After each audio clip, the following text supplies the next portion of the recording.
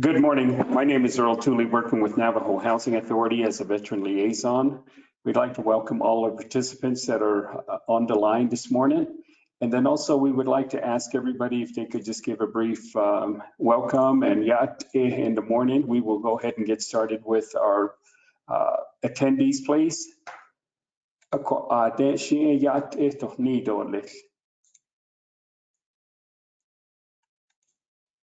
Did you unmute all of them? I can do it. And that green one.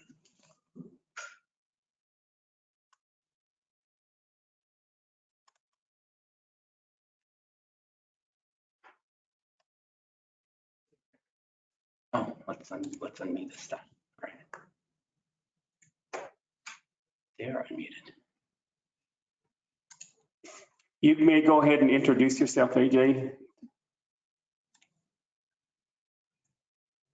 Speaker's not on.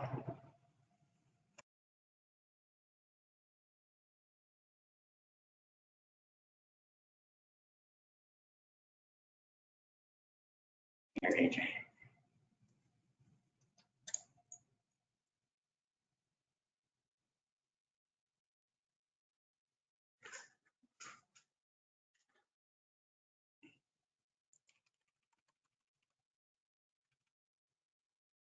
I don't think we can't hear it.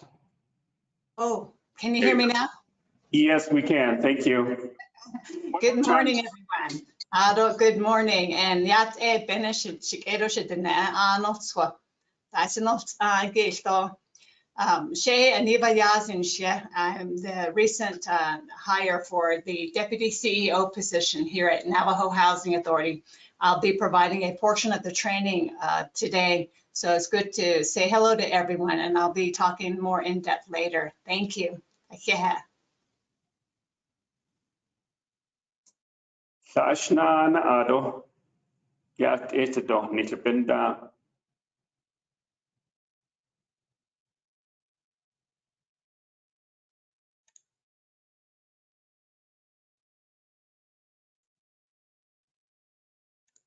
Any of the other staff that have joined us, would you like to introduce yourself this morning before we go ahead and get started here soon? Maureen is.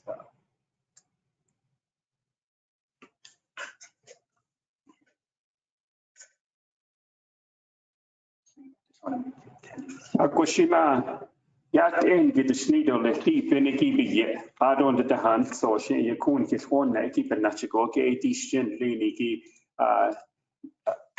Kicking the white net and lead on it. I don't know that the Bahanet and Lenigay Navajo Housing Authority 2023 Indian Housing Plan Annual Public Hearing. A cool digi by the white net and lead on it. Gay Washington, gay that vessel king kitchen, and their quadripits, clicking Lenigi yard and Lenigi when that be. A digi penachiko, gay Yahawan, Benago, the unishin Lenigi. Ahut ego ki ya santa do ya denige ya chon in leko. I don't the halate or a nat so do halate or ya kundi ki la ya hat the shin no sigo yesa. There is no a condition linige ya kodo at nek chobalakana kachiki kanas to equadon ki lead or less. I don't the hate equata ya night dash kit no sigo ki ya ti kitchen. Adig yadad kat adod nit adon that yakon diki as son kishna has net do ke wana ago yakodon chita hadit ako diki klein kishcho hona ago na itish kishno single she quick adad kat gin ha adod nit adon the benachi ke na itos kitten lead or lit adon the tan lead a kedi ki ya la hot ego oban sis kesto That's that's a bonnet, I called upon this case, again, of think, okay, adik a sadigata, a quack begin how we don't, I don't get you hot dog, I think they're called. I don't the ape nutch and link, okay, Ecuador is down in lead or left the yard, and then again, Kombacha, and not a ya. They yet or I has done a coites or not that Kombacha, I don't the yard, kitchen, ito. Adonal sosia nine down. Ended the epic and eat Yakun the weekend as Nishiki with ego on kispehos and leadorlish. Adon the Kevin Ango Gia Code Miki test in Lindley, Washington, Don Lay Quiggy, your president, as the Target Jonathan Ness, Adon the Dengi Beshbans, Annabella Car on Meto, Sineshi, Niki Hodno A Quiggy Danas, Tranako, the aid, Total Cat Aiti. Eben Nachikoki, Enal, so Siginasta night, Dehan Lenko. I went so go a quigging his John unlead or less. I don't that a cone that the Dishipa and Leniki, not sauce Codona, Kito, Leki, Bacatnahas, Neliki, Santa Des, so store, I don't that the hate, hey, but the 800 Sainani dish, nothing, okay, Yakon Diki. Quack 18 Bishop in Sikis and Leniki Archico gave a cutnas Neldobe Elkia Ado and Hinosico a quick ain and Habe Elne the ARB gato that A and Hinas Nishito Adon Bankitlas Ango Adish Chita or Hito Adon the Beta or Tito Adon Lahanaha net and lead or less. A co aided a with Adon that the quick stores an object this kid or quick a when the nol to torn the nol to add on to that quick a huito as a kitchen add on the hit nada when need or less. A co a put echo add on to the kodoki a it's a yacht and get the door. It's a quick a pahuito as a con a yet at the do yat age a letting the code launch and has at the CEO, your chief executive officer, Maureen Curley, Ecuador, Daddy Idor, Lito Yat and get the door. It out of a Karen, aka and Neva J. Yazi, Ecuador, this Chodo, Ata Ila or Nahasta. Ha later beta anisho ha later ye beso ginkichi when ito ha ila kweke bento nishiki eya kwike beta anisho le hikito bento nishin limiki eya kodo ginkichi dot adon the kodo sto Cheryl James on kichodo askun de behas aning limiki eya Indian Housing Block Grant sto kodo ginkich hat net lindo le adon the kodo Hawan bit the Anishito, Ben Hagido, Ado Hot, Ash, Ziniki, Kodo, the Nen Lingonakis, A Kodonkis Chuhodo, after Dwayne Wasita, do Ernest Franklin, Dwayne Wasita, a Chief Operations Officer, Adon the A Ajiko Nanishnaga, Hagi Kodonkis Chuhodo, after what Ego Yas care when the Agon is Chitahadit, after Adon then getting that way, net and lead or this. Miss Curley.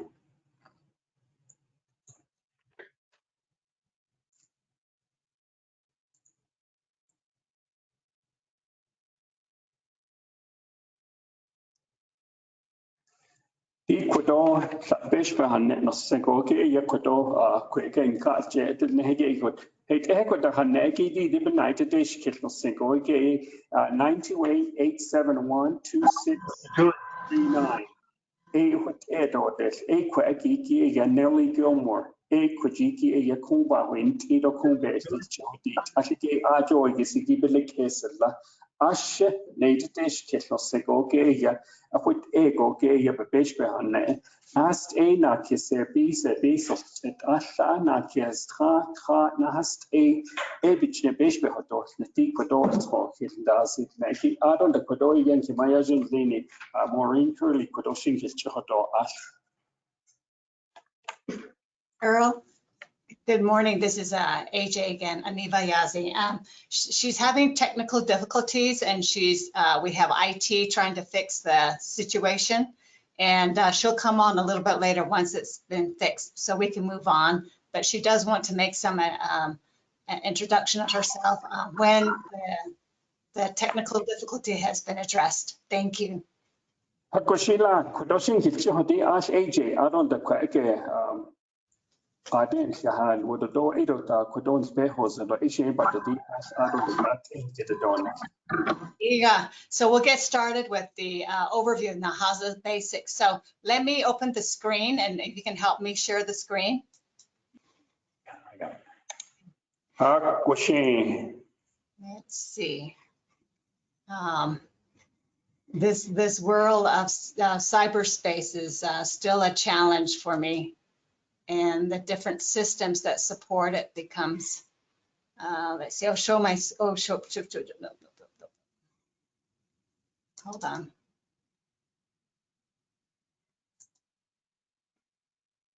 Can you see my screen now? Your screen is on. Okay, let me do the slideshow, and I will bring everybody online from the beginning. Okay, very good. Yat enana abene anotso.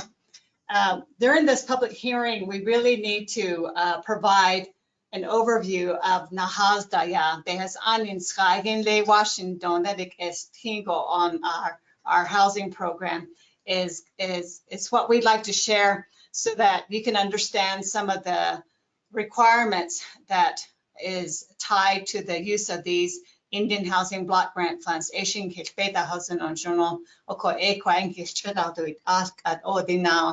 So this first slide is going to be called the Native American Housing Assistance and Self-Determination Act, or Nahasta. And we're going to give you a basic overview. And this is important because I have a screen here. This is important because it gives you a good baseline and perspective of the law and other federal laws that fall into play as Navajo Housing Authority is deemed the tribally designated housing entity of the Navajo Nation. In terms of the complexities of these different laws and complying with them. Having that understanding will help guide the next presenter as to how we work with clients and subrecipients in addressing some of the needs in the outlying communities. We do certain things certain ways. The regulations are set forth for us to follow. So there are 3 areas that I will be covering in terms of that overview. We want to talk a little bit about the Indian Housing Pass Act before Nahasta was passed, because there's certain provisions under the old law that I'll get into that still apply today, and why we have to navigate through some of the funding, the use of the funding for those requirements. Although I think the layout of the guiding principles in the creation of the law of Nahasta and the national objectives are important to understand in terms of how we have fashioned our program policies, and then especially how we are developing the Indian Housing Plan for the Navajo Nation. Last but not least is to look at the statutory overview of compliance and audits and how that is then extended to those that we fund, those entities that we fund, namely some of the subrecipients and some of you that are needing and are going to be requesting and submitting proposals for funding considerations. So it's very good to know. And then also, excuse me, other federal laws that fall into place whenever we start triggering the implementation of these activities. It's not just Nahasta, but a host of other federal laws that fall into play that we also need to be mindful in the administration of these funds. That's going to be the presentation I'll be making today. Excuse me. I apologize. So here's this first slide of Indian Housing Pass Act. Years ago, back in 1937, the federal government had passed a U.S. Housing Act. They call it a U.S. Housing Act of 1937. All entities of the state and the Indian nations all were treated in the same manner in terms of creating housing authorities, and then the governance of that housing authority through Board of Commissioners. And so the U.S. Department of Housing and Urban Development, HUD, or HUD as we call them, assisted in the establishment of housing authorities. And so some of you may be aware that NHA was one of the original Indian housing authorities, so it's Navajo Housing Authority, so that titleship has remained to date.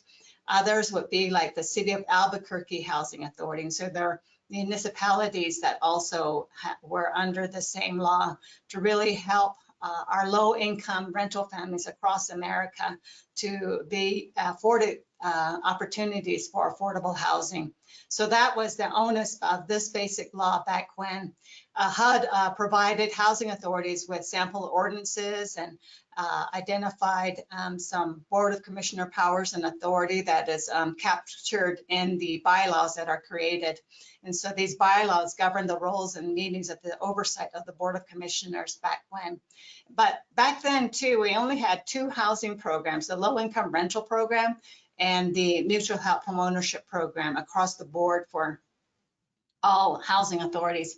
And so those are the two basic programs that were generated and administered, and they are income-based eligibility programs. And then to look at new housing, there was a new construction program and a modernization program that were competitive. So all of these housing authorities would compete with each other and justify why they needed new construction and or modernizations, which is like rehabilitation of some of these housing units, major repairs type of venue that was offered. So that really was the gist of how the 1937 Act was created, and the two programs basically, and how it was all competitive in terms of receiving additional funding. And that was the situation from 1937 up through 1996 for Indian country. And so in 1996, where HUD and the tribal nations got together and started conferring on a new piece of law for Indian country alone, simply because it had unique circumstances and unique barriers that were not applicable for the municipalities across the United States. And so that's when the negotiated rulemaking started taking place to create this new piece of law. So fast forward, in 1996, Nahasta was passed, which again stands for the Native American Housing Assistance and Self-Determination Act of 1996. It has gone through several amendments to date. And so this last reauthorization of this specific law was back in 2013. It had been reauthorized on a 5-year basis. So to this day, since 2013, it has not been reauthorized. The only mechanism where it recognizes the addressing Native housing is through the U.S. Congressional Appropriation. So it needs to be reauthorized. And I'll provide some good news is that the Senate Committee on Indian Affairs passed this bill that is now in the U.S. Senate chamber of the U.S. Congress. And so that's where it stands now. We obviously have to then look at passage by the U.S. House of Representatives as well. And so there's a whole congressional process with a lot of these federal legislative bills. And so that's the status right now. And so if you have any pull with your congressional representatives in your respective states, and I say that to say that the state of Arizona, New Mexico, and Utah are the 3 states in which our reservation resides upon. And so we want to make sure that we have that reach out to our congressional reps and support it, the passage, because it's been too long since it's been reauthorized. So I mentioned in the old law that there are only 2 programs, new construction and modernization, that were competitive grants, right? It's kind of like you have to file a grant application and then compete with other housing entities. So in this case, under the 1996 Nahasta law, that has changed. Now all the needs of a housing entity for new construction, modernization, utility infrastructure and the like are all combined under one block grant. And so that's why we call this the Indian Housing Block Grant funds. And so all of that's wrapped. So all the housing related components for funding consideration is to be derived and funded through the IHBG block grant funds. And in Congress, there are 2 primary components in the funding consideration. And we call this first component the current assisted stock. So you'll hear that terminology in that acronym. And that really is the count of the 1937 Act units that we've had, and over since time beginning. And then, so that has a certain dollar tied to that. And so effective 1996, that has converted into this formula funding process.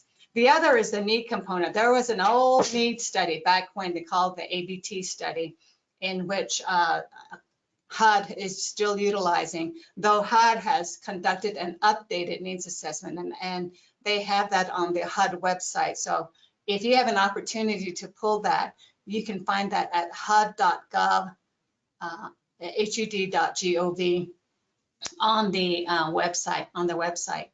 So basically, the construction of how funds are given to tribes as a result of this new law is that the tribe is a grant beneficiary, and then the tribe determines the grant recipient. And so since the beginning of 1996, all tribes then decided and had an opportunity to make a decision as to whether they would have their Indian Housing Authority, as it stood back when, as their TDHE. They had the prerogative to make that decision. Or some tribes did away with the housing authority and had the tribal housing department created. So the tribe would just take on the roles of both the beneficiary and the grant recipient. And so those decisions were made by tribes back in 1996.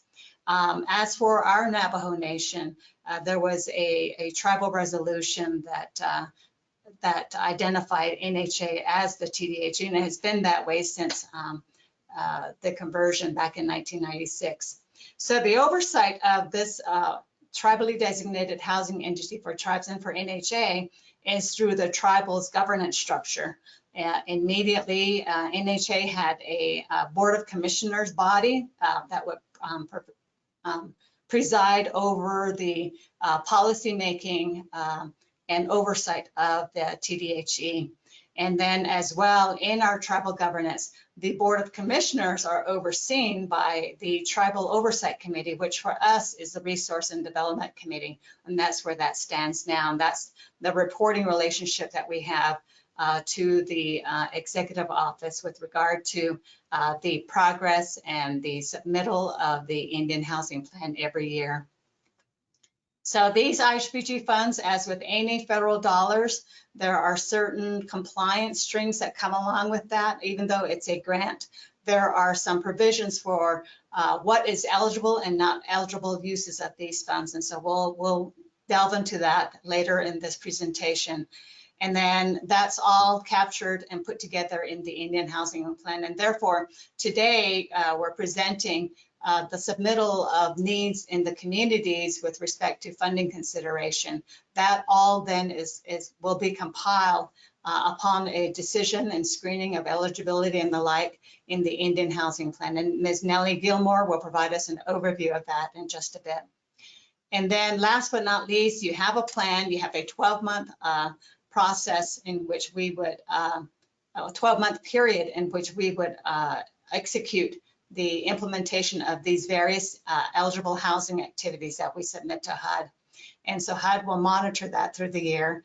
And then at the end of 12 months, we report it out to HUD in an instrument called the Annual Performance Report. And so that's where we identify what got done, what didn't get done, and why it didn't, and how much did we spend. And so we need to make sure that we have a healthy rate of expenditure every year. And this annual performance report, I'll get into the details of that later, is posted for public review and comment as well. So you will have an opportunity every year from NHA as to what's being reported as done and not done, and then how much was spent. Okay, let's see. Let's go to the next slide. I mentioned early on, so that gives you just a 10,000 foot level view of Nahasta, but we'll get into details. Now, these next few slides, we're going to talk about what the guiding principles were premised on in terms of the development of the law and the regulations. So I'll be delving into guiding principles and then the national objectives.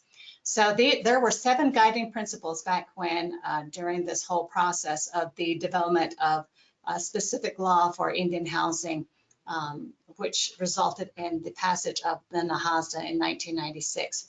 So these were the congressional findings, conclusions, and these are statements that were guiding principles in which this specific law was created. First is that the federal government has a responsibility to promote the general welfare of the nation. So that was recognized. And second is there exists a unique relationship between the U.S. government and the governments of Indian tribes and unique federal responsibility to Indian people. And so we all know that we had treaties, various tribes had treaties with the government back when. And so there is a unique trust responsibility. That's also asserted in item number 3. The United States has undertaken a unique trust responsibility to protect and support Indian tribes and Indian people. That we know goes to address not only housing, but other functions of Indian tribal government. And so funding from the federal government supports that underscoring of what that trust responsibility means. And so you have some relationships of the IA to tribal nations, Indian Health Service to tribal nations, and other federal agencies to tribal nations in that vein. So the Congress has assumed a trust responsibility for the protection and preservation of Indian tribes and for working with Indian tribes and their members to improve their housing conditions and socioeconomic status so that they are able to take greater responsibility for their own economic condition.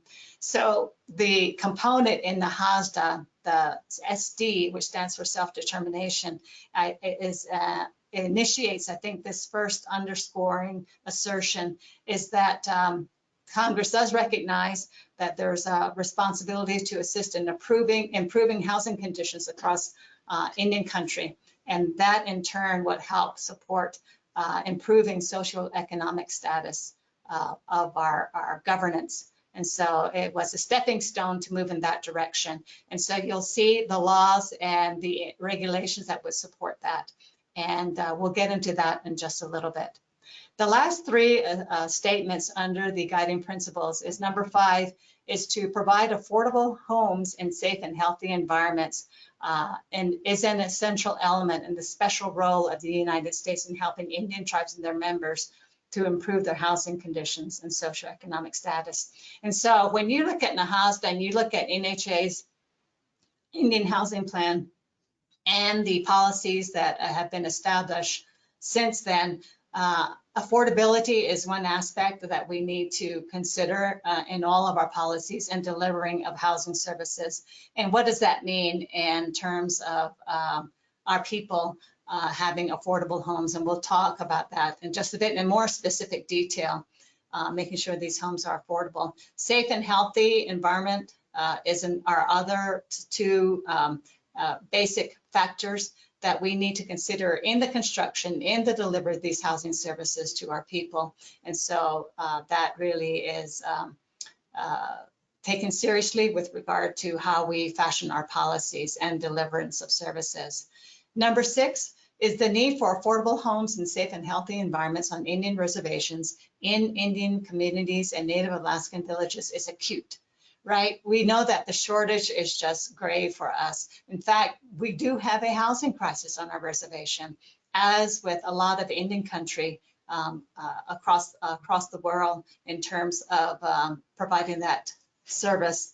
And the federal government should work not only to provide housing assistance, but also to assist in the development of private housing finance mechanisms on Indian lands to achieve the goals of economic self-sufficiency and self-determination for Indian tribes and their members. This is almost a mouthful, but this really is the onus, and when we look at the self-determination component, is to look at outside financing mechanisms. How can we leverage other funding resources into our program and really stretch that dollar to deliver the services? And so this recognition of self-determination is the basis in which the laws provide an avenue for some outside funding, and it gives room for a lot of innovation and creativity and working and partnering with other partners, external, and then looking at and working with stakeholders. And so this is a key area that we want to really exercise under this new administration of NHA. And then number 7 is federal assistance to meet these responsibilities should be provided in a manner that recognizes the right of Indian self-determination and tribal self-governance by making such assistance available directly to the Indian tribes under authorities similar to those accorded Indian tribes under Public Law 93-638. And I think most of us may be aware of that other law where they would just take over the function under self-governance rules of respective tribes. And so there's that recognition of Indian self-determination. So these were the guiding principles laid out when this law was set up, and how the specific language of the statute and specific language of the regulations were crafted. So it's good to know these underlying principles, and I read them verbatim. And so you just have this as a resource looking back as to Ha'ila Beninam, there's Yaja policies were created by Inishe and Tashin. So all of that is really stemming from these basic guiding principles. And then you tie that to the law. So when the laws were being created, there were 5 objectives that was determined that needed to be abided by throughout the creation of the specific statutory language, and then the implementing regulations as to how that's to be done. And so these 5 objectives is to assist and promote affordable housing, to develop, maintain, and operate affordable housing for occupancy by low-income families. And so we have this basic premise of our policies here at NHA, where we do provide rental program assistance as well as homeownership assistance. And one of the determinants for who do we serve is set by this this objective, is that we're to primarily assist low-income families. There is an avenue to look at non-low-income families, and I'll talk about those exceptions later on in this presentation. But that's where we are targeting a lot of our underserved population here on our reservation to assist for housing. And so what does that mean in terms of affordability? And when you think about affordability, you're thinking about money, right? In terms of what one can afford. And that then stems to income. How much income are they able to sustain in terms of addressing their housing needs? And so we'll talk about that in more detail, and then what we need to do as recipient of these funds and what HUD would require in terms of records and files documentation. The second is to ensure better access to private mortgage markets for tribes and individual tribal members. And so this is an avenue to look at what the private mortgage markets offer and outside of our reservation, and how they are faring in terms of wealth building. And that's through the equity that's derived in the appreciation of these homes. So we like to get on par with the outside world of affording that same opportunity to our tribal members. And so there's this provision as an objective that we would like to participate in as well as other tribes are too. Thirdly is to coordinate activities to provide housing, economic, and community development. This key word here is coordination, coordinating activities. So not only do we build housing in a vacuum, or, you know, we should, some tribes, and including us, we really need to garner that collaboration with our Economic Development Division and our Community Development Division and Housing Development, because there is this integration of all forms of development in our communities. And one thing they do share is highlighted in this next bullet point in terms of objectives, and that's to plan for and integrate infrastructure resources with housing development. And so anymore, and we've always known this, but I think we just never really shed light that any form of development for our communities, at your chapters, You may have a C-store or some business development in your community. You may have funding from community development to do perhaps a community facility. And then you have housing, and us as the tribal enterprise to offer housing. All of this is construction related, and they all tie to your common utility infrastructure at your communities. So how can we best utilize the funding for infrastructure to accommodate all forms of development, right? So we are under this administration looking at ways to where we can move towards what we call integrated development planning.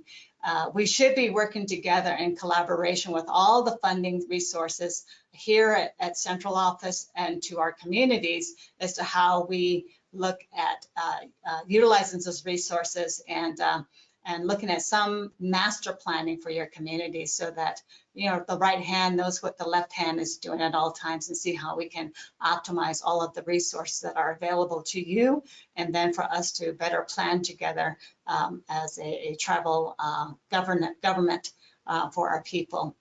And then last but not least on the national objectives is to promote the development of private capital markets in Indian country.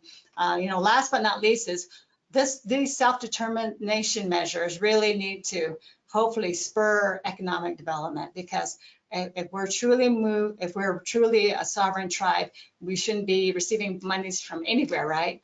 But this helps stimulate that. This will help move us in that direction. It is a process, but it's something that we like to see as the vision ultimately to be really self-determined and self-governed. And that's can only be done through economic development and private capital markets to be tapped into for Indian country, and then for us, for our Navajo Nation.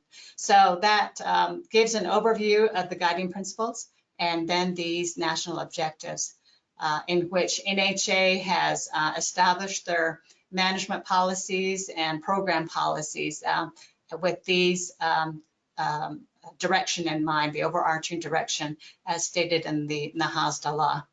So now we're going to look at the Nahasta statute. The law itself has 8 titleships, and the ones that are bolded here on the screen are the ones that have practical application for you, good knowledge and information based that you can take home with you in terms of going back to your chapter or to your organization and seeing how you can understand these laws, and then how you can submit your grant proposals and addressing things that are going to be eligible and aligned with these objectives and guiding principles. So Title 1, we're going to delve into block grant requirements. What is that? And how does that work? Title 2 is the affordable housing activities. We'll delve into what's eligible and what's not eligible.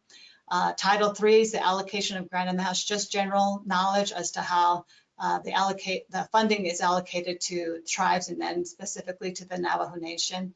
Title 4 is the requirement for compliance, audits, and reports in the use of these federal funds, and what the expectation is there. And then I'm going to skip the Title 5. You can read it at your leisure. All of these laws can be found on the website at hud.gov/codetalk, CODETALK, and we'll provide that at the end of the slide as well, the presentation. And then Title 6 are measures that have been taken by our federal oversight agency, the U.S. Department of Housing and Urban Development, or HUD, on federal guarantees that help to finance tribal housing activities. So there are already some leveraging programs available to Indian tribes immediately under HUD, and we'll talk about that. But I'll also talk about other leveraging resources, and so that you can know how perhaps you can participate in stretching that dollar to as well for addressing your needs. Title 7 and 8, I'll just leave it as that because they're not significant for us to cover. Of course, Title 8 is to help our sister tribe in Hawaii for Native Hawaiians, so they are participating in the HASDA, and there's a special provision for funding and oversight for their tribe. So Title 1 block grant requirements, there are 8 sections, 101 through 108, and I'm just going to look at the highlights. This is looking at this from a 10,000-foot level. Block grants, what you need to know is that these annual Indian housing block grants are funded to tribes based on a formula. And we'll discuss that in a little bit deeper, but that is the essence of that section. And then section 102 talks about the Indian housing plans, and what is needed for you all to know is that the Navajo Housing Authority is required to submit these Indian housing plans every year. And it is off that plan in which the federal agency evaluates and monitors the accomplishments and use of these funds each year. And so that would be the section 103 where HUD comes in to review these Indian housing plans. They have a 60-day cycle in which to determine compliance. So all the activities that we have in our Indian housing plan are reviewed by HUD, and they give us a thumbs up to say that everything is compliant and you may move forward with these activities subject to the final appropriations from Congress each year. 104, I don't have that highlighted. This is just talking about some of the offshoots in the use of the Indian housing block grants, right? When we build a rental home, the rental proceeds are then derived as a result of implementing that program. That's considered program income. And there are provisions for the treatment of that program income. And then labor standards, these are other requirements under the Department of Labor, in which there's a provision for reporting to them for the use of Davis-Bacon wages, and we'll talk about that. There's another provision that would allow the trumping of the Davis-Bacon, and that is if a tribe adopts its own prevailing wages ordinance, which our Navajo Nation has not done thus far, but there's a mechanism in which they could, and that would preclude us from, or that would just exempt us from doing any reporting to the U.S. Department of Labor in the use of these federal funds. And then section 5 is environmental review. There is a requirement to follow the National Environmental Policy Act of 1969. And so there's a whole process there with respect to disturbing ground. And that is a lot of our construction related activities, and that we really need to be mindful of the strict protocols that NEPA has for a lot of federal dollar recipients. And so we call that the environmental review clearance process, and that we can't spend a single penny before we get that clearance. And so there's some provisions there that you need to be aware of in terms of the use of these funds. 106 and 108, I'll leave to your leisure to read. Basically, it's saying that these laws, amendments to the laws are done through negotiated rulemaking between the tribes and the federal government through their agency overseer, which is HUD. And then, of course, the effective date of this law was back in 1997. How many years ago was that? Over 20 years. And so we've been operating under this new law back for that long thus far. So Title I, here's just a visual. It captures the essence of the language of Section 101, just to show process or procedural wise what happens. To the right here, we say the grant beneficiary is the tribe. The grant recipient is the TDHE in this case. So the grant beneficiary is our Navajo Nation government. And then of course, as the TDHE, NHA is the grant recipient of these funds.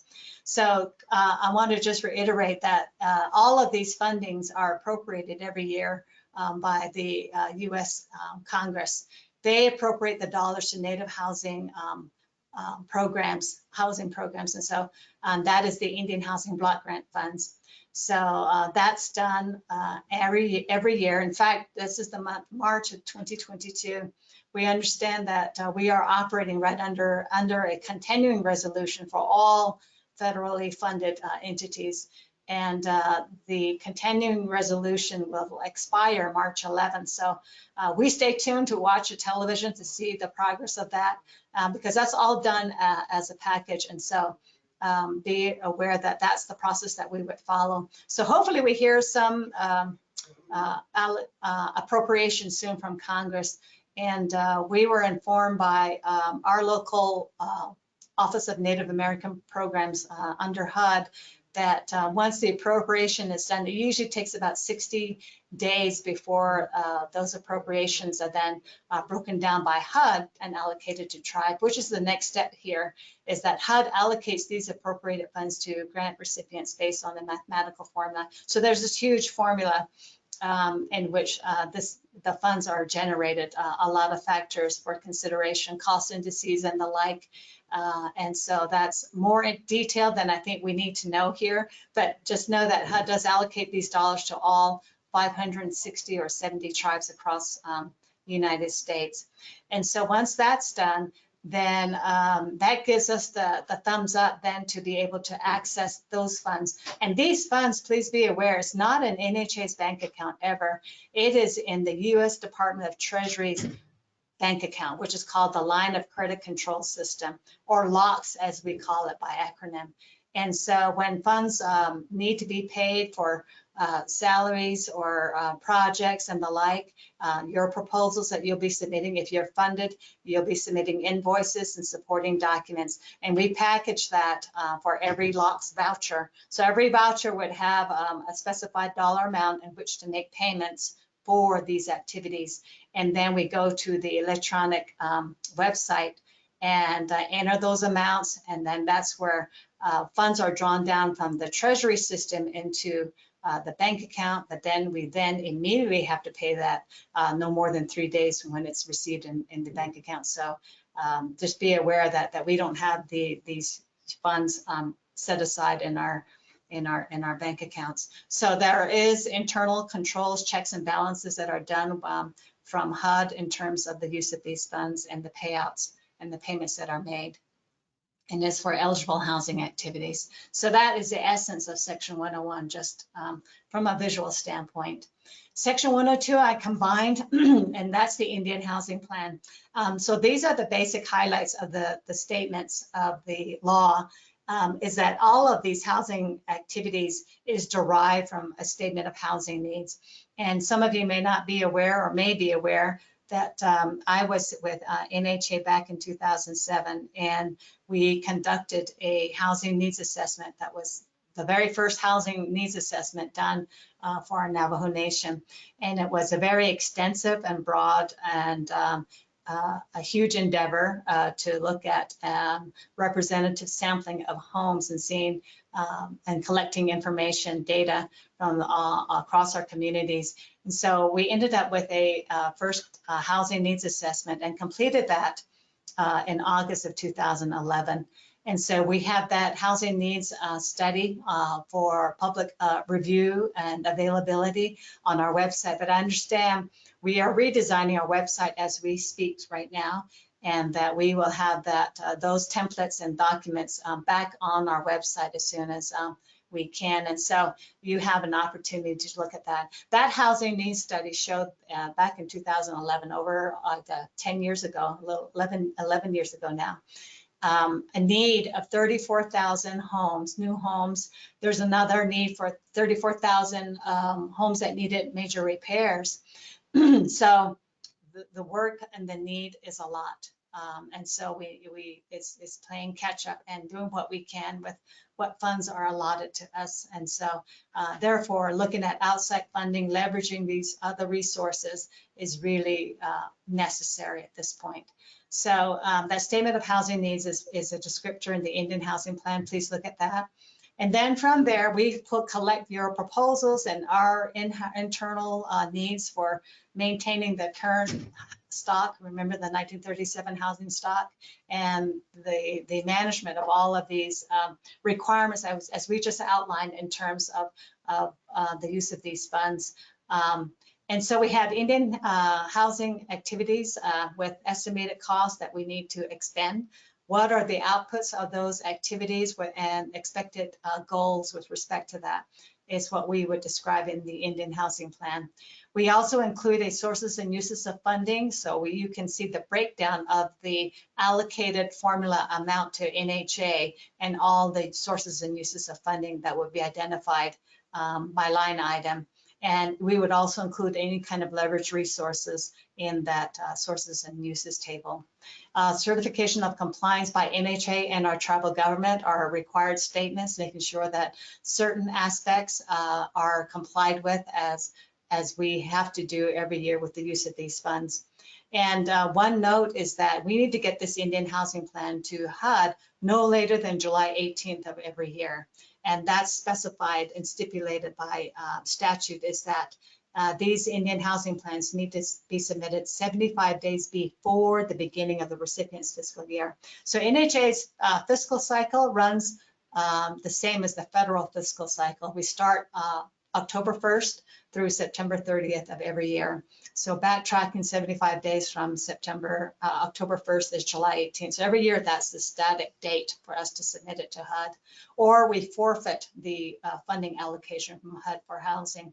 So then you have to consider our internal processes with our tribal government structure, right? We have to present it to the Board of Commissioners as our immediate oversight. The Board of Commissioners then we would then submit it to RDC for approval for our Tribal Oversight Committee, and then from there to the office of the Executive Office for the President to sign, and then submit it. And as we all know, there are a lot of legislative other legislative bills that are presented through our tribal legislative arena, and then a lot of other initiatives and priorities on the President's plate. And so we need to make sure that we time everything such that we get everything signed, reviewed, signed, and submitted to HUD no later than July 18th. And then once HUD receives it, they have 60 days, the time clock starts on their end, 60 days to determine compliance. So August, September or October is when we would hear from HUD with respect to compliance. And so that's the process that we follow every year. So that's standard. So Section 5 of Title I, I mentioned environmental reviews. This is a really critical point that we need to make sure that we're totally compliant, or else we have to pay funds back, right? So we have to follow NEPA rules, and tribes can elect to do this under Part 50 or Part 58. Part 50 is when tribes can request HUD to do the review. And so for us as a sovereign entity, we want to, and we follow Part 58 where we do our own environmental review determinations. We have an EPA entity within our nation, and then we have an environmental specialist here on our NHA team. So we follow the appropriate documentation, put it on file. And so for any construction related activity in our Indian Housing Plan, there's certain processes that we have to follow in which we work with HUD to get an environmental release of funds, is what it's formally called, for these environmental review determinations. And so only when we receive that HUD release of funds, environmental release of funds, then can we then start groundwork, right, disturbing work and doing the construction. So this is one that we really very mindful that we follow the rules specifically for the use of these funds. And likewise, if you have a proposal that you're going to be submitting that's construction related, be mindful that there's going to be a requirement for an environmental review to be done. And so we'll work with you to get through that whole process. The next title is Affordable Housing Activities. This is another practical knowledge of what's eligible, what's not eligible, who's eligible. So we'll get into that discussion now. And what are some program requirements of NHA, just so that you know what we have in terms of our structure. And then lease requirements and tenant selection. If we're going to have our rental program, we want to make sure what we follow certain lease requirements on lease agreements with our participating renters, and then how do we make selections of applicants and the use of the wait list. And so we want to make sure that we follow all of that. So Title II, Section 201, eligible families. I mentioned earlier that this is an income-based program in the use of these funds set by the statute, as we talked about, to to assist low-income families. So the assistance is primarily to low-income families, and that's defined as those families with incomes of 80%, below the 80% of the area median income. So I'll show that in the next slide here, what that means quantitatively. But this is updated by HUD annually. And so we just received the latest one that we received from HUD is back in 2021. We would expect that we'll have something for 2022. NHA is required to verify that income. So we'll work with employers and make sure that it's correct, or with Social Security. One major rule is that we cannot charge any participant more than 30% of their adjusted monthly income. So that's a regulatory provision, statutory and regulatory provision. We do provide preference for Navajo tribal members, and then other Indian families that are residing here, and then other preferences as part of our preference policy. And we do have preferences for elderly, disabled, and the veterans. So that's part of our eligibility, occupancy, and admissions policy. So we want to make sure, and that policy is available for public review, but that's what we follow. HUD reviews that as well to make sure that we actually implement in practical application the terms of that policy. Now, so that really is to really serve our low income. There are some exceptions by statute. You'll see that on the left-hand side of your screen, what we call non-low income, right? Low income is those that are 80% or below at the AMI. And so non-low income are going to be those families or persons that make over 80%, but under 100% of the AMI. And so for those population of our families, they cannot receive the same level of benefits as the low-income families, and that the use of these Indian Housing Block Grant funds, every year we have a total amount that we put in our Indian Housing Plan, right? We send that to HUD, and that we can't allocate no more than 10% of the use of that total amount towards non-low-income family. So there is a sliver of exception to address our families that are non-low income. Excuse me. This is my third day talking, and I think my voice box kind of is being impacted. But we want to make sure that there's a provision there. And a lot of our families that are non-low income, excuse me, I'm gonna take a sip of water, do need some assistance. We have two earner income families, and they're barely getting by still. And so there's still that need for a lot of our families that need housing, and there is no housing market here on our reservation. So it offers that opportunity.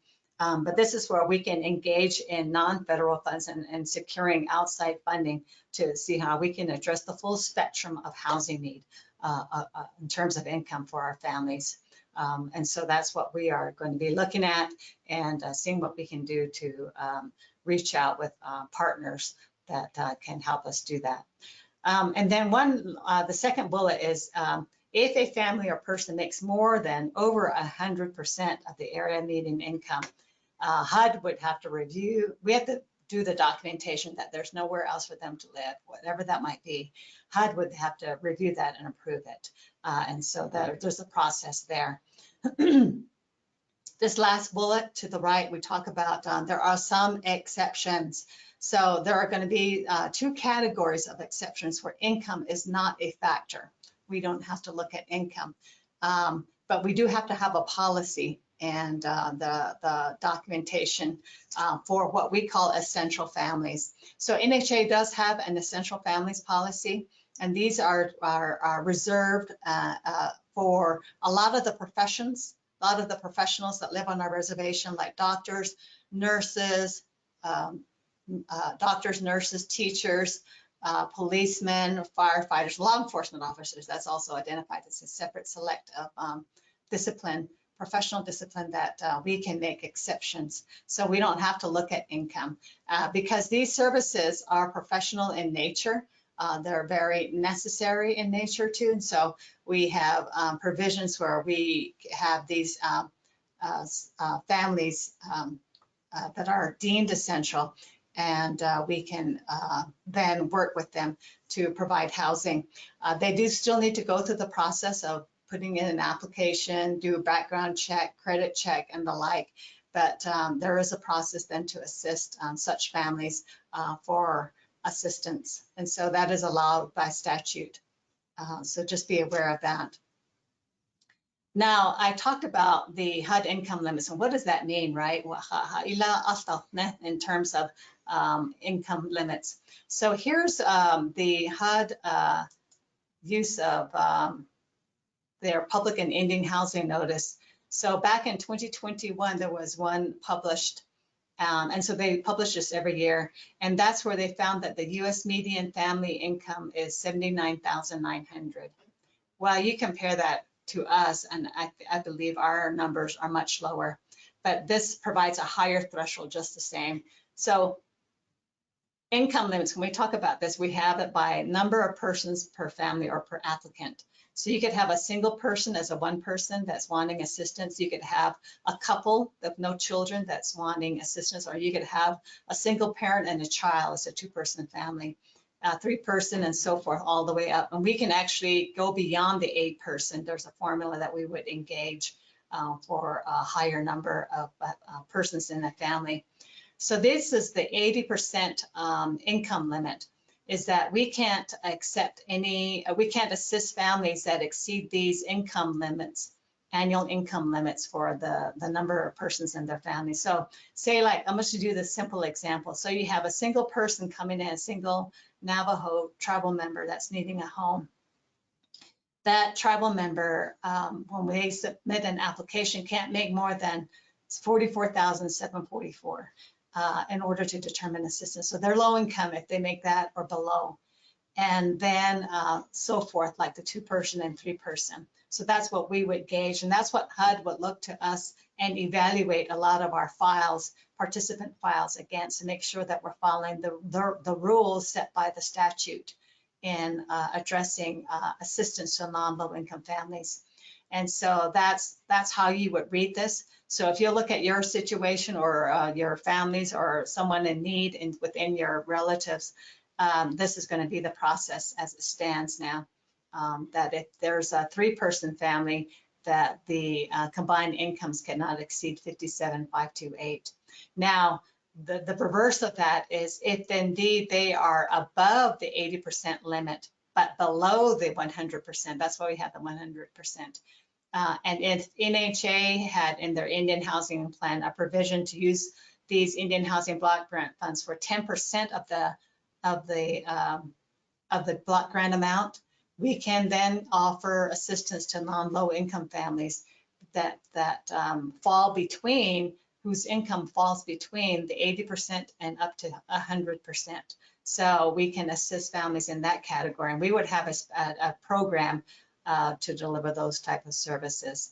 So, and then that would need to be spelled out in the Indian housing plan beforehand as well. So HUD is in the loop on how we're going to use those funds. The other note for over 100%, remember I mentioned that, is any families that make above the 100% range needs HUD approval. So we don't have that approval authority at the NHA level. We'll then need to package that and submit it to HUD. But I've not heard HUD ever approve anyone over 100%, simply because the demand for housing for low income is much greater than those that would be over 100. But we do need to make sure that we're not assisting anyone over, otherwise we're in violation of the law in the use of these funds. So we want to make sure that you understand this, and so that's how that's determined for assistance. And our policies reflect that. Now, the eligible housing activities, Kaila, what is it that we can apply for? I'm sure that's the main question in this overview for you all, is that there's 7 categories of basic assistance. And so whatever you're thinking of submitting a proposal for, these are one of the categories one or more of the categories in which you can apply for funding consideration. The first one is internal to NHA. This is our maintaining our current assistive stock, which is the 1937 Act units. Remember, I mentioned that early. We have to operate and maintain and modernize those 37 Act units. That's that special treatment and use of these funds to do that, to keep those units viable. The development side, we can look at activities that are new construction, reconstruction, moderate or substantial rehabilitation. Maybe we're going to acquire real property, buy homes, and repair it and utilize that. Site improvement, development, improvement of infrastructure and utility services, conversions, demolition, energy efficiency, mold remediation, and other related type of activities. So if your proposal falls in this realm, that would be considered a development activity, and we would consider that. Housing services are going to be those entities that need funding for that they do housing counseling. Maybe it's supporting resident organizations or resident management corporations, energy audits, resident self-sufficiency, and other related services that are really resident related. So that's how we would consider housing services. This next bullet on housing management services, this is, so we use part of these funds to internally, because we have staff that do intake applications for rental assistance, home ownership assistance applications, processing them, selections of tenants and home buyers, unit inspections once they are in the home, and O&M of Nahasta developed units. So we have Nahasta developed rental units, and we have Nahasta funded homeownership units since 1996 that we've used Nahasta funds for. So there's a distinction in the use of those units versus the 37 Act units. So the government wants a separate accounting as to what we're doing with Nahasta funded units. The last three categories are like crime prevention and safety. So we do address safety, security, maybe working in partnership with law enforcement. Perhaps they're helping us to patrol after hours some of our development sites to help deter crime and protecting residents from criminal activity. So there's that. And then there's model activities. These are those activities that are not truly residential housing in and of itself, but it could be providing daycare centers, which NHA has built and utilized these funds towards. College student housing, they've done that as well. And maybe a new warehouse building. Maybe we want to bring in and purchase some bulk. So these types of activities require HUD approval. And so HUD will come in and ask for supporting documentation and justification for these types of activities. This last one's reserve accounts, where they would, this really is for a lot of our smaller sister tribes where they are not getting a large funding allocation, and so they have to build up enough monies to do development. And so that's what this would be utilized for. Now, just to recap of what's eligible, and ineligible, what's eligible and what's not eligible. Here are some examples just to kind of hit home the concept. So from your perspectives, as you're looking at funding proposals to NHA, these are some distinctions just so that we really hit this concept and understand this concept. Development, you can look, some examples of development activities is financing the purchase of existing housing for home ownership consideration. So that will be one. Maybe the other is we provide you need down payment and closing cost assistance, direct lending assistance to potential families that want to purchase homes that you may be offering for purchase. And then housing services would be like providing provision of self-sufficiency for residents, and maybe childcare and transport subsidies, and then job training opportunities. We can do that to enhance self-sufficiency provisions for residents. Housing management services, this is internal. Maybe you have a housing program, you want to do tenant selection, you do your inspection, whatever your processes might be. Maybe you have offer loans, you want to process those loans. Those would be considered housing management services.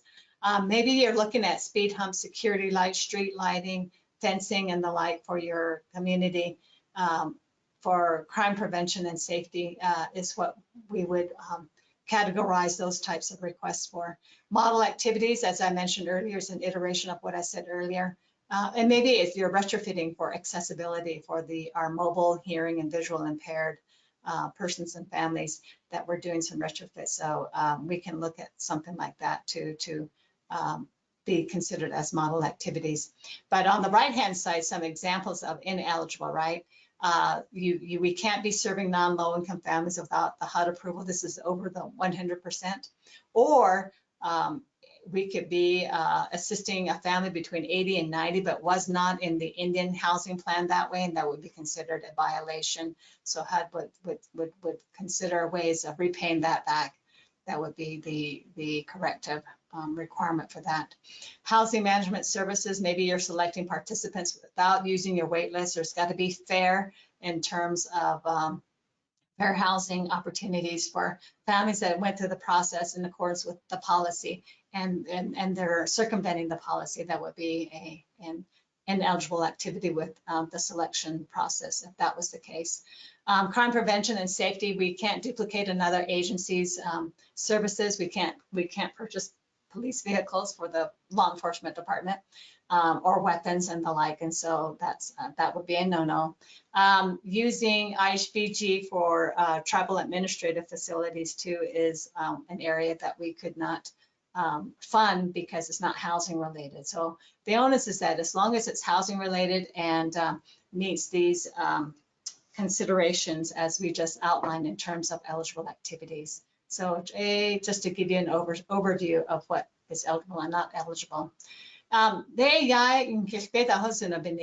have, there's a requirement by the law of, these are minimum program requirements, the very basic things that we need to have that's spelled out in the Nahasta statute, is that NHA needs to have rents and home buyer payment policies that do not exceed 30% of the monthly adjusted income. And that's true for all entities, including the municipalities that are still existing today under the U.S. Housing Act of 1937. But for us under Nahasta, that still holds true. But NHA internally, we have a rental program policy that is well below that 30% threshold. We set it at 20%. So the rent payments are no more than 20% of their monthly adjusted income. And then home ownership policy, a lot of our home buyers, we don't charge no more than 15% of their adjusted income. And that's a little bit lower because lower than our rental policy, because the maintenance and repair is going to be the responsibility of that home buyer. And so we want to afford them that allowance to take on, the financial responsibilities of operating and maintaining their own homes. So that's a current policy that's set in place here at NHA.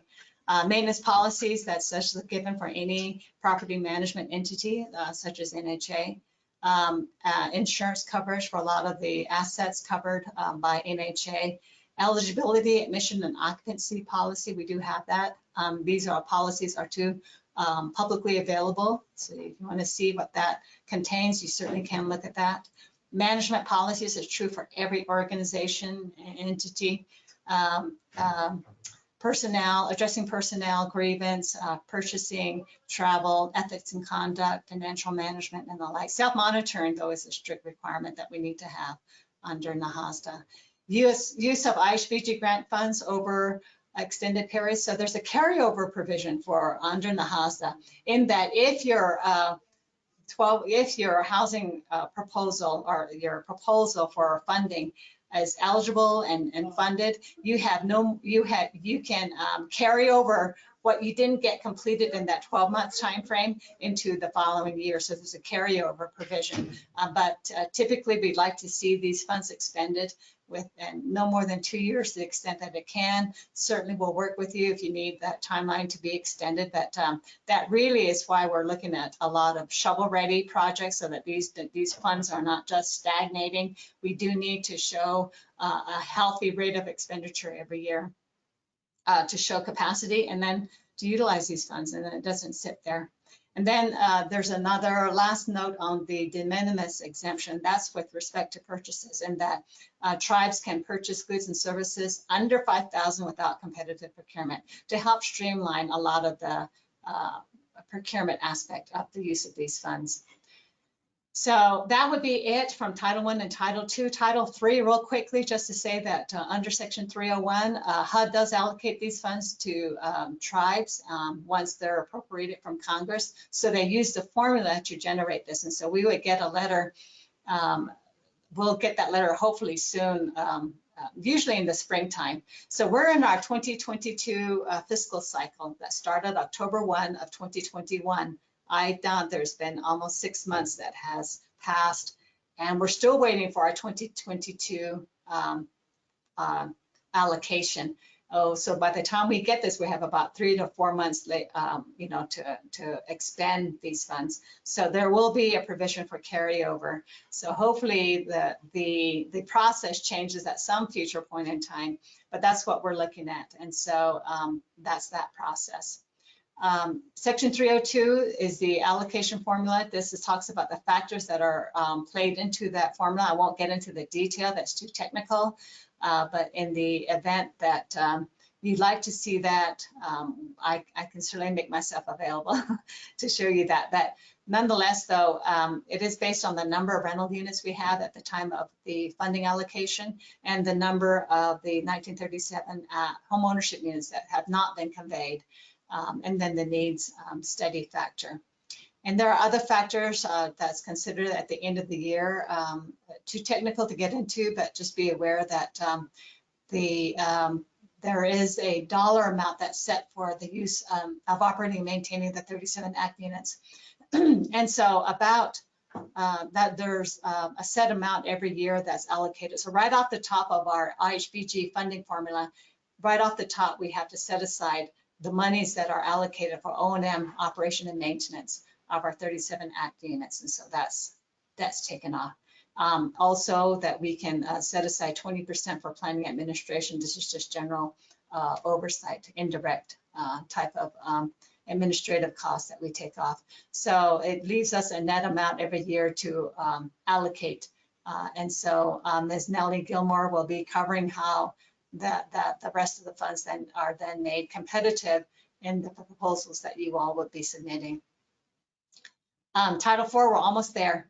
Title IV, compliance audits and reports, real quickly just shows the, in the event that either NHA or any of its funded recipients is in violation of any of the laws that we just kind of covered, any of the provisions of law, HUD has a prerogative to limit, reduce, and terminate the IHBG payments, the drawdown process. And so there becomes this strict control over the use of the expenditure and payment of these funds from their end. And they can even, if it's really serious, they can even replace the TDHE or the grant recipient. And there is an administrative process, orderly process for hearings and the like. But so they come out every year. Because we're the largest tribal housing entity in the country. And oversight by HUD requires them to come out every year for that reason. So we get reviewed every year. And they look at our activities, they look at our IHP, they look at our APRs to make sure that they were accurate in the submittal. And so those are those aspects of compliance with NHA from HUD. And so these monitoring reviews are, reports are done publicly. The report is available to the public, and you can actually download them from the HUD website if you'd like. They also give the Government Accounting Office at the national level prerogative to come in and review the files and records at any point in time, should they have a need to do so. So when these APRs are submitted to HUD every year from all tribes, including us, HUD then compiles the reports and provides a report to Congress every year on the progress of the use of these funds and then the program in and of itself. And again, the APR is a public available document, so you can review that. And actually, NHA does publish the APR every year on their website, so you can access to that. And it's due to HUD no later than December 31st of every year, since our fiscal year ends September 30th. We have 90 days to get it to HUD, but before the 90 days, NHA is required to share it with the public and get all the comments, include those comments in its submittal to HUD before the end of the year. So that is done every year on their website. This last provision, Title VI, is an important one to note. This is where the new administration here at NHA would like to engage. And these are federal guarantees for financing these eligible activities. And so there are 6 sections, 601 to 606, that govern this aspect of the law that's called Title VI. And so it talks about a loan, a federal guarantee loan to tribes. The loan terms and limits are identified in 601. There's got to be borrower capacity from the tribe, and you can use repayment pledge of so you would borrow from a private bank, then HUD would step in to guarantee that loan for that bank to up to 95% of the loan amount. So it really reduces the risk for that lender. In that case, when the government comes in and says, hey, if they default, we'll pay up to 95% of that loan amount. So the other 5%, I'm sure there'll be some sort of negotiation for security or collateral. The interest of payments is authorized for payment of the full amount and guaranteed by HUD. HUD also provides Title VI loan training, so they offer that to requesters, and that's all authorized under Section 604. There are aggregate limits every year authorized at the national level to the HUD agency. Again, this is all effective October 1. So a lot of tribes have taken advantage of this Title VI loan over the years and have been very successful, and some have even paid off their Title VI loan. So we're afforded that same opportunity here at NHA, and we like to engage and look at that. So this loan, and the next slide says HUD Title VI Loan Guarantee Program. So that's what it's called, why it's called Title VI loan, because it's under Title VI of the law, right, of Nahasta. So what the provisions of this loan guarantee program is, we can request a loan up to 5 times a tribe's need component. So for NHA, we have a need component of about 50 million, and it's by the formula, right? And so we can ask for a loan even up to 250. HUD can approve, can guarantee that loan to that lender, but we need to have a qualified housing activity ready at hand to apply that to. HUD will guarantee 95% of that loan amount. The 20 years, the terms of that loan can be as high as 20 years or lower. The tribe can then pledge repayment from our IHBG allocation amount, so that, you know, there's got to be some rhyme and reason as to how much of that can be used for repayment. And there are Title VI loan lenders right now in the pool of HUD that they engage with already. On the left-hand side, when we talk about other leverage sources of funding, HUD does also then have a Section 184 mortgage loan guarantee program. So these are mortgage loans. These are loans that on the private side and the outside world, that's how a lot of Americans purchase their homes, is through a mortgage. And so we can have that same instrument. And this program too, our tribal families can apply directly to HUD for this, right? They don't need NHA or anyone in their way to apply. But also some tribal members don't have the credit. They just don't have the good credit rating, nor the money to do the down payment and closing costs. So because they lack the capital and they don't have the credit worthiness, some tribes elect to be the borrower on these notes on the front side, get that on the tribal entities credit and access to pay for down payment and closing costs on the front end, and then build the homes and have an agreement with participants on the backside.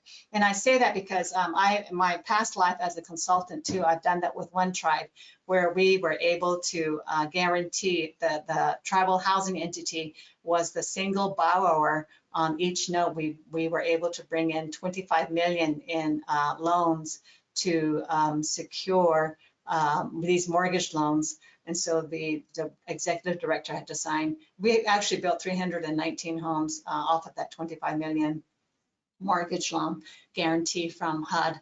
So there are 319 homes that we had using the housing authorities credit and using the housing authorities IHBG funds for down payment and closing costs. And on the back side, we had a lease to purchase agreement with occupants. And so it was subsidized to an extent that making sure that it balanced, that we weren't giving farm away, that there was a pool of the repayments of funds. So that was what was done. It's something that we'd like to delve into and look at for our tribe, and seeing where it makes sense and where it makes where it's feasible.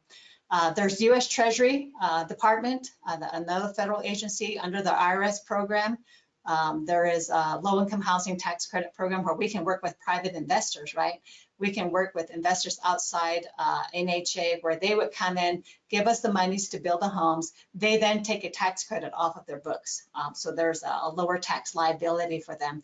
And so these are administered, these tax credit allocations are allocated to states, and states administer them. So we have the Arizona Department of Housing that we can engage with, the New Mexico Mortgage Finance Authority, and then Utah would have some similar financing entity that we can look at to utilize this type of program. And so we want to do that in the immediate future. So once we reattain the capacity internally, which we are working on. USDA's rural development programs, you have rural utilities, you have rural development funds, and then there are some state, quasi-state infrastructure finance agencies specifically for infrastructure. So you have New Mexico Tribal Infrastructure Program, you have the Arizona Water Finance Authorities, and so Utah would have something similar. So we want to engage all of these resources for water and sewer infrastructure funding. Some of them are low interest loans, some are forgivable loans. And so some entities, in my past life, I know that it's doable because some tribes take advantage of that. And of course, Indian Health Service will work in collaboration with the tribe and looking at water and sewer funded projects and so forth, and so that will remain as is. And then other would be like a lot of our faith-based organizations, private foundations and philanthropies that this administration is currently talking to. So we're making the outreach even now, making it known that under this new administration, we'd like to establish our partnerships with the external entities to help us with our housing program and look at those areas of needs that we can't really use with Nahasta, but perhaps we can look at these other areas of funding that have no strings attached to it. So we like to engage that and maximize that participation. And then private financing, like tax-exempt bond financing, maybe even taxable bond financing, something that makes sense and pencils. And so I think anymore, we like to look at the full spectrum of assistance of housing, right? Because no housing market here on our reservation. So we'd like to work with addressing obviously low-income families. Then we also need to reach out to our non-low-income families. And then what about our families that are living in the municipalities and in various states? How can we assist too and be an instrument for them? Right now, we have the Treasury's Emergency Rental Assistance Program. We have funds to help with renters that are on the tip of being evicted. We can pay for the utilities and the lights. So we want to get the word out too. And so it's working with all of those entities in addressing all the housing needs, which is really a housing crisis that we're still unable to fully address. And so how can we do that in partnership with our tribal leadership, and then of course with all our stakeholders and funding partners from the outside world. One note is that anytime that we look at outside funding for NHA, we have to meet those compliance rules from those funding sources. So when we engage, if we were to engage in the low-income housing tax credit program, IRS has their own rules and regs that we need to follow. So we need to know and understand and have the capacity set up internally to tap into that. USDA has other parameters under their agency. And so we want to make sure that we're smart, we understand, and we've had that capacity built in beforehand and have that expectation met when they do provide those funding to us. And then there are going to be some conflicts between some of their rules and our rules, and maybe even the tribes. And so long as we understand what those rules are and abiding by the more strictest requirement, we should be okay in the compliance rules. And then there's other funding resource provisions too. We just need to make sure programmatically it makes sense and we can still execute from our end. And then we are looking at more mixed income, mixed use type of developments because you know, we can no longer really afford the deep subsidies that we can offer our low-income families. That needs to be offset from other revenue that we can gain from assisting non-low-income families, and so that there's a really good, healthy flow of funds so that we're sustainable over the long term. And we can do that through proration of new developments as we engage those partnerships with the outside entities. So that's it in a nutshell in terms of Nahasta. Now, Nahasta is one piece of law that we just covered in depth, and some of the regulations that are tied to it, and some of the applications that we can do, and some of the policies that are contained within NHA for executing. There are other federal laws that we need to be mindful of, and then as you as subrecipients that are going to be submitting proposals also need to be aware of in terms of these laws. So it's really complex. It's not just one program and that's it. There are these other laws that get kicked in or get triggered along the way. Some non-discrimination laws, that's very basic. We have to follow and comply with the Age Discrimination Act of 1975. So age is never a factor in the consideration of assistance to families. Section 504 of the Rehab Act of 1973. This is also another area that we don't discriminate against persons with disabilities.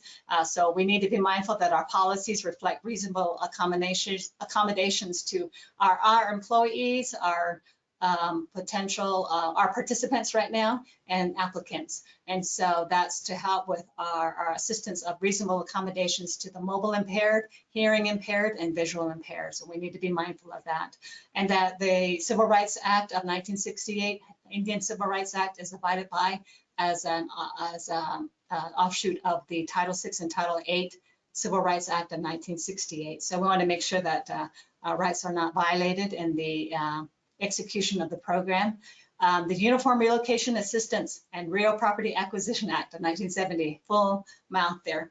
Relocation assistance is making sure that if a family is going to be temporarily relocated for, perhaps we're doing a major repair, we need to move them out and do some major modernization, rehabilitation to a home, that displacement, that they're paid for that temporary displacement. They're not out of pocket with these expenses. And so there's that provision. We do have a policy within NHA that complies with that. And real property acquisition, there's going to be some rules that we need to follow in our policies if we were going to purchase outside existing housing units and bring them into our portfolio, that there's a process of appraisals, notifications, and the like with regard to that, and the accounting of those funds. The other laws here, Davis-Bacon Act, I mentioned that earlier in terms of prevailing wages. NEPA, I mentioned that too for environmental reviews. Flood Disaster Protection Act of 1973, making sure that we are not building in floodplain zones. Yeah, flood zones going forward. Though a lot of our communities are already in flood impacted areas. And so what are some ways that we can partner with the tribe in doing some mitigation measures and diverting those flood washes away from the community, away from the homes, and some opportunity there for a partnership with tribal departments. Lead-based paint poisoning prevention act, we include in all our procurement and contract provisions, making sure that we are not using lead-based paint. Hopefully that's behind us now, but we just need to be on guard that it's there. The Uniform Administrative Act, making sure that we follow all the rules for the uniform administrative requirements that's required of all federal agencies and all recipients of federal awards. So this is across the board for everyone. This would be your procurement activities, and so we want to make sure that we follow 2 CFR Part 200 checks and balances for procurement. Cost principles, making sure that we understand what's allowable, not allowable costs from the use of these federal funds. And then single audits, making sure that we have an independent fiscal audit of all the uses of these dollars, and that's done annually here at NHA as well. So that really just encapsulates, I think, just the basics of Nahasta, and hopefully that gives you a bird's eye view of the day-to-day oversight that we have to do. As large as expanded we are with 110 communities, it really does bear a lot of responsibility. And so we are moving, we are complying with that. And so that's going to be gives you a glimpse of our day-to-day world here at NHA. And with your funding proposals, you will just be a part of that world or that space if you were to be funding your proposal. So, and I guess at this point, and we will move to our Q&A session, Earl. I'll hand that to you now to help us facilitate. Thank you. Hakoshila yat eto kun kitwon gishita na etikishita nke hodna ko. So the question at ego yat kun di kibijetan te ended that so ako di yajo guiding principle that yela do aron the objectives aron the behos ani beta anishigi kodoke yankichinit betisako Bahnaitesh Tragnosinko, 24 CFR 1000, 24 CFR 1000.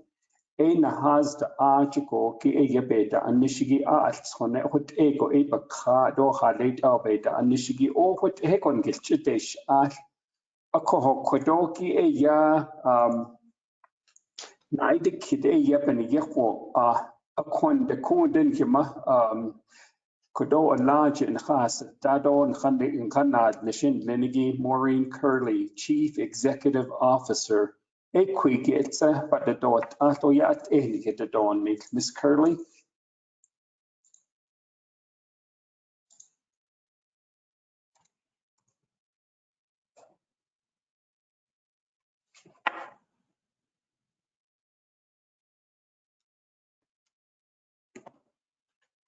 Sadats a quick later open Nahasti. A condemned dish kit no so shake at Nahawido, that's a night of Kitundiki. This is an opportunity for you to share your questions or insight, or maybe delve into a little bit more as far as your information that you would like to receive. As noted, this particular presentation is on the website. We sent that website out to you, and then you can download it and then utilize it at your discretion.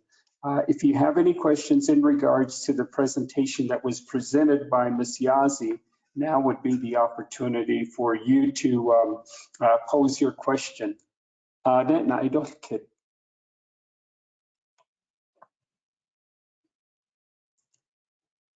Mr. Nelson. I don't Miss Pino dolit. Mr. Nelson?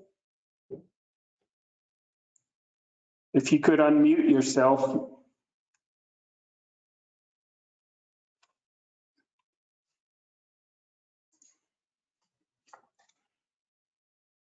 How about Miss Pino, Darlene Pino?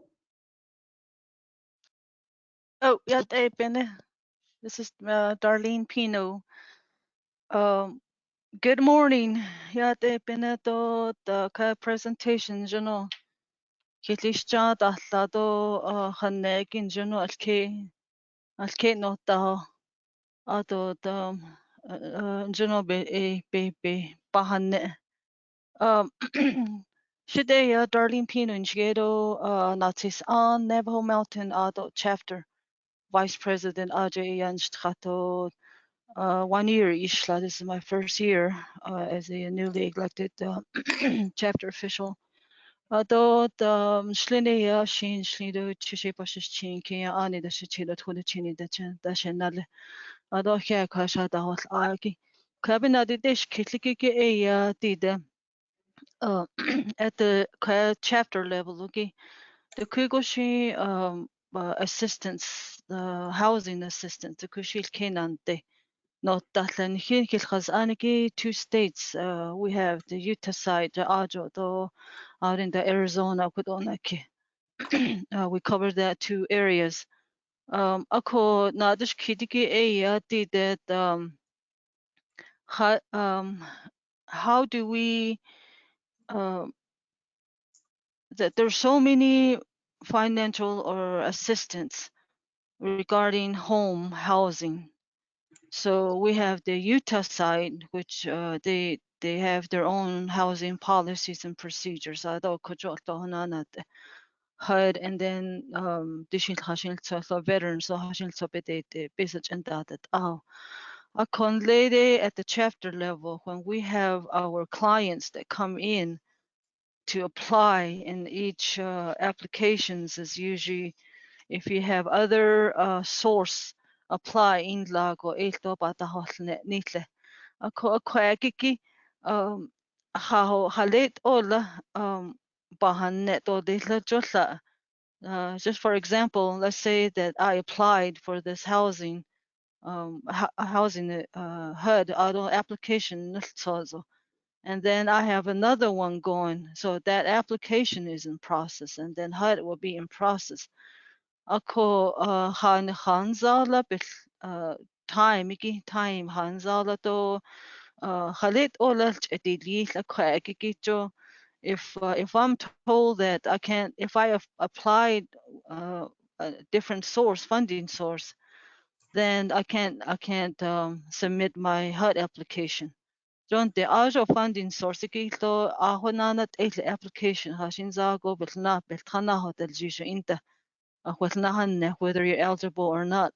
Ana base hashini la shi being cut itcha whetni. Ako aki nal kitigi halit ola pa na net here at the chapter level. Thank you. AJ? Yes, I can Ms. Tino, Naidin Kidigi, or near what Edmond Lagot at the Ayesa. We do understand there's different streams of funding sources. Although those funding sources have different application processes and timelines. Yeah.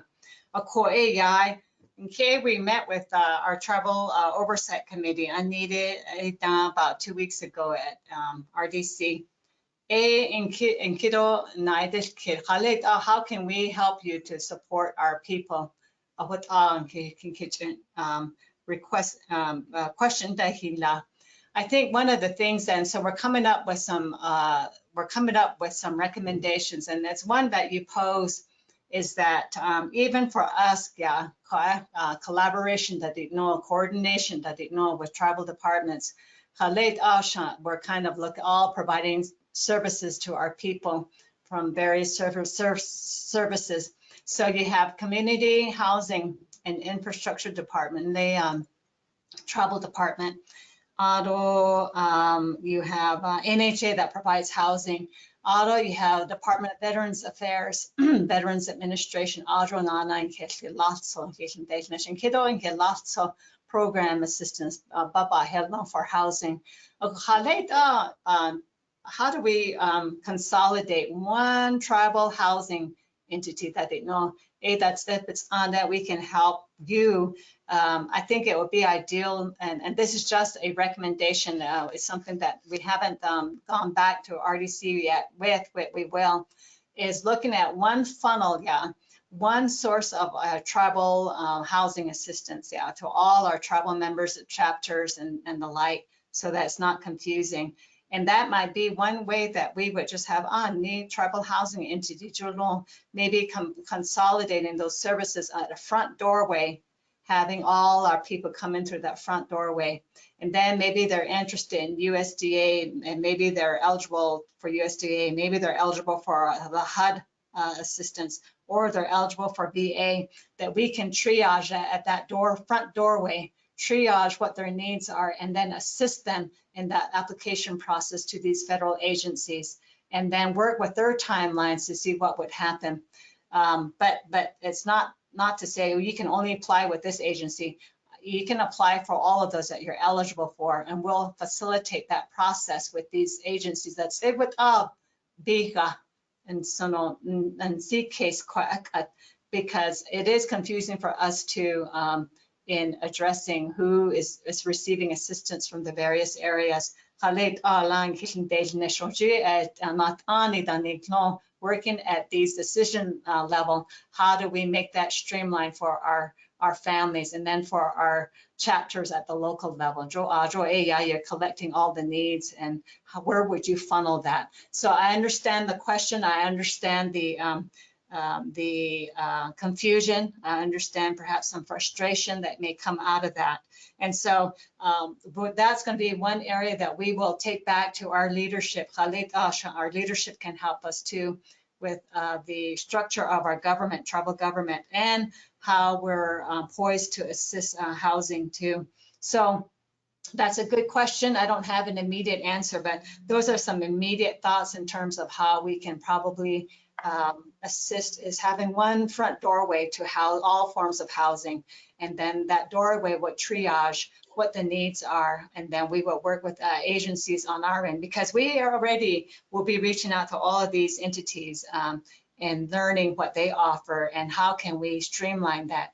And so I just offer that at this point in time as a recommendation, and works with our leadership to solve, to help really make a clear pathway from the need at the local level to how then we provide responses to assist them in that way. Maybe that's all I can offer to you, Ms. Pino. So, but I did make a note of that. I will share that with our CEO here, and then of course we'll share that with our leadership in the next meeting that we'll be scheduling soon. We asked for a standing meeting, so we want to make sure that communication is open and that we can be responsive to these questions as a result of these public hearings. And just know that we will provide a response back to you and to all the questions from this undertaking. Oh, yeah, they thought he had Kodoki, Hanso, yes, the Kodoki, Jebe, needs the Navajo Mountain. There's 10 public rentals and then also 10 home ownership units. And a number of those families have paid off their units, which they moved in 1986.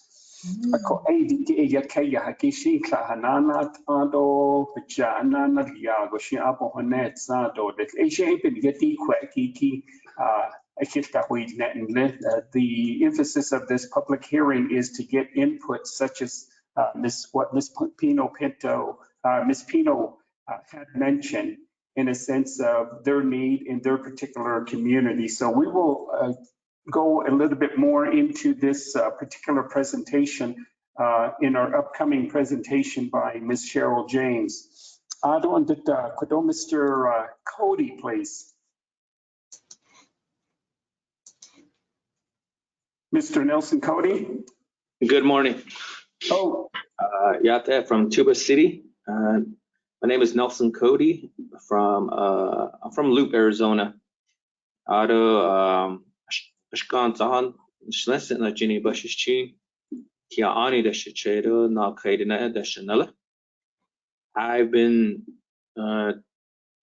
planner for Tuba City chapter for 2 years now, and thank you for the presentation with all that history information and explanation descriptions of the laws.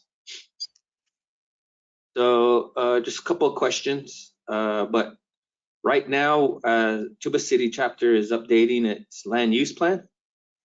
I would like to have the communication with the headquarters to make sure that the plan for NHA in Tuba is well established between the local government and NHA. We have been approached by NHA, from my understanding, when I came along in 2020, January 2020, and had a site visit in 4 locations for proposed sites in Tuba City. And the first priority, I was able to get land consent from grazing permit holders and a resolution passed. Other than that, the process, NHA didn't come back out, didn't communicate back about moving forward with planning. So right now we have integrated NHA's proposed sites into our land use plan. So, you know, I understand that during the height of the pandemic, there was changeover at construction services, who I was trying to work with, and the communication ceased. So I would like to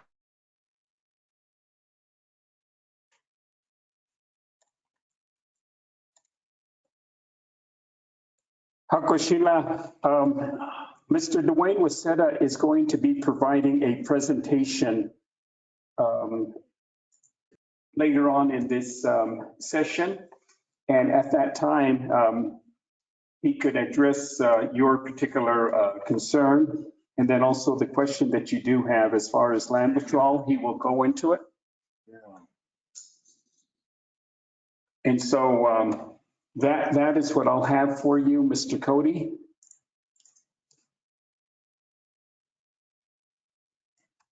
Sasha Naidov, we have a couple more presentations that are going to be coming forth, and in regards to the development aspect of it, Mr. Waseda will be covering that aspect, and then also the Indian Housing Block Grant policies. I believe that you will find this interesting, but this morning's presentation was regarding the Nahasta as far as rules and regulations, policies and statutes that operate Navajo Housing Authority as the TDHE. What are those policies?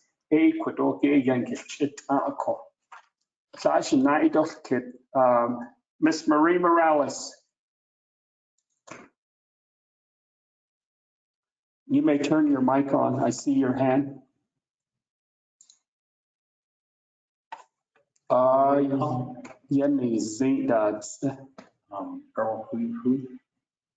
Okay. Do we have any more questions? Please raise your hand. Okay, Marie Morales.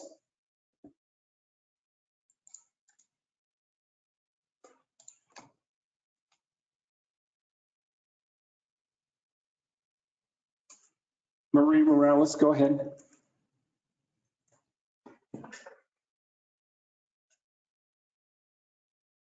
I see that your mic is on, but we can't hear you.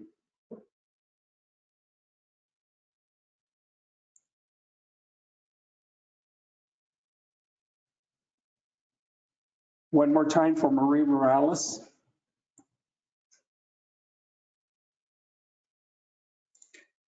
Dorothy Lee, Western Agency. Yate hapene shinanta. So nadish kidiyid I'm the chapter president from Botaway Gap chapter. We have 75 units that were built at Bitter Springs in 1986. At the time when these homes were built, almost everyone were low income families. Ado de shish do at sayi da has kait at most of them sa bachin ban not has nado keda hat.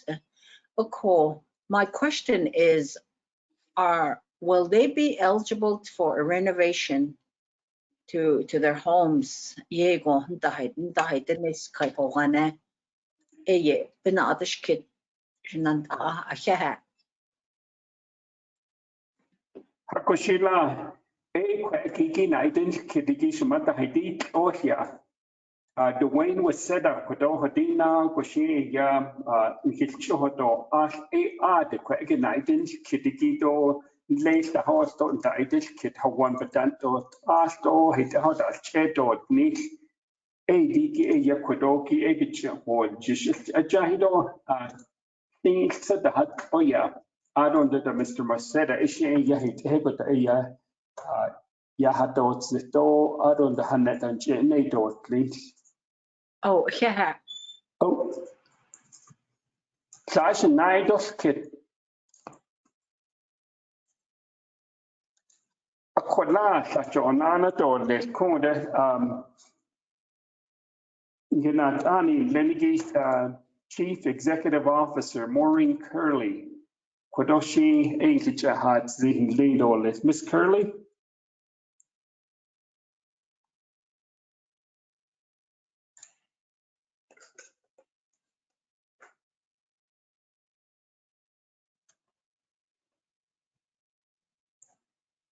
We will go ahead and go to the next presenter, Cheryl James. Cheryl James will be presenting on the Indian Housing Block Grant. And she is the individual that is going to share with you information in regards to the activities as far as the block grant.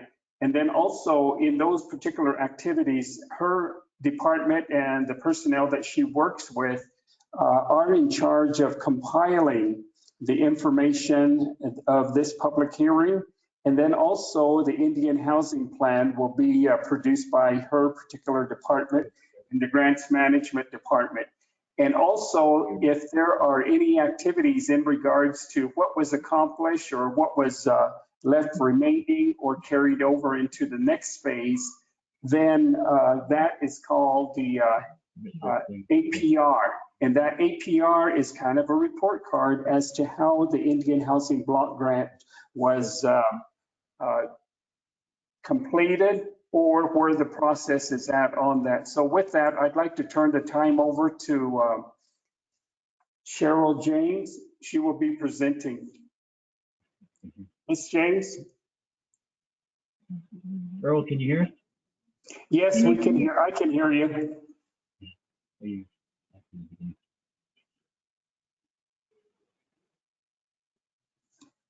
And the audience can see the screen.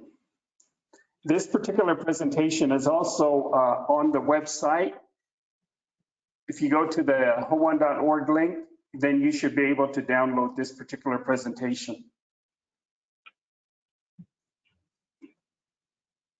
This is Cheryl. Oh.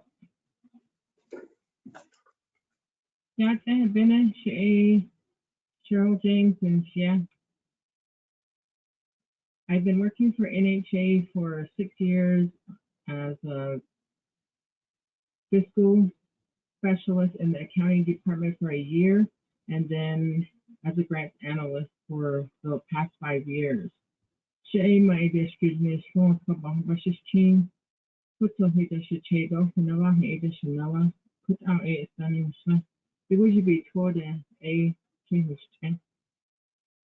I'm a homeowner there. And this morning, I welcome all that are on the webinar joining us this morning. I appreciate your attendance and your feedback and just listening to the presentations that are provided by Navajo Housing Authority. And this morning, I'm going to be talking about the Native American Housing Assistance Act of 1996, which is Nahasta. Indian Housing Block Grant Management Systems, Policies, and Procedures. This was approved by the BOC Resolution NHA 4544-2015, and it was also amended back in September of 2015. And this presentation is normally provided by my supervisor, Nellie Gilmore, the grants manager, and she was not available today. And we also have another grants analyst. Her name is Leah Ray Francisco. She's new to our department, but I'd like to go ahead and thank her for being a part of our team. And the purpose of this policy is actually guides and helps us in developing the Indian Housing Plan each year. And it helps us to govern the allocation of the Nahasta Indian Housing Block Grant Fund. And the Indian Housing Plan is submitted July 18th of every year. And the policy helps us with the procedures and allocation and application of Indian Housing Block Grant funding so we can achieve maximum return to the Navajo Nation in building essential, safe, sanitary, and affordable homes within the budget limitations. The policy statement is to have an efficient and effective management system in the application and allocation of Indian Housing Block Grant funds. We also maintain a 5-year project plan for each of our departments so that we know each year what is going on, and then we go ahead and update it every year. So we always have an ongoing 5-year project plan. And we also have an assessment of the annual performance report of each grant recipient relating to the performance and their compliance. And we also assess the annual performance of the NHA as the TDHE at the end of each year because it's a requirement. And we also have the annual performance report, which is due to HUD on or before December 28th of each year. Excuse me, Cheryl. The audience can barely hear you, so if you would pause for about 5 minutes, we will ask Cheryl to relocate herself in this main broadcast room, and then you can hear her a little bit better. So if you could take 5 minutes, and then we will have Ms. Cheryl James join us here in the broadcast area. Then she can do her presentation.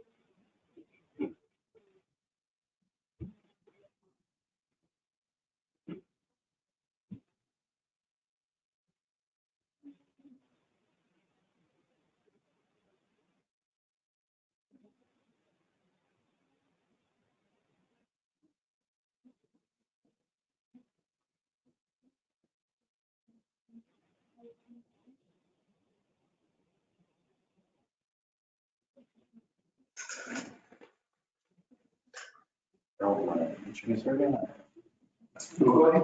Okay, I think we're.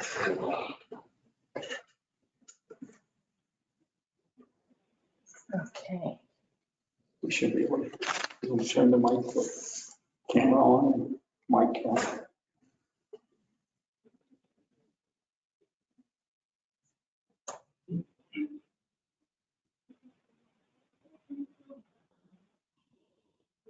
Let's see.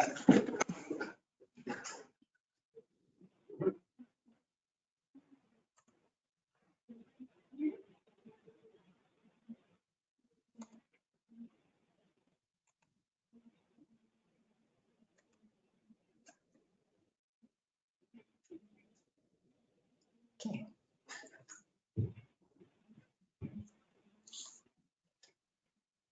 Yat bene she Cheryl James in she. My discussion chain when I additional she Greasewood Springs, Arizona de Charon, and I'm a homeowner. I've been with NHA as a grants analyst for the past 5 years and also started as a fiscal specialist in the accounting department within NHA. And I'll be presenting the Native American Housing Assistance Act of 1996, Nahasta Indian Housing Block Grant, the Management Systems, Policies, and Procedures, which was approved by the BOC Resolution NHA-4544-2015, and it was amended in September 2015.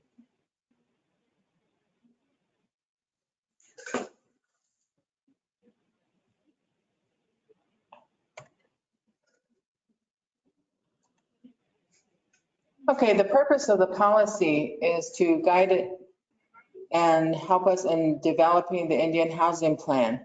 And also helps us in the governance of the Nahasta Indian Housing Block Grant allocation of funds. It outlines the procedures and application of the IHBG funding to achieve maximum returns to the Navajo Nation in building essential, safe, sanitary, and affordable homes within our budget limitations. And the policy statement is to have an efficient and effective management system in the application and allocation of the Indian Housing Block Grant funds. We maintain a 5-year project plan so that we know each year going forward that we always have a plan in providing funding for the different projects we have within NHA.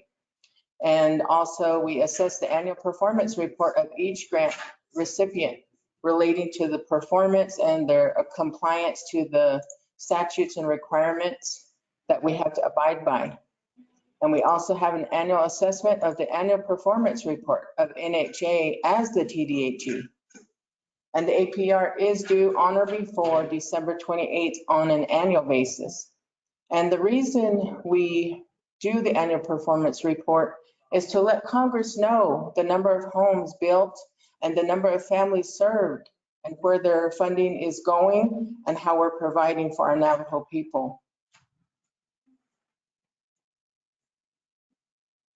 And the funding has a lot of strings attached to it because it's federal funding. So NHA prohibits any liens, any encumbrances, mortgage, or pledge of Nahasta funds or property purchases with Nahasta funds, including housing units without NHA's consent or approval.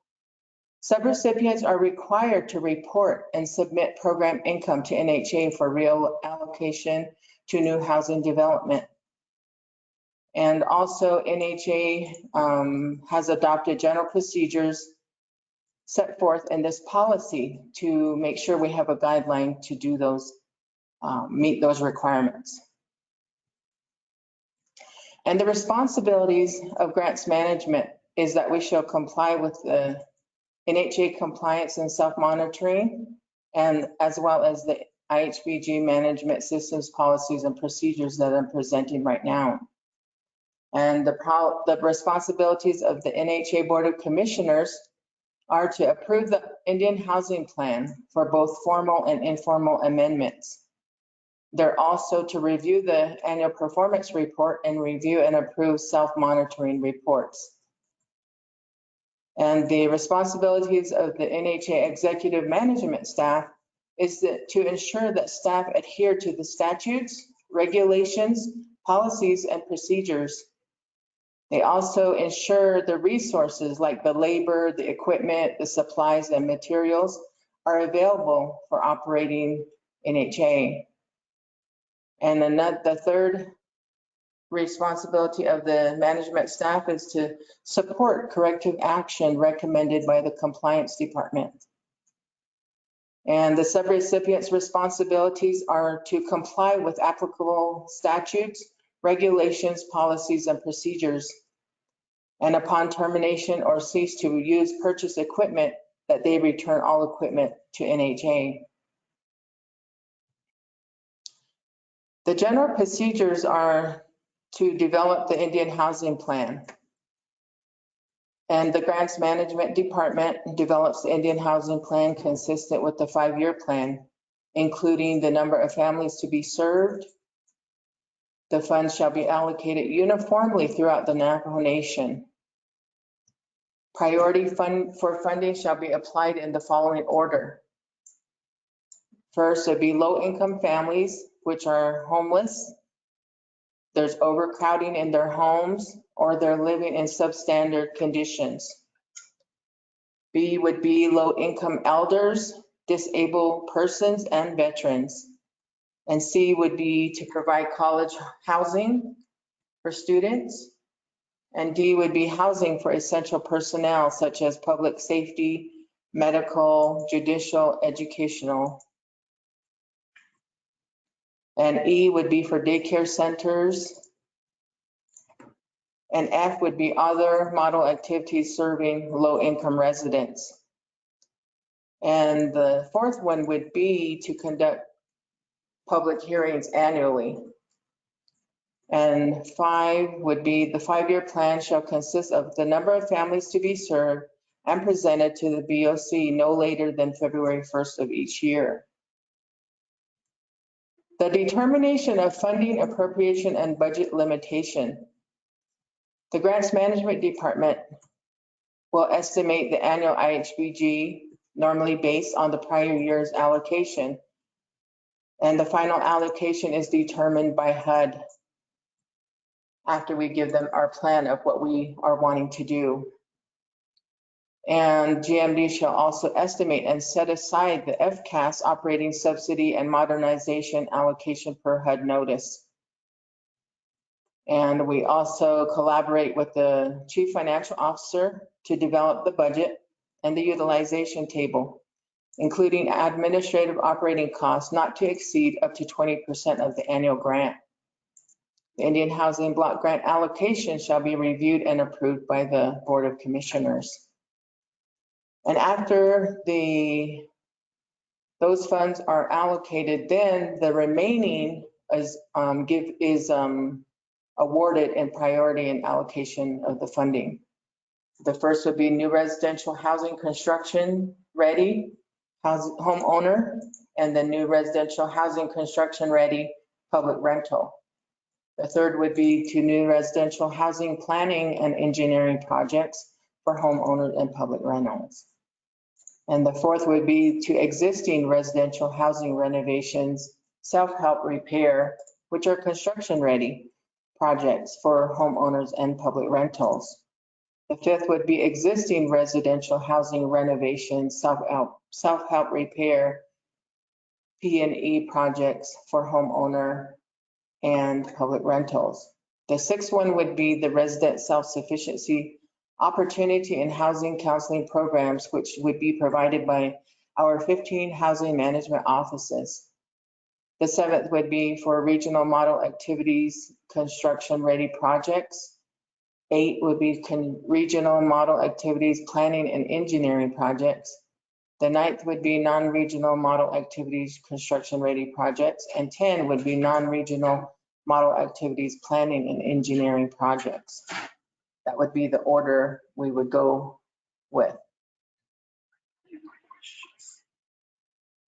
And the next E would be request for a proposal, which is an RFP. GMD publishes the RFP in January in local newspapers to announce grant funding opportunity for housing projects. And then the proposals are due at Grants Management Division no later than February 28th. We did send out the proposals for our internal or NHA departments on February 4th, and they were submitted by March 4th. So the funding for the RFP will be coming forth from the BOC and the CEO. The RFP evaluation criterion is we look at is administrative capacity. Can you operate and run the program and meet your scope and what you want to do in the proposal? And we also look at the proposal content that is provided. We're looking for funds leverage from other sources such as the Navajo Nation or other federal funding. We look at the compliance and monitoring reviews that maybe you had received prior, and we want to ensure that those were completed and adhered to. And number 5 would be the performance. What were you able to complete? What were your goals, and did you achieve those? Then number 6 would be the capacity to operate and maintain units or the facility. Do you have operating funds? We want to make sure that is also met. And our RFP evaluation team is usually the grants management manager, the grants accounting supervisor, Navajo Nation Executive Office, a representative from there, as well as from the legislative office, another management staff from NHA, one of the legal staff, and an NHA board member. And the selection process are any proposals with a score of at or over 75% threshold are prioritized for funding based on the score and funding category. And we start funding the proposals based on, the certain criteria. And then the cutoff point is when the funds are depleted. And then the projects that did not get funded this year would be reconsidered in the next year's plan. And the selection process requires the BOC review and approval by April 30th. And there's also an appeal process that the applicant can appeal within 30 days if at least they scored 65 points. Appeal must have a good reason. The evaluation committee has 30 days to make a decision, and any decision shall be final. And the preparation of the formal IHP. The Indian Housing Plan is compiled on HUD Form 52737.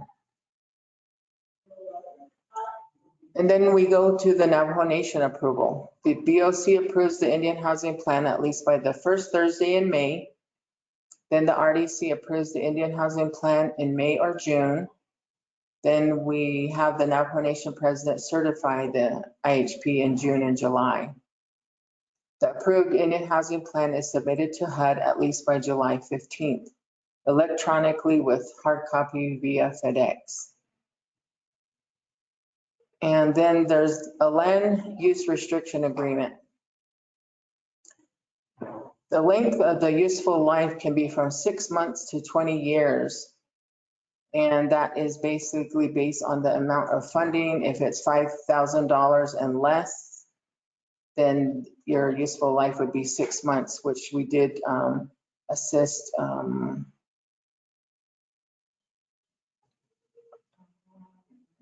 Steamboat Governance with 6 months so they could assist the elderly in helping to renovate their homes or add restrooms. So it just depends on the amount, and if it's new construction, then it's 25 years. And number two, the land use restriction is required on trust land, allotted land, and fee land.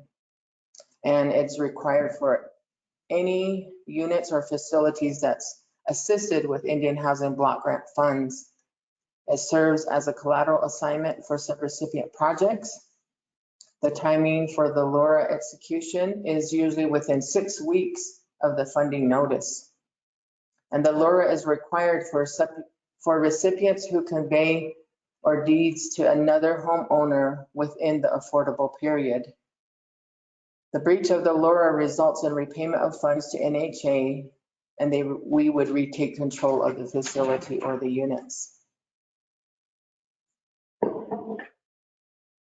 And the letter L will be the subrecipient agreement process.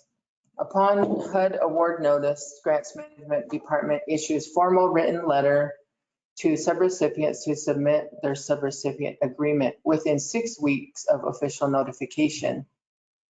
And the failure to file within the time required, the funds will be recaptured and awarded to the next qualified applicant. The subrecipient is executed by the subrecipient and the NHA CEO to carry out an eligible activity.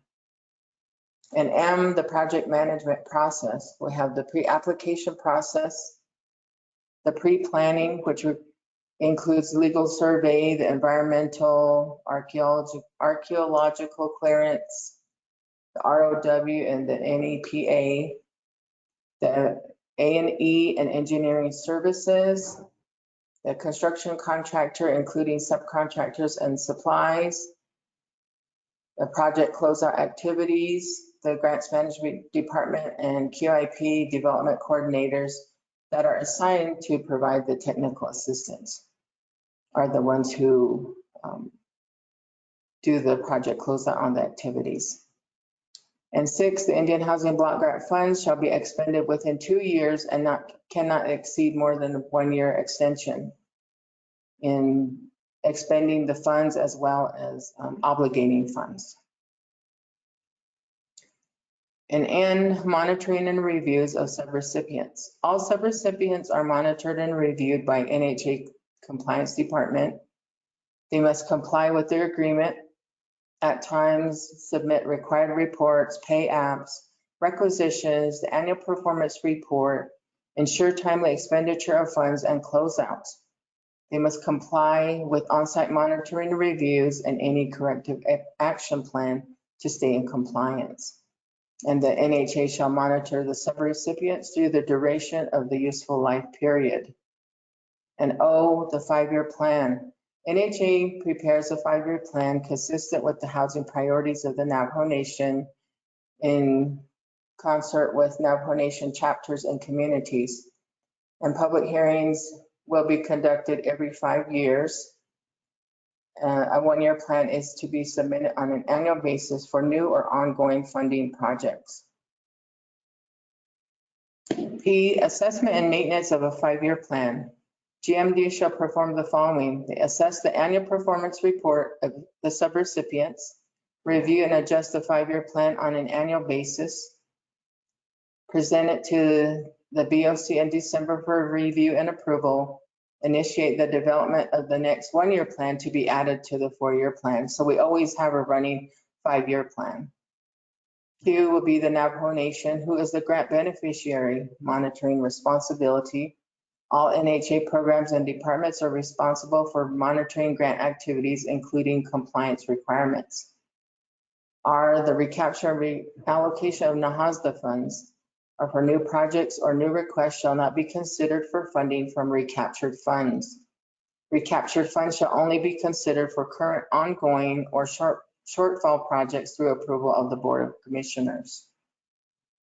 And the acronyms here are APRs for your annual performance report, BOC for the Board of Commissioners, GMD for Grants Management Department, HUD, U.S. Department of Housing and Urban Development, Indian Housing Block Grant, IHBG, IHP is the Indian Housing Plan, LURA, Land Use Restriction Agreement, NHA, Navajo Housing Authority, NPI is non-program income, and PI is program income. RDC is the Resources and Development Committee, and SR is the subrecipients.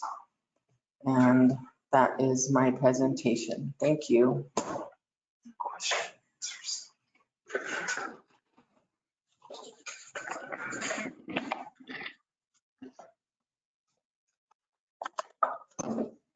Ate nana dolet aro da kodokit nada huidna shi. Digi ya kung de nidi engel chahot manigi beson lenigi nigi hada de net lenigi kwa ake yang kitisha at yas le that's an idol kit.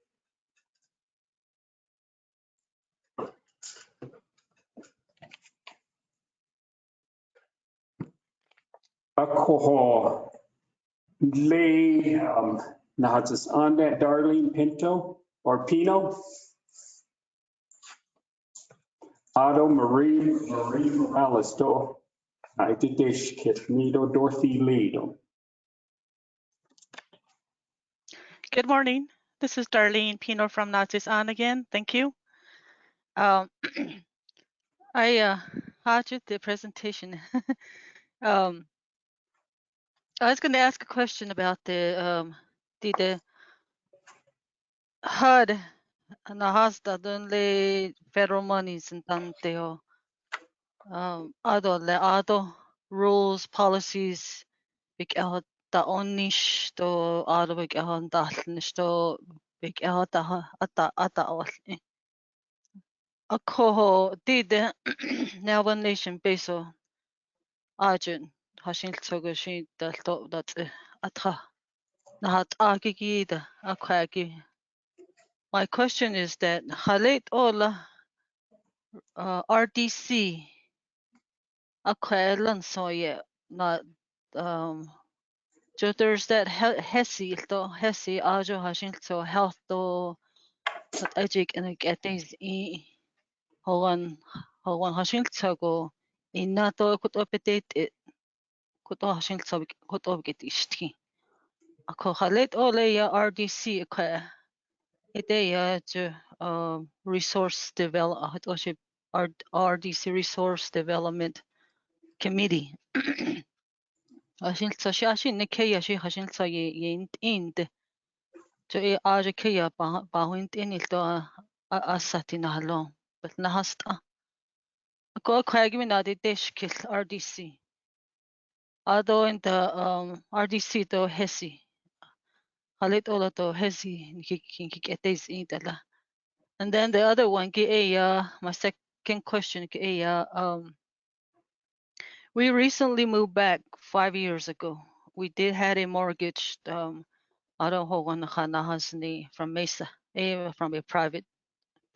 We didn't go through HUD or anything on here. I 20, 30 years ago, I was purchasing a home too. It HUD loan, so it does the question on that one is off the reservation. Let's say that I purchase a land in Flagstaff, and if I want HUD to help me, Navajo Nation HUD, dish alto mortgage na hashledo nizego. Thank you.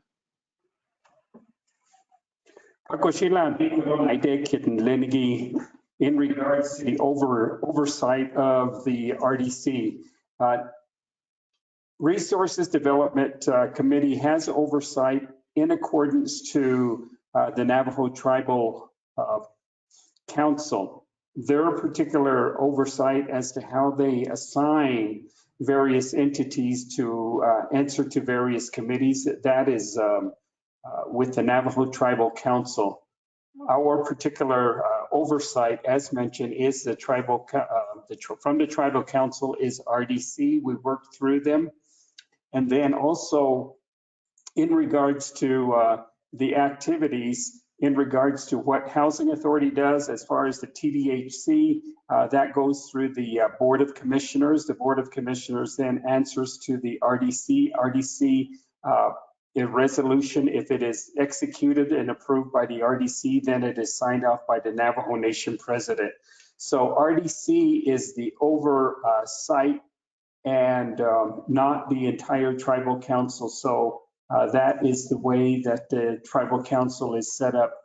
In regards to the question as far as the mortgage opportunities, and I believe that as I understand your particular question, you purchase a home and off Navajo, and then also committed to that particular contract. And then again, one of the areas that we are looking at as far as part of this process here in gathering information for the Indian Housing Plan is that there is a number of opportunities that are out there, as explained by Ms. Yazzie this morning. Tax credit, finance and mortgage, Arizona housing, and then also New Mexico finance and housing as well. Those are the other entities that we would like to partner with and see if it would be possible for family members that may choose to work with developers off the Navajo Nation and then build their homes, and then also commit to an opportunity to have a home here on Navajo. There is another program that is out there for those listeners that would like to know a little bit more. Section 184 allows for Navajos residing across the United States. They can go into a contractual agreement and then take on a mortgage to purchase their particular home. And that is Section 184. And if you go to, let's say, for instance, Las Cruces or Salt Lake or even Denver and Phoenix, you will have to work with HUD in those particular offices, and then they will direct you. But you can Google Section 184, and then you can download the information from there. Navajo Nation leads the other sister tribal nations in regards to utilizing the funds that have been allocated for Section 184. Of course, I have a green hand that is up by Marie Morales. Schneider Kid Ado.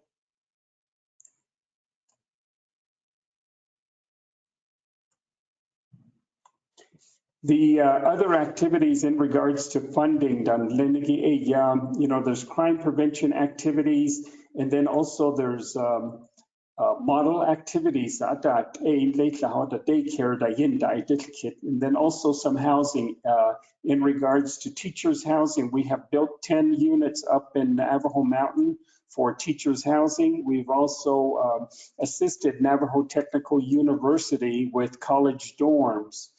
So those are the other areas where this particular funding can be utilized. We've also initiated activities with the nursing homes for some of our relatives and our parents and grandparents who are being cared for in convalescent care centers, and then also for our other relatives who have disabilities. Group homes have been funded as well.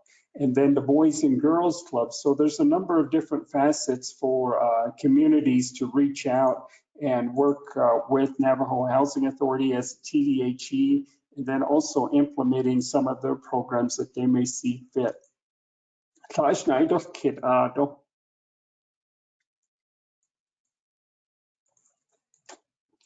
Mr. Tooney, I have a question. Sure. This is Dorothy Lee. First of all, I didn't recognize you the first time, and I'm very glad to see you, and I'm happy to see you that you're still with NHA. And my plans are BP20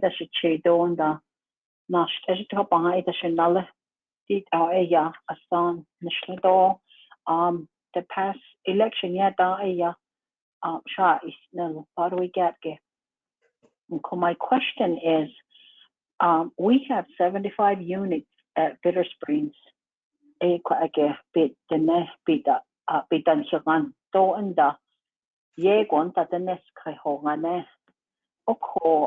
are the steps that we need to take to maybe even get renovation for those homes? At the time when the families moved in, we were all low income. That's an over 30 some plus years ago. Because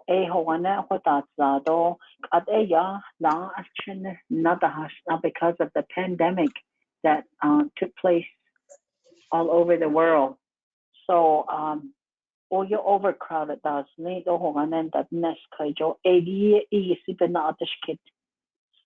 my second question is, where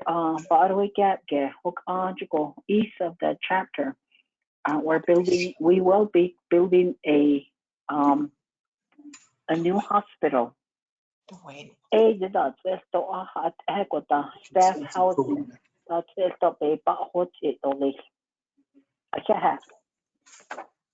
Hakushila kudona identity kidigi accommodation my as a share of question. There is a program activity for renovation activity or remodeling. Ako so she jo lake kun digi ba johot don't the tabelagana kichiko latent defects ne. Artik neneke joy to she with ego. By sada den lay hands so the cone the one yado be yata is nado adon the hands so the quick na hot diki behos a John Lake Sahat and then the hit ego the Doshokado Edota Kaya Hagi hands so the quick na hot it's a lino to Kaya and the hat nasto. ADK started company to neta a con the ADK jo abikistke. How one oh height echo the oh naya or nado adon the doba huyago dobadan auto hand sword.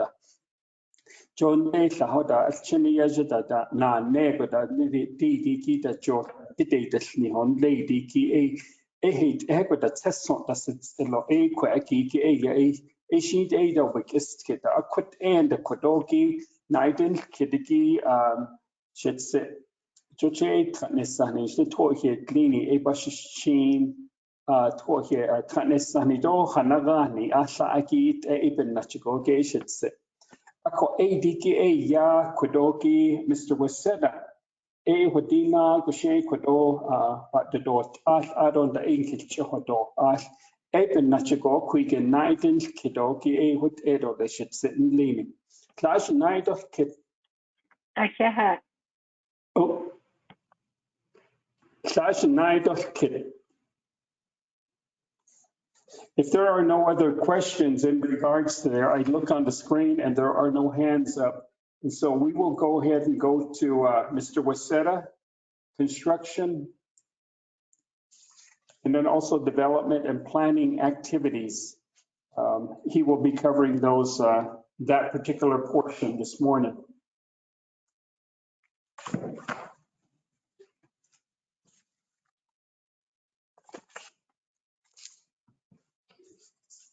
I don't see Mr. Waseda on the line or Mr. Franklin. Mr. Franklin and then also Mr. Waseda will be providing that particular presentation. Kwado, ikitahui negia, while we get Mr. Waseda on the line, and then would you ask if you have any questions? Die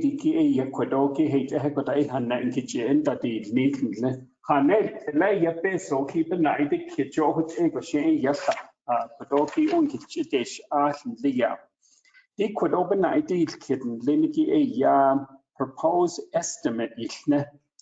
Quacky that's a honet that's a peso gain daily lead of a jar dot nick.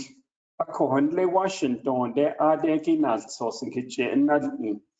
A diginas sausage or quacky chair dotle honet a peso and habaja as nehnabe when not thini. So overall, HUD, through the Office of Native American Programs, they are the ones that give us an estimate in regards to the expectation or the estimated amount that Navajo Nation can anticipate. Currently, that particular estimate is at $82.9 million for the Indian Housing Plan. However, there are earmarks that have already been set aside. And some of those set asides are what we call current assisted stock, meaning that those homes that have been constructed, funding is allocated for those homes that are there for maintenance and operation. So 82.9 million, you subtract 30.9 million, that gives you a remaining balance of $50 million. Ado and the aya penatozo. ADK planning and administration. AA $12.4 million. Honet ADK peso ki penato nedneko.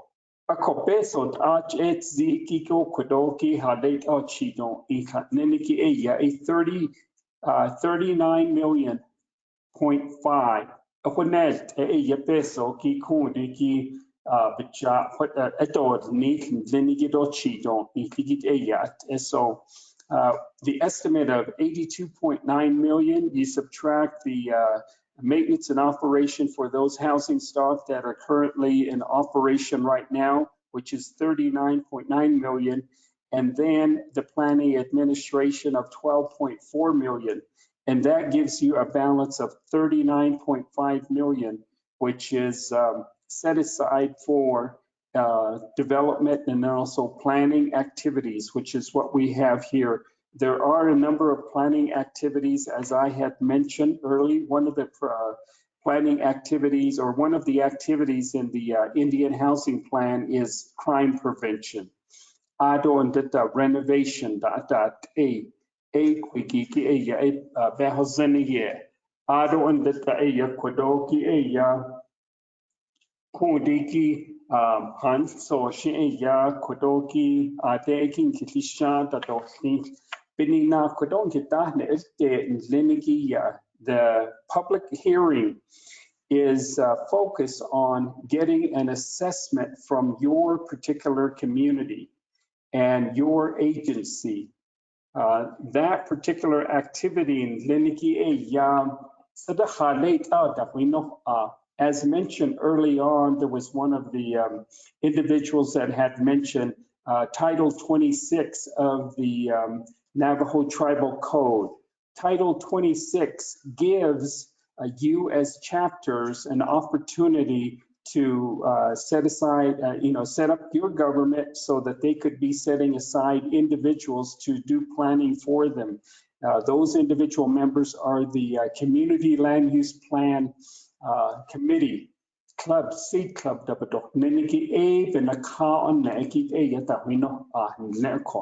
and then there's other forms of government, self-government, such as Tuba City and Steamboat was mentioned, ADTA certified chapters, Natan, Hosani, Dokodoye, Nishige, Ayasati, Aya, Ajiko, Ayat, Nebananas, Nelson, Ado and that Hanso, she Aya, Kudi, Ayabahan, Leniki Aya, Jo A Diki A Akoya, Teta Anketnahas, Andiki Aya Kudi, Tapino, Nidorlis. Jopani na Niki, you see it, Heki Aya, you are the experts.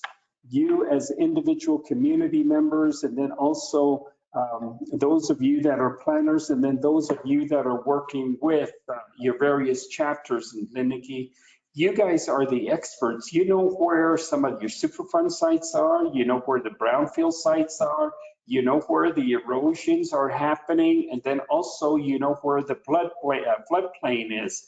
In regards to that, we will also understand that you are in the process of growing your committees, your communities through your various committees. You know what the school needs are, and then also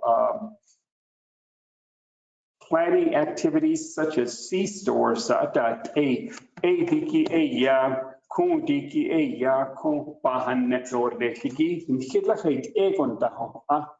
I know that there are some communities that have mentioned, and I'll share this with you. Coal Mine Mesa has set aside 450 acres.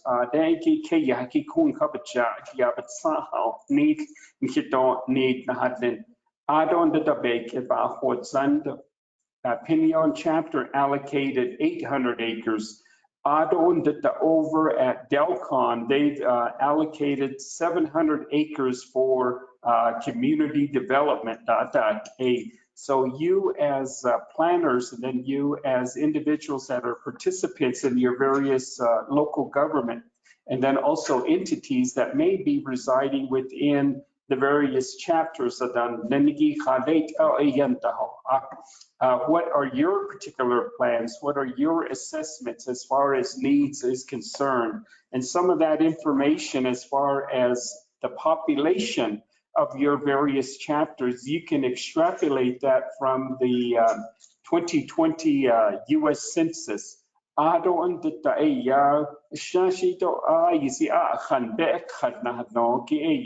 Let's take, for instance, Tonalea chapter. So that the Quila Anelt, Dohanelt, Elayet, Nail, Katohanelt, Elayahuan, Hodlodo. So that the Quila Beta, no, the census provides that information for the individual chapters and communities. That gives you the demographics as far as what your population is. What is the population of your senior citizens?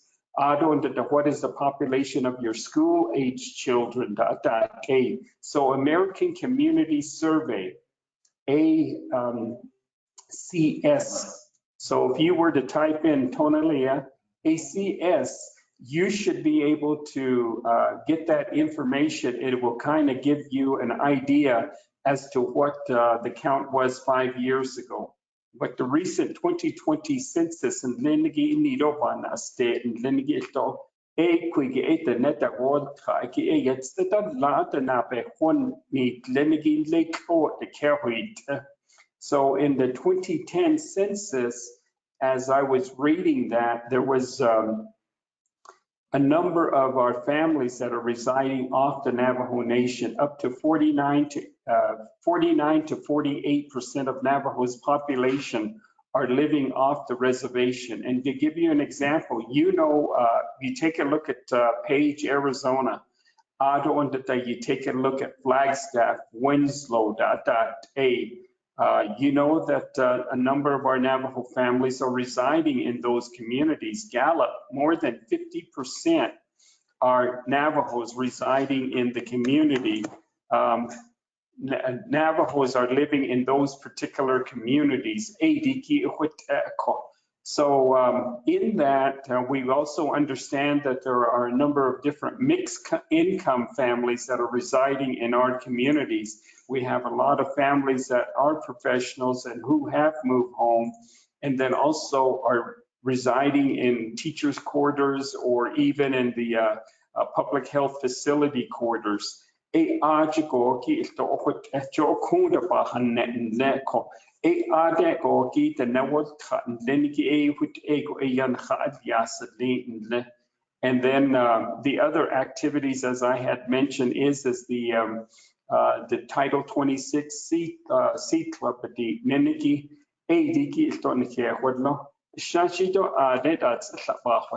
as far as what your community is taking a look at in growing your housing stock, or even economic development ventures that you may have out there.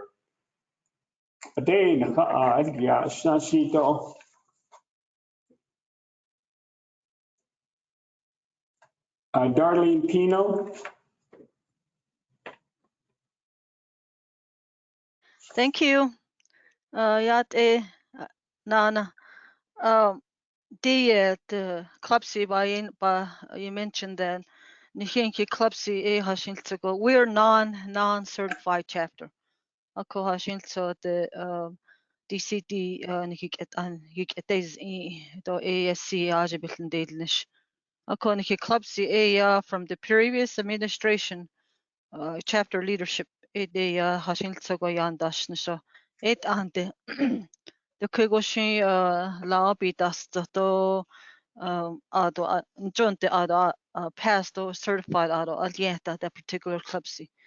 Ako there's the economic development begit dust to some housing in certain areas land hata hoto for housing hot eben ye hoto the bakan ki clubsy manual. However, my question did not it ishkiliki did that Clubsy, you mentioned the crime prevention. Kwaki halet ela the needs and okay couldn't get here in Navajo Mountain. The only entrance to get to the on the Utah side is from this Arizona side, Johndado Teen Highway 16. Ado Tina Koho. This crime prevention conle we have a an agreement, the law enforcement from the San Juan County Asnido Hadoshi Navajo Mountain Kwankilkas ani had Hashin Togo San Juan County Utah Ajin bisa Kayaki out in the Navajo County on the Arizona side, out in the Coconino County on the Arizona side. The cooked out in the Navajo Nation Hashin Ajil to the Kushi Kayal get at the counties with that's how it's set up here. I call the crime prevention Nikiki on the Arizona side ki hashin so kaya I bohonet zangi adila hogan the this dispatch center or command center the akot o the atol yila huinzen ako akwat at a halet ola at the bohonet the building need go for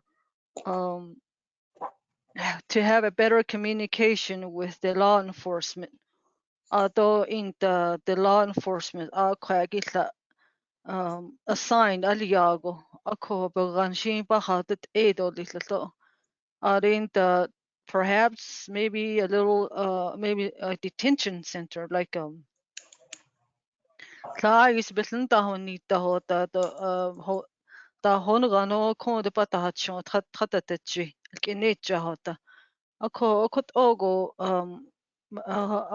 temporary yata nilo halit elata o winton since we're so remote way up here oh you canyons alto could also oh yeah but not this kid since you okay crime prevention given nation yeah. You are individuals that are residing out in your particular community up in Navajo Mountain. You have the state of Arizona, the state of Utah. Some of it is in San Juan County, out in Coconino County, and Navajo County. So it's really, really diverse as far as some of the oversights. And so in regards to the question that is there, do you have activities such as criminal activities, those particular criminal activities, is there a possibility in regards to what could be facilitated as far as crime prevention? Yeah. Navajo Housing Authority does have a current agreement, and that is with Navajo law enforcement. We do not have one that I know of in regards to counties, the Coconino County Sheriff's Office, Navajo Sheriff's Office, Apache County, or San Juan County Sheriff's Office. We do not have one as far as with those particular law enforcement entities. But it allows us in regards to the Indian Housing Plan to also they can also provide that particular oversight. Yeah, one of the things that they do have is an opportunity for you as communities. Yeah, I'll give you an example of our particular agreement with Navajo Law Enforcement Department. Yeah, we provide them housing, or a house could be set aside for law enforcement personnel. And that agreement will also spell out what is the law enforcement person going to do in exchange for, or in an agreement as far as how they would provide law enforcement services. Yeah. They would pay $1 and they would reside in that particular public rental dwelling unit. In that agreement, it also stipulates that they could do a drive-by surveillance. Some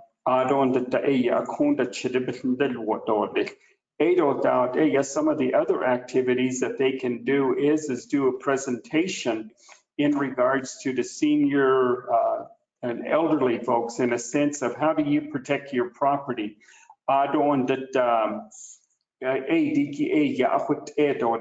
Or even bicycle rodeos. It gives them, the law enforcement, the opportunity how to educate some of our young people. Yeah, it's in that agreement that we would set aside with our particular communities would entertain as to how that partnership would go. And then also, just to give you an idea as far as utility companies too, we will have that presentation here coming up soon. But that particular presentation in Limigi, there's a number of different utility companies as far as local government, a county government,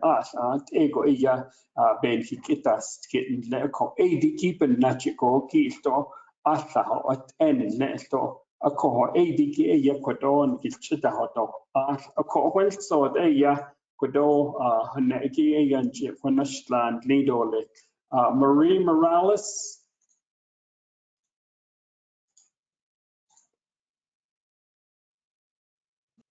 Yate, Mr. Tooley. Oh, yeah, there. Yate, Anna, Shea, Marie Morales in Shia Hashka had so Hanish Ledona Kaden Abashish Chin, Tedish Gishin, the Shichedo, Tenjikin, the Shanala. And I'm a homeowner from the Cameron chapter. I've been living in my NHA housing probably for over 30 years and raised my children there. So thank you, NHA, for allowing me to be able to have home ownership at a when I had young children. My question, Mr. Tooley, is when the homes were built, they had also erected a little playground, and now those playgrounds need to be replaced. Would there be funding available to replace that equipment that were initially installed near the property there in NHA homes? The Ado Kodona identikit Lenigi Di Kodoke ya Ochit Anagol Chitesh Asa Kut End the Banaidesh Kit Cheryl who's a Dande Nidia Adon the Ayan de Nad the Shiko Chiki Yapahas Uncle K Kuna the weapons. As far as replacing of playground equipment in regards to development that is constructed in Cameron, Arizona, Housing Authority does allocate funding for crime prevention activities. I know that some of the crime prevention activities that have taken place up to this point have been putting steel doors or metal doors on public rental units. There are some street lights, security lights that have been put in place in the public rental developments. And then also there are some fencing activities. The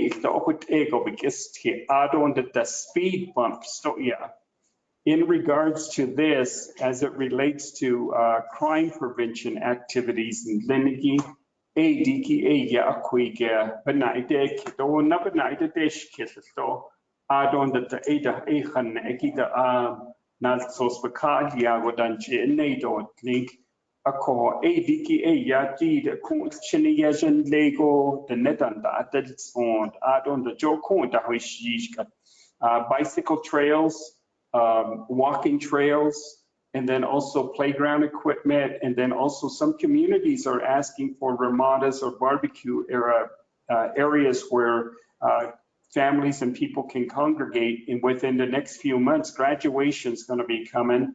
And then if there is an activity that is going to be planned for the graduate, more than likely that individual would like to host a barbecue for family members who have come to their graduation. That's what this particular development is talking about, is that the development is possible to do that in the community master plan.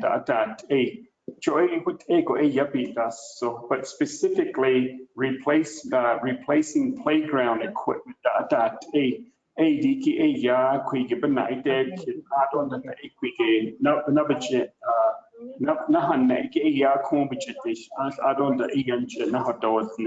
So we have some activities that have taken place in regards to the SWABAC activities. SWABAC was a planning firm that was hired, and we went out to 110 chapters, and those 110 chapters basically indicated the type of development that would be there. I'm getting some feedback on somebody's mic. Okay. And then also some of those communities have indicated that this is the type of development that we have, and this is the type of development we would like to have. And so some of the communities have indicated that they would like to have multi-housing development where on 1 acre, you can build one home, or you can build 6 homes on 1 acre having a multi-housing development. I will give you an example of one, which is in Northern Medical Center in Shiprock, New Mexico.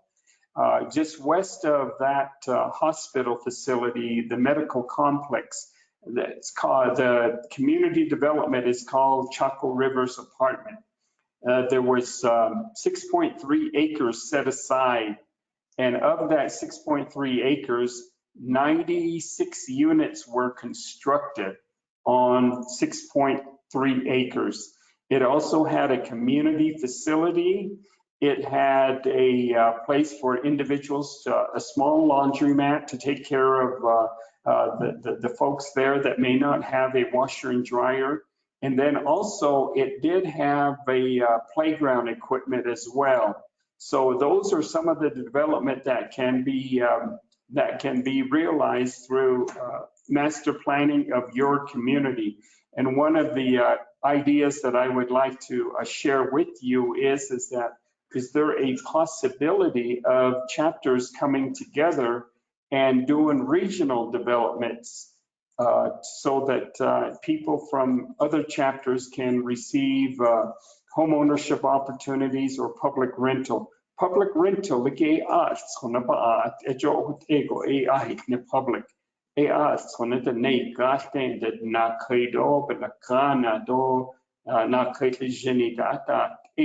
Adon the ozeta e to kwiki ya hadeshnet ahut ego e ya beba hot in neko e digi kwiki kispehozen nidordes. Miss Pino, you have your hands up.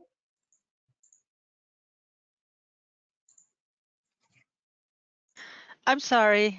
Forgive me. I thought I lowered my hand. Thank you. Hakwashila. Ako Kwadoki ya Kungichihona, unlike Shiprock, as far as 6.3 acres, 96 units had been constructed. They had a little barbecue pit that was a barbecue or grill area that was also set aside for them as well. So this is an opportunity for you as community members to take a look at some of the activities or some of the ideas that have been posed. Some of the other communities that have also put into their planning is community gardening, also rain harvesting.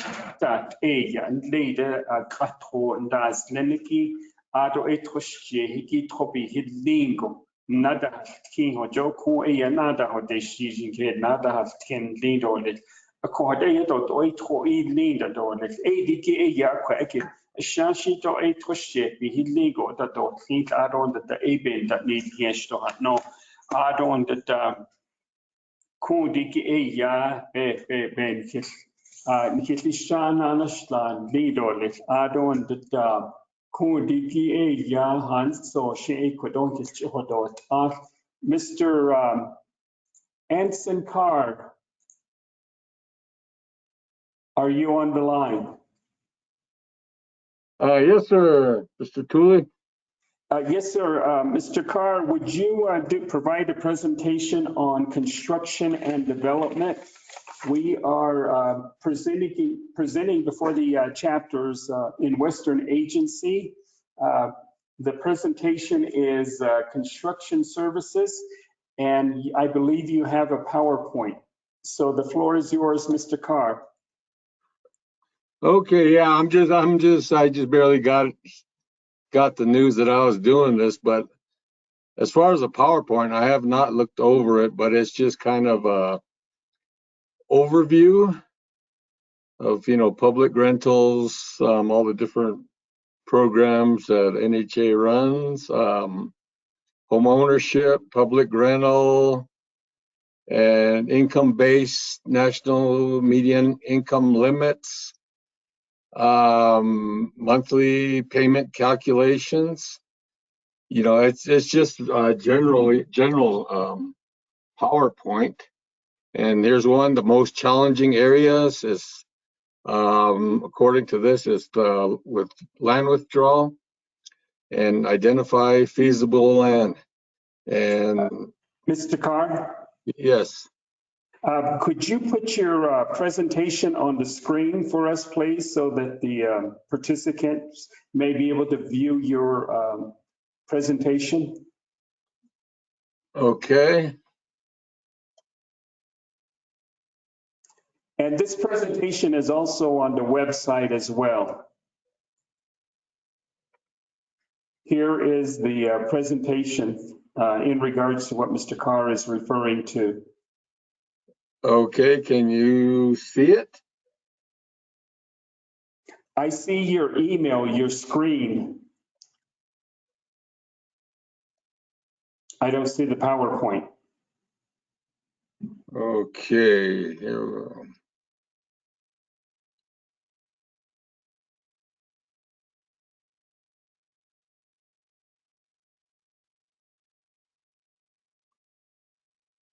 Mr. Carr, you had a PDF sent to you. Just open that PDF. Okay, the PDF with Indian Housing Plan public hearing. Is it open? Yeah, I do have it open on my screen, but as far as getting it on for everybody to look at, It might be on another screen. You might have a dual screen. Pull it over Okay. to your. There it is. We can see okay. it. So Okay. if you could start from the beginning, that would be perfect. Thank you. Okay, like I say, I just barely heard I was doing this, and I just got the PowerPoint, and I haven't even looked through it, so I'm just kind of winging it along, and we can start from the beginning. Okay, new development process, and if you guys can, everybody just read along. I guess that's the best I can do. Here's your overview. Created 1963. And all the different programs that we have. Public rentals, home ownership units, our total stock, and all the administrative facilities. Okay, and I guess if everybody can read along, we have the Indian Housing Assistance. We have development,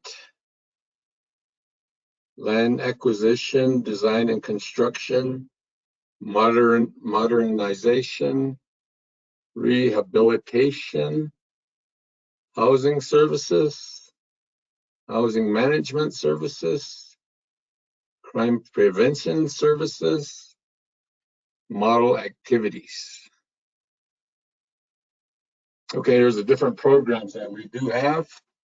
There's the mutual help, in-house, NHA financed, and then our public rental. And there's low income and Section 8 voucher program. Okay, here you look, next page is your income-based national median income limits. So I guess this gives you an idea of the different kind of income programs.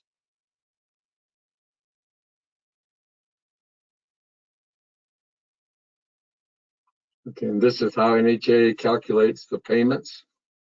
This is for a family of 5 with 1 earner with an income of $25,000. So this, I guess, is the formula they use to compute your monthly payment.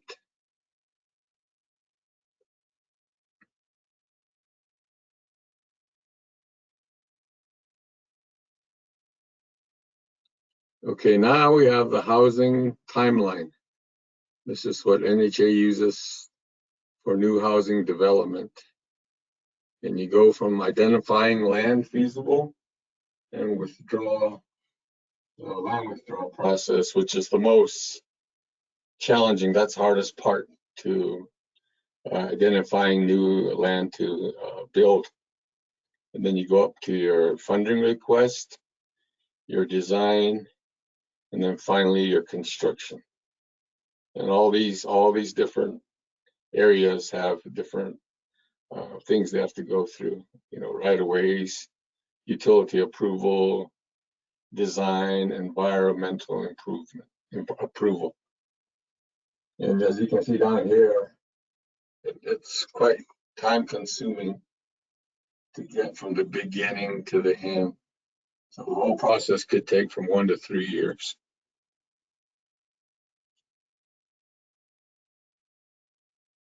And this is how funds are allocated to the chapters and the community housing. First, you submit a resolution to the Housing Authority requesting technical assistance to identify feasible site for housing development. And then the chapter passes the resolution for NHA to proceed with land withdrawal for housing development. Okay, Earl, is everybody hearing me? I don't know if I'm just talking to myself or not. I can hear you. You're being Okay, heard. yeah, like I say, I'll see, try to do the best I can with what I got. Okay, these are the responsibilities of the chapter. Okay, you submit a resolution requesting assistance to identify feasible area for development and at least 3 potential areas. Okay, the chapter will prioritize the proposed areas if more than one site is feasible. The chapter will process the land withdrawal documents of a feasible site. Then you'll submit to NHA the resolution of the land withdrawal, and the chapter will participate in the designing of the community. Okay, stakeholders for Navajo Nation. Chapter community stakeholders. These are the chapter officials, the CLUP committee, the grazing official, and then the farm board. And then you get to the tribal and federal stakeholders, which would be the Navajo Land Department, Navajo Tribal Utility Authority, Indian Health Service, Bureau of Indian Affairs, and the Navajo government programs. Okay, this is assistance provided by NHA. NHA will assist in determining feasibility of potential sites by performing pre-feasibility site visits and providing reports to the chapter. Also provide guidance to chapter who request assistance for prioritization sites and selecting one to proceed with into planning. Provide guidance for coordination with other stakeholders such as NNLD, NNDCD, NTUA, NNEPA, etc. Request utility capacity analysis from utility provider. Identify legal description of proposed site for chapter land withdrawal. Provide guidance on archaeology and environmental clearance requirements. Provide guidance and preparation of resolution to submit for land withdrawal. NHA will request for IHP funds for planning and design for feasible sites. NHA will procure design consultant. NHA will coordinate with consultant, chapter, and stakeholders for preparation of construction documents. NHA will request for IHP funds for construction. NHA will procure contractor. NHA will construct project, accept project, and start warranty period. Okay, so this is your assistance summary. Okay, NHA actively working with 18 chapters. Provide initial PowerPoint presentation to 18 chapters. Have sent letters and email to other chapters to initiate contact and schedule meeting. About 35 chapters are yet to be contacted. NHA is progressing to determine most feasible sites that are currently in the land withdrawal process by chapters. And then here you have a list of the that NHA is actively working with.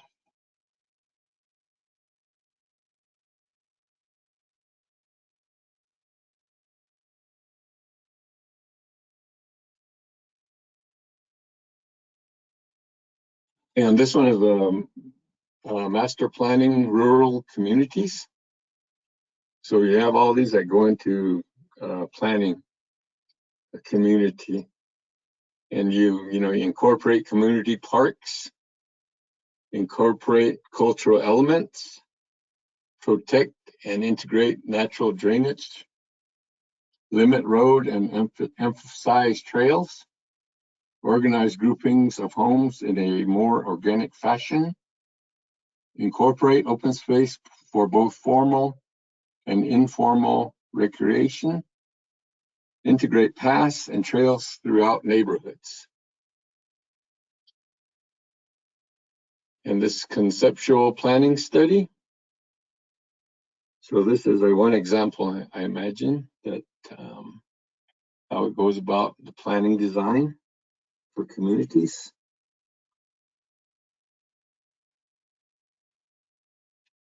And then the type of residential communities. There's the home ownership and then the public rental. Okay, single family, low density, 1 unit. Okay, single family, medium density, 2 to 3 units per acre. Single family, high density, 3 to 6 units per acre. Multiple family, duplexes, triplexes, townhomes, 6 and up units per acre. And apartments, multi-floor structures, that varies. Okay, this is the clan pods hybrid pattern. Okay, the features of this are modification to traditional use of land, utility services more efficient than scattered sites, moderate impact to existing grazing patterns, better opportunities for residential expansion, can incorporate support uses such as daycare, laundry, and meeting rooms. Okay, this is your subdivision, clustered pattern. Okay, the features are efficient use of land, efficient road and utility, limited expansion opportunities for residents, easy incorporate support uses such as daycare, laundry, meeting rooms, mailboxes, etc.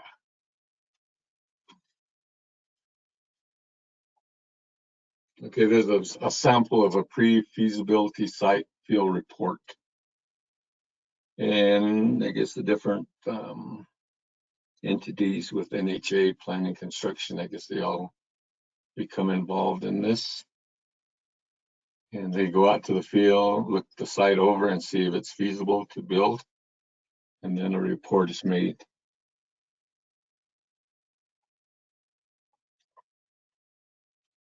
Okay, this is the site field report. It gives you number of acres, number of units approximately, and all the different site conditions, concerns, that have to be looked at in order to make a site feasible for construction.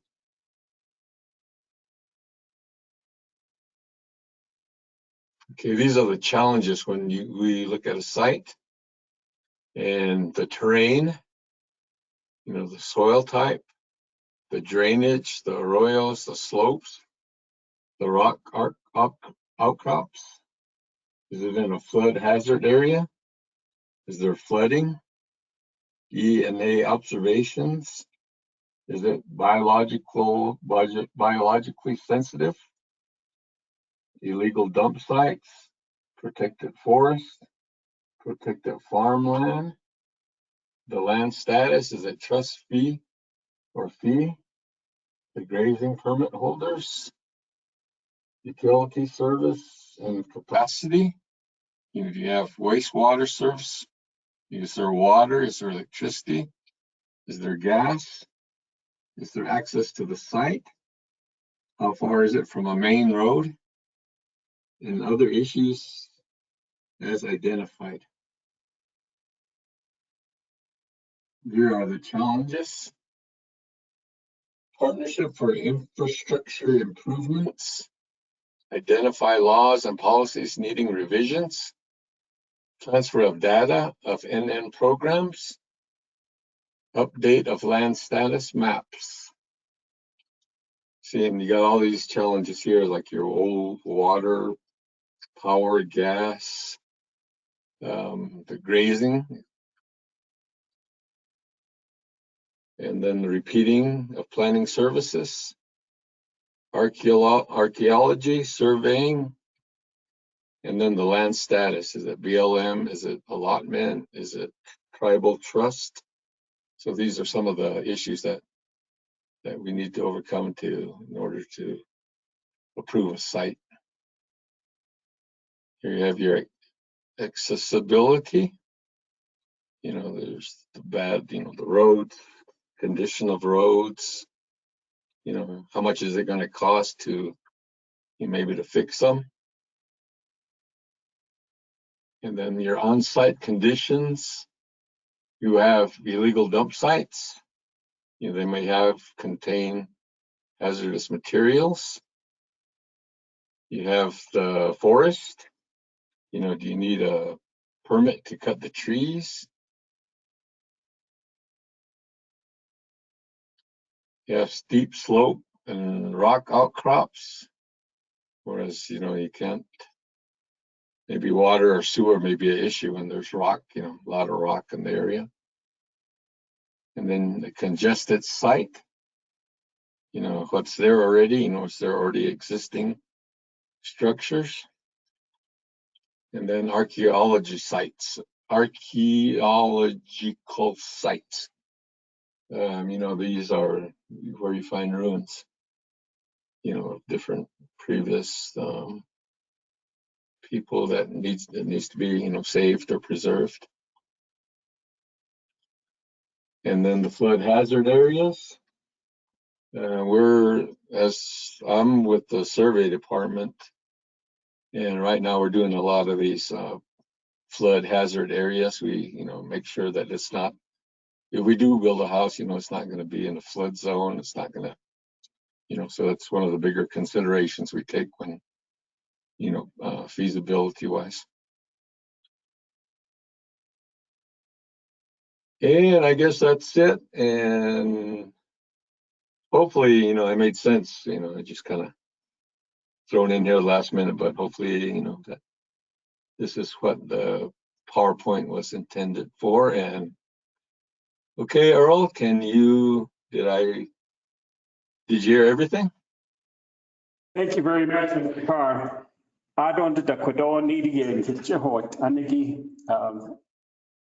The individual process for chapters is that when they initiate through Club C a resolution requesting for technical assistance on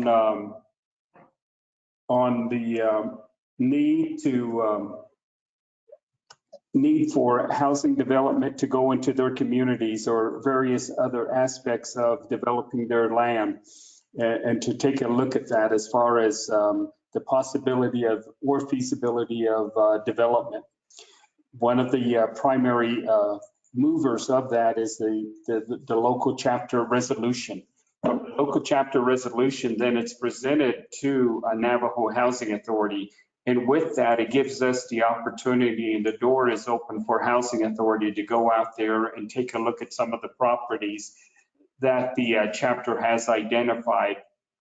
We request that, or Navajo Housing Authorities protocol is that the chapter allocate about 3 different sites so that those 3 different sites could be assessed and for what the community may desire. I'll give you an example. Over at Crown Point, over at Cornfields chapter, they designated 100 acres. Of the 100 acres, 23 acres was set aside for housing development that the community would like to see developed in their neighborhood. And so with that, we were able to go out there and take a look at the site. How close is it to the utility lines? Where is the water line? Is it in a floodplain area? And then also, is it in a forested area? Those are some of the areas that we go out and take a look at during the preliminary pre-feasibility study. Of the 3 areas that we go out and visit, then what will happen is that we will give a report back to the chapter and letting them know which is feasible, which is, I guess, construction worthy. And then we will give that back to the chapter and let them know what our findings are. If we find a dump site, if we find evidence of archaeological remains that pottery shards,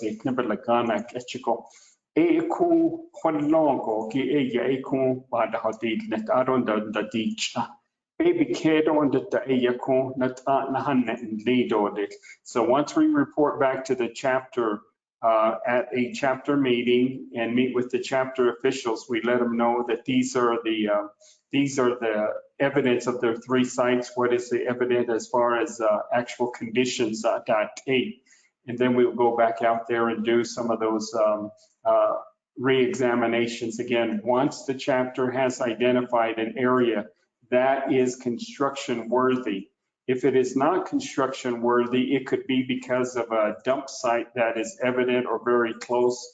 It could be because of a floodplain area, or it could be because it's too far away from utility lines and it would cost too much to develop utilities for the community development that is being desired. And even cultural areas too. And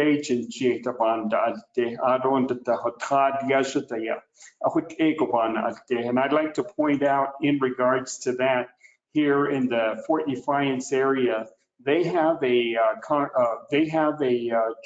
traditional site that is located within the community of Fort Defiance. So if anybody would like to have ceremonies such as then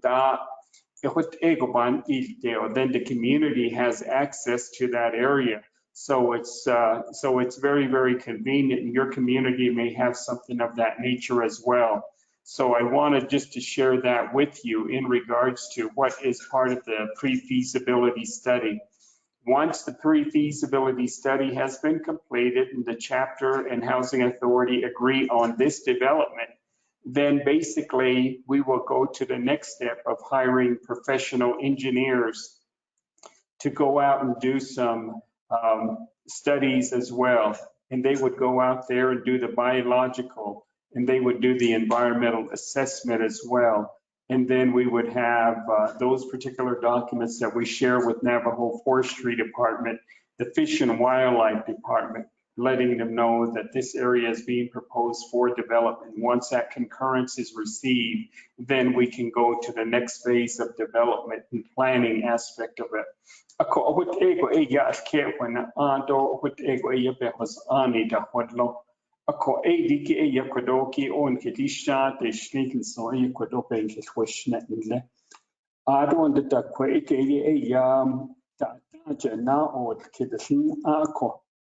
Pilia da kita hoid na o ya hahoji kadatse o bita tati lahona ranch adon da e da ita do bekero e ya kwa ke nada hoid na leadorless.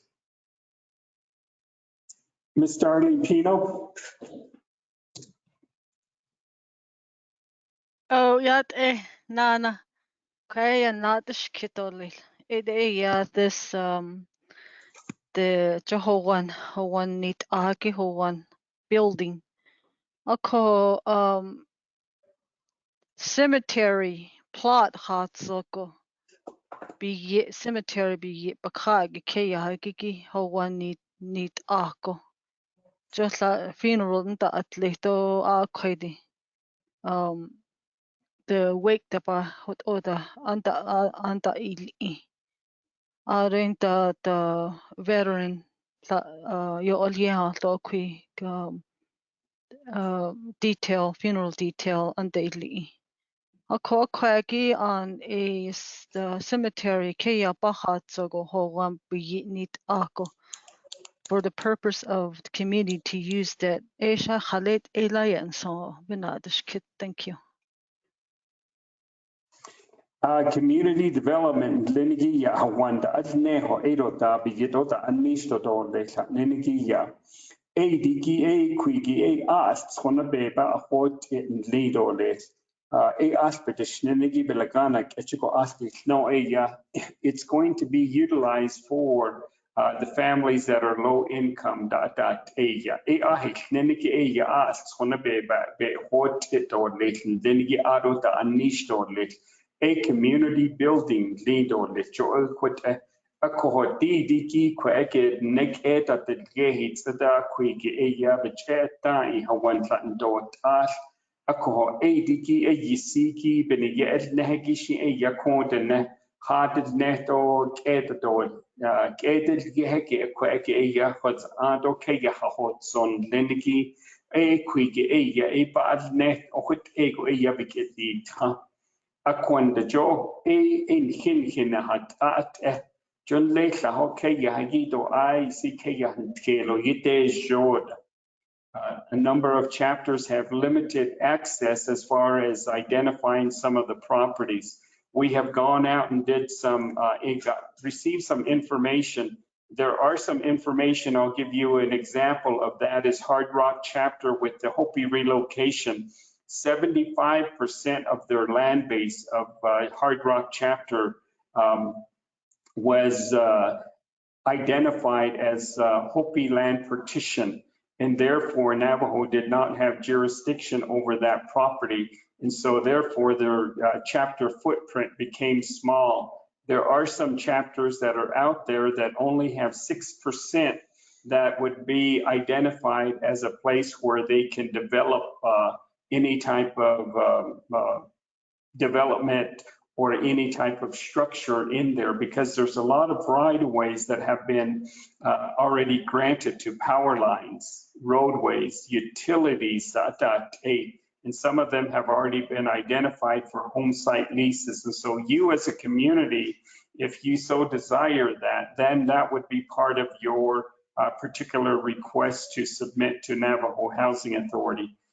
There are some other communities that have had development, as I had mentioned, like the Boys and Girls Club, senior citizen areas as far as families being taken care of. As far as identifying just one particular building for the aspect of doing funeral details, places for that particular type of family gathering.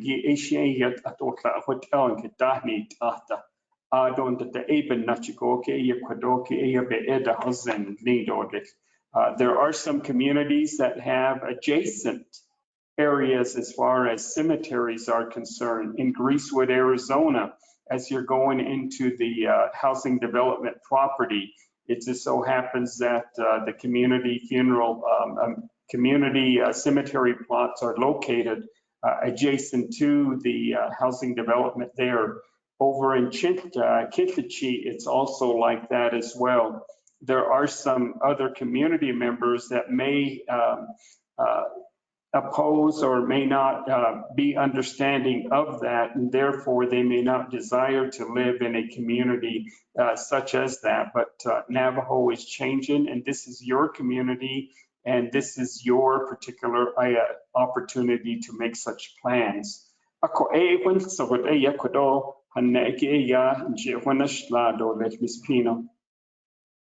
Ado da kodoni di e ba hasi le kweke e ya aslen ado shashi do ta til asto khwetan dat nil to ado stein khalia yen tan dat nil to ako ahad os kito e kodona na to le. Carol, I have a question. Carol. Dorothy Lee from Botaway Gap. Was my question answered by the last individual that did a presentation? He did not answer, but I will share that information with him in regards to housing development. And that housing development, as far as renovation activities for housing authorities that were built, housing authority homes that were built in Botaway Gap. Okay, Ako ay hanagin dyan, okay, thank you. I appreciate that. I don't that we also posted on the website, if you would like to get a hold of the two individuals, Mr. Franklin and also Mr. Wasetta, to pose your question. Their email is posted on the chat box. Okay, thank you. Appreciate that. Okay, we'll see you at 1 o'clock. I'm going to. Yeah, well, have a good lunch. Thank you.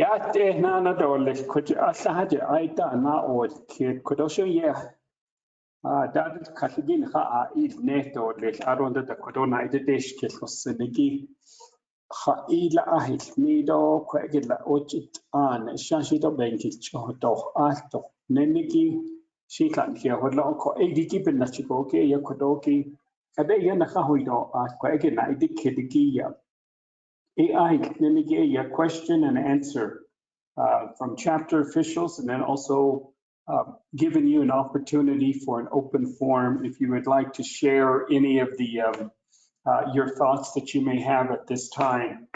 There were questions in regards to what are some of the activities that that is possible as far as the Nahasta activities in Leniki ape hozene ko eya nal so sige ipen dan te aron da eya kon di ki e bit ego da anisto le nene ki eya nal so spaka alia ako hon le la ho chini ya ba ako ya do le daycare ha nene ki ako eya sa be ka I je ya nene ki aron da eya di de osta an nene ki sto sa pa da osta ki sto Ado and the Tasani dos twi bata hoyana de do Ado and the Danki Adan Lini hate Equita a combich in the has the don dan Kito group homes are the Hegi Kumpes or Chide seed E.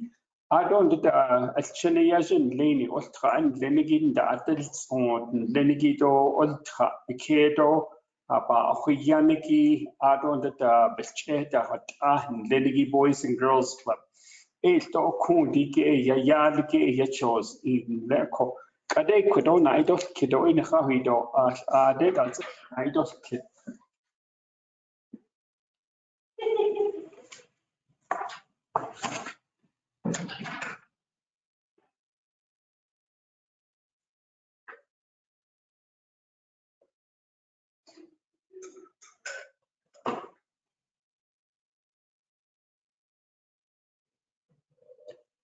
the kudo housing with the niniki ya ADKA ya jo public rental edo da rental housing single family units multi-family units Ado the room occupancy sto such as duplex and triplex edo kwige ya be ka ye do akut ego be hot asto le no sigo sto ya mohnetsa Ado the ya kundi ki hawan bikeni idego akwena hido le lenigi akwe Altrobiken Jinla and the King Donald so sige ya which in Hodo Nick add on to the group homes diki persons with special needs and Lenigi add on to the elderly disabled congregate housing transitional housing that a halfway houses domestic shelters add on to the homeless emergency shelters yo kude ya pada wint in neto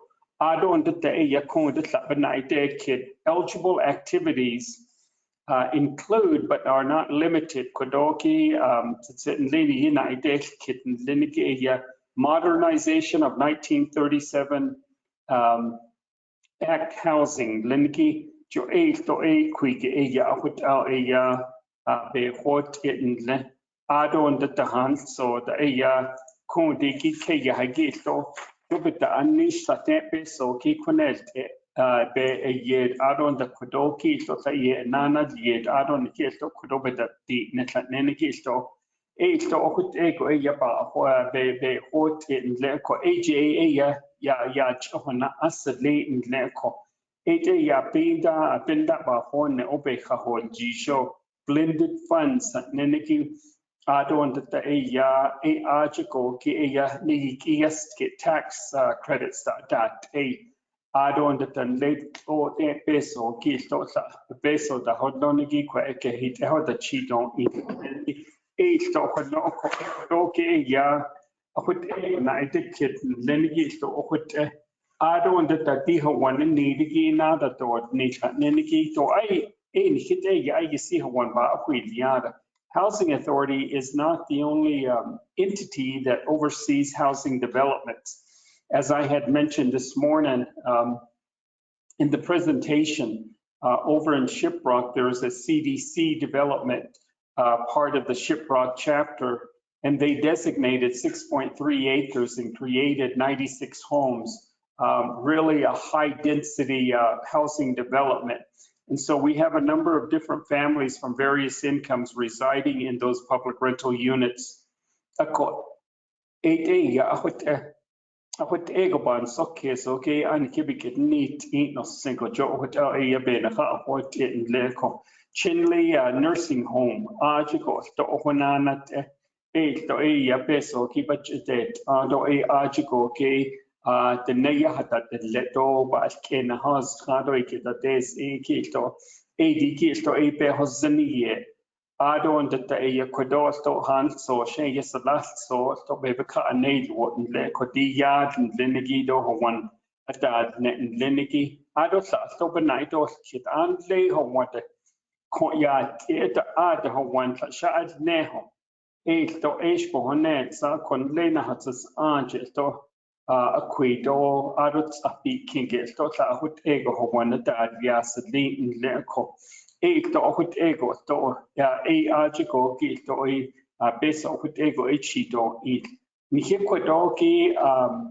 chohot na so hatat nehi di ki ku de ben ye peso la baka di ni to hit ego to ya adats in the couple honet sa do le ni go ki to ya an hit ya wan gi nas ni la hot ya de God bitche hudya aron the behos ani ben nacho na sosia nahin deho e di kipen nacho ko ke yesa hawan hata de yado ape e ya ikitates itan ne ko hut ego to apo honet san lido aron the das chini yajeto o mato beje na de so e andli ha ke de ba hoya do le chohin se go to hut ego to sa hawan de ya ko sa you go ya ana na do the developments in regards to some of the special needs that your community may have, such as daycare centers. We have assisted entities with those various types of development as well. And so if you would like to have an idea as far as having homes built on the family's home site lease, that is possible. In fact, the very first set of developments that was ever created on a home site lease was out in Red Lake, Tonalea, just north of Elephant Feet. There were 5 units that were constructed there back in 1989, so it is possible. And we are currently working on some developments that are going to be assisting families with homes on their own home site lease or the traditional home use areas. I would like to add that whether it is an acre of land or 100 acres of land, the same amount of paperwork and the same amount of clearance is needed. So if you have a desire for your community to develop, then that would be your prerogative. As I had mentioned again, also to reference, like out in Greasewood, they have identified 100 acres for development. And then there are some chapters that have identified greater amount of homes for or land for development. It doesn't mean that you're going to build it all in one particular construction phase or development phase or planning phase, but you can also do it in increments of 10-foot or 10-acre lots. I would like to share with you in regards to what chapter, there's one chapter out in Eastern Agency, Baja Lemp Red Springs. They've identified 160 acres. And so if the community members come in and request for a home site lease, they have 4 home site leases that are already cleared. And so when the local chapter member comes in, then what they will do is that if the request is presented, then they will present it to the chapter officials at a chapter meeting. And once it is approved, then they'll take the family out to those 4 vacant lots that have not been developed, and they'll ask them to select a home site lease of their choice. And then after those 4 are filled, Then they will identify another set of property for home site leases. And you may choose or elect to do that. Also, there are opportunities in some of the townships where housing developments are created. There's 2 townships on the Navajo Nation. One was created, I believe it's the very first one, which is Navajo Township, where the NFPI used to be, the former Navajo Forest Product Industries was located. They created a township, and the other one is in Kayenta Township as well. There are other government entities that are out there who were formerly chapters out in Tuba City, also in Nahasta, as well as steamboats. And then Chinle also has their own governance as well. There are various aspects as far as land that is available here on Navajo. So you will be the entity, and you will be the individuals that would know a bit more about your particular needs, and then also your desires as far as growing your housing development.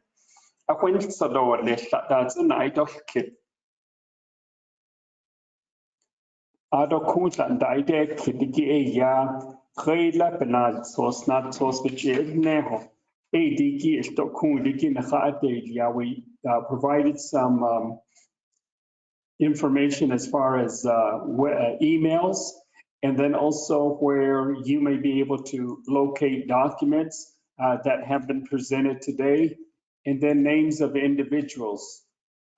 Those are some of the areas that you can begin to explore on your own, and then you can share that information with your respective chapters.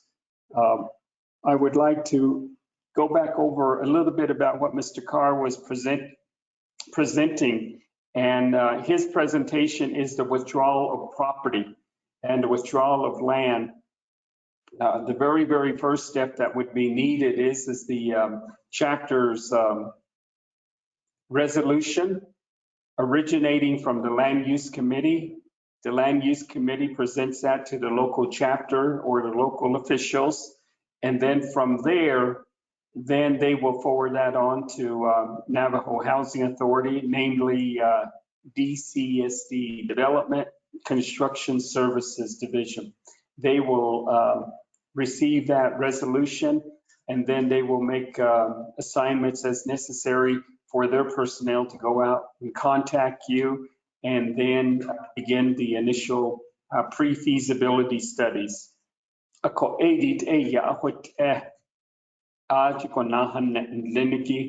Adon the dust or benda, night kid, ADK, the question is done, Adon the hands or the Aya code. Not as I thought then that the A quick is one. Adon the Aya, Saho, Aya code, the adults on Neniki store. A quick is or Chinaja quick bash Jehodia. Ash Pohonet Zado Lekane. Adon the Aya quick Aya night kidiki to a crime prevention. A kosha Hekodash, Kodiki Aya Ash Pohonet Zach another Neho, Neniki store. A quick Aya and Kisnada Hato, Naton get Chihoto. Ask not sauce for card Yago, ain't Johnny yet or Leto. It's Kate and Nate.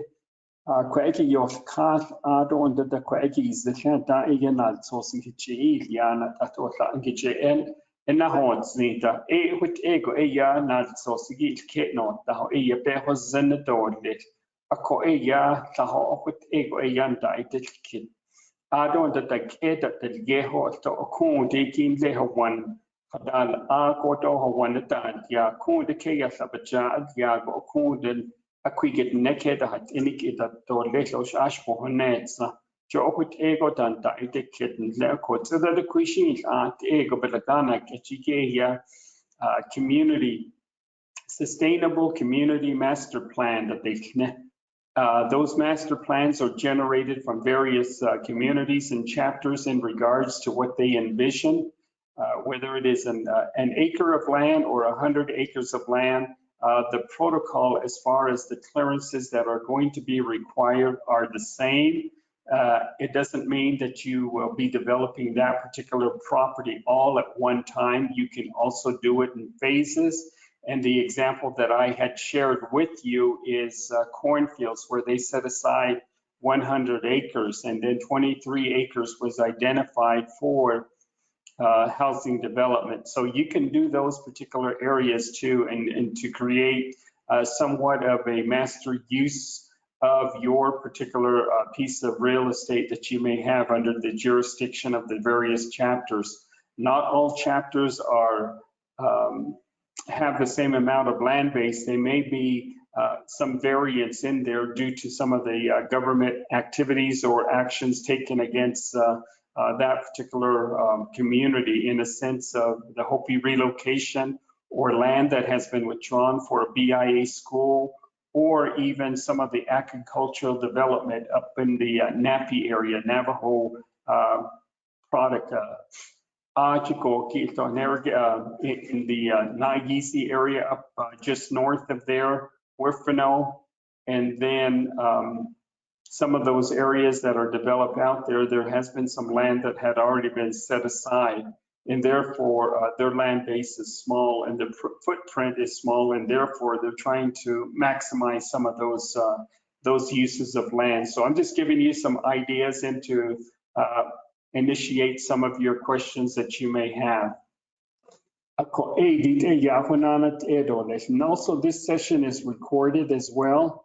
And there may be an opportunity for you to go back and revisit this particular presentation and to recap or even utilize this information to share with some of your community members. There are outside activities outside of this housing development that Housing Authority is involved in. For those of you who have families that are residing off Navajo who may have been impacted by the pandemic of COVID-19, the currently Navajo Housing Authority is accepting applications for Emergency Rental Assistance Program. The Emergency Rental Assistance Program is what it is in regards to you have to be renting. The name of the client that is going to be requesting assistance will have to have a CIB, and then also will have to have a lease in their name. And the Emergency Rental Assistance Program covers the 50 states of the United States. We have assisted families up in Washington, D.C., down to Florida, all the way across to Hawaii, back up into the Northwest, into the Seattle area, and then all the way up into Alaska. So if you have some individual families that are out there and hardship has come upon them and they're receiving eviction notices or disconnection notices, or in need of distant learning, Wi-Fi connection, internet connection, those are some of the areas that is covered by the emergency rental program. If you would like to have more information on that, you can dial 928-871-2600 and ask for personnel in the ERAP, Emergency Rental Assistance Program. Another program that we do have out for community use is the VASH. In that area, those are in that particular voucher system, that is utilized by our veterans, those that have a DD-214 and that are honorably discharged from the military services. Some of our relatives and family members are out having some chemical dependencies. And so those are areas that you can assist. And so it's called VASH. And so if you have some family members that are out in the local communities that need that assistance, then you can ask for that. And the lady that's taking care of that, her name is Kim Bahi. And you can dial 928-871-2600. 2600 is the phone number that everybody can connect to. If you would like to connect to Aniva J. Yazi, you can dial 2600 and they will transfer your call to her. So Mr. Nelson, Mr. Cody, please.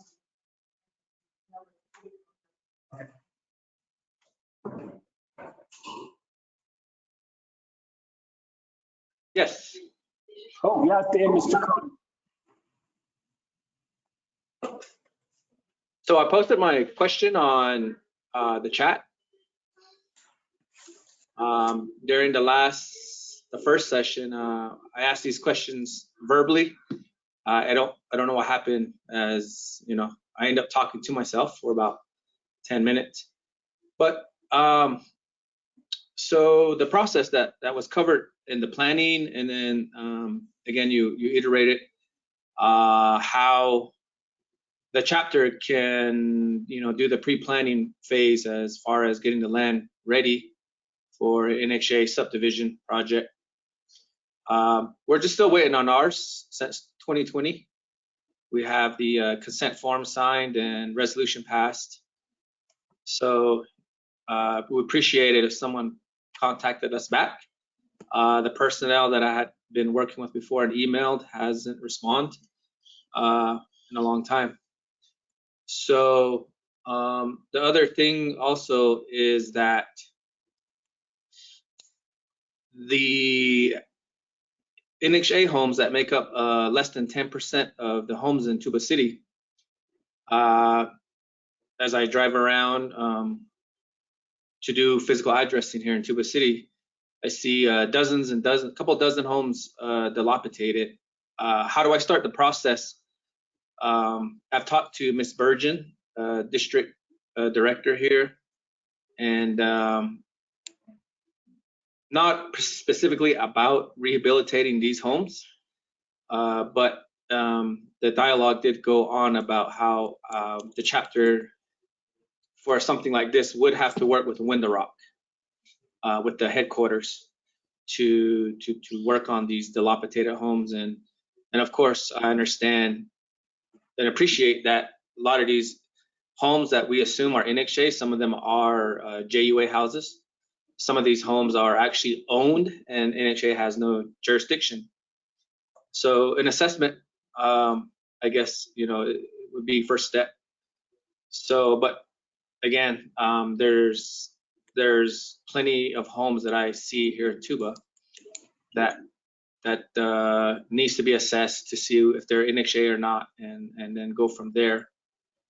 So that's something to like to see a workflow process, I guess, for me, myself, the contacts, and then how to go about that. And I'm sure that construction services would be involved. The third question is, how NHA it seems like in your presentation you presented that you could provide some community development facilities, public facilities. And here at the chapter level, we are all for community development, public facilities, but we just have the issue of how are we going to operate and maintenance them when we're on a very tight budget. We're already all overstretched over here. An example would be we have a flea market. We want to apply for a grant to make it permanent, but when we develop the business plan, we need about 8 to 10 people to operate it. And that would come out of the chapter's budget, even though the feasibility study of it, 80% would be able to sustain itself. But then again, that's 20%, that remaining 20% the chapter would have to find fundings for. So with that said, is it possible we have numerous Navajo Nation departments that come to the Tuba City chapter to request for land and also request for office space here in Tuba. And so the idea would be is there a possibility, and there's two scenarios here. One, if we could do a Western Agency administrative building to put all these Navajo departments in one building. We're completing an assessment of those departments, and then we want to give that to the president's office and the council to make them aware of the issue and the assessment. Can NHA be a part of that? Since that would be, that wouldn't be really a public facility, it's more of a government. But I don't know if NHA could be a part of that. The other one would be, and I'm kind of more hopeful on this, Special Diabetes Program wants to put in a wellness center for the community. So if the chapter, NHA, and the wellness center could work together to build that, the chapter doesn't have to worry about operation and maintenance, and Special Diabetes can run that and operate it and maintain it themselves. So so that's, just right off the top of my head, we have many issues here in Tuba. So yeah. Mr. Ernest Franklin is on the line here with us. And so there are some questions that were posed this morning and then recently, again, by Mr. Cody, requesting information and feedback on the previous dialogue that they had with DCSB in regards to some of the plans. I did note that on the presentation that was presented on behalf of Mr. Wasetta and Mr. Franklin, Anslin Carr did show that they were working with 18 chapters and Tuba City was listed. However, Mr. Franklin is on the line and then he can answer some of those questions. Your other question is the development of a office complex to address and then also to carry out some of the community planning activities, kind of like an office or government complex. Is that possible? Another project that you had mentioned is the wellness and diabetes project. And so I will share that information with Mr. Franklin, and if Mr. Franklin could answer those particular questions that has been posed, we would very much appreciate that. So, Mr. Tulip, this is Ernest Franklin with the Development and Construction Services Division. Mr. Cody, Ernest Franklin, Anle, Bahastate, Twin Lakes, New Mexico. Oko, here Ani in Shalona, Kaine, Basis Chindo, Okay, Nalado, Tudichini, Day. Now she doubt they said. He, I didn't kidding. How do we get assistance from NHA for planning? I think you already have a resolution. Resolution Actually, I thought so. I'll check up on that and make sure that we have somebody in constant communication on you. Our master plans, like that, we work with the chapter houses. In the chapter houses,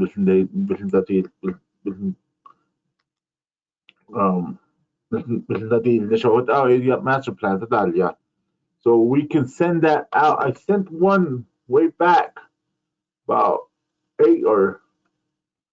maybe 6 or 8 months ago. I'm trying to look for who I sent that to, but it's just a conceptual plan on master planning in the Tuba City area. I'm looking at it right now, and we can resend that plan, and that's where we will start with, as far as how we can do further assist in helping you plan for additional facilities out there. Dilapidated homes, we can give you a status of which homes are our homes.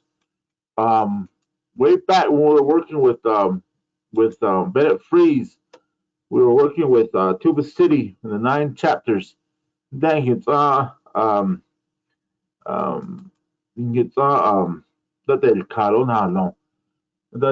were told to not because of the certain things that were happening. We were told to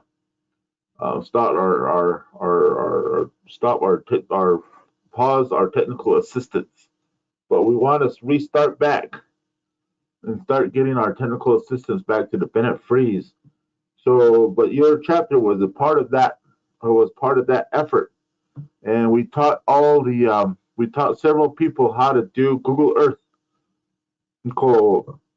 And we gave a lot of information, and I don't know if you still have that information. They put together their own information, and we used that to kind of re-solidify the demographics out there.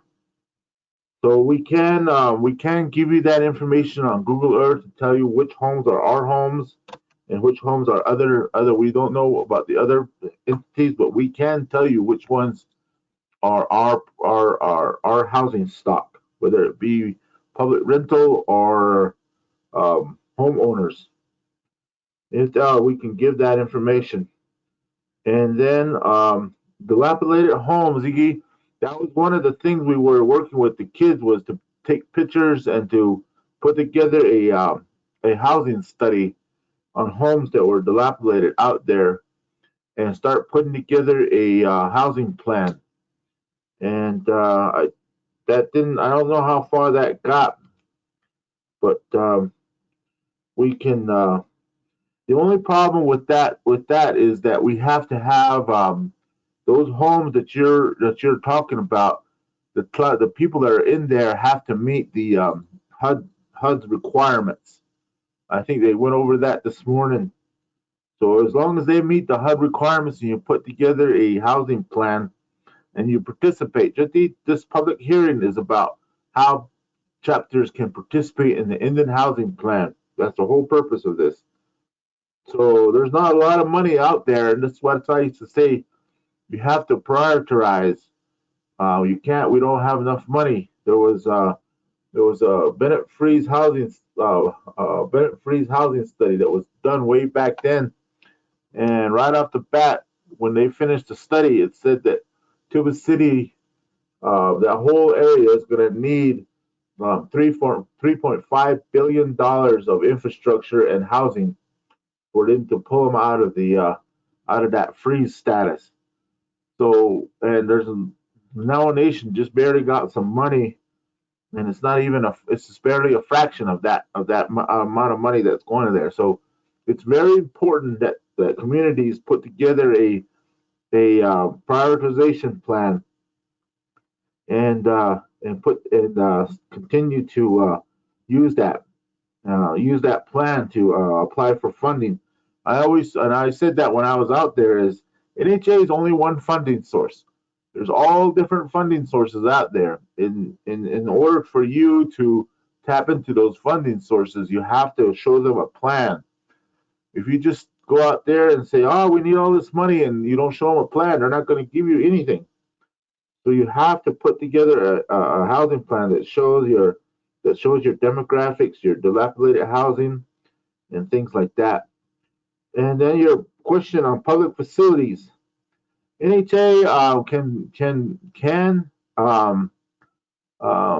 finance public facilities only, and the only thing we can do is build the units. HUD does not provide any operation and maintenance. Now we are in talks with the Navajo Nation about that very subject. We met with Budget and Finance Committee, and our CEO mentioned to the Budget and Finance Committee that if we can work together, and because you're the Budget and Finance Committee, the operation costs of these facilities that the NHA builds can to come up with a plan of how it can be self-sustaining out there. NHA built a lot of public facilities across the Navajo Nation, but right now they're either empty or they are in the process of closing out because of no operation and maintenance costs. So that's one of the things that has to be done in a partnership, not with only NHA, but with other agencies and other partnerships out there that can provide the operation and maintenance costs to keep those buildings up and running. And then HUD does not fund government buildings, so they don't do hospitals, clinics, police stations, fire stations, administrative buildings, things like that. They say that that's double dipping. You get funding from other agencies to do that kind of thing. So NHA pretty much has to be housing related, and group homes and other things are like the wellness center that you're bringing up. That can also be used. That can be they can put a proposal together. But again, you're going to have to make sure that once NHA, if NHA does build that wellness center, then special diabetes program is going to have to come up with the operation and maintenance to keep that building up and running. Because a lot of our, like I said, we built group homes and other shelters out there, but again, because people didn't have the operation and maintenance money, they abandon the building. The building gets vandalized or it gets burned down, and then HUD comes back and says that NHA, you're the ones that were responsible for building that home. Therefore, you're also going to have to pay back. So those are the kind of things that we go into. So that's pretty much addressing the 6 questions that you had. If you want to email me, I can resend a lot of the plans that were done, and we'll have assigned. We have a individual by the name of Levon Yazi that's our lead guy there, and we also have Mr. Nolan Nelson, who's his supervisor, that also assists the chapters in coming up with conceptual plans and doing all the pre-feasibility studies. I don't know if they talked about that this morning, but one of the biggest problems NHA has is utility capacity. There's only a certain amount of water that's being pumped out of the ground, that's being filled in the tanks, then treated and then redistributed to the community.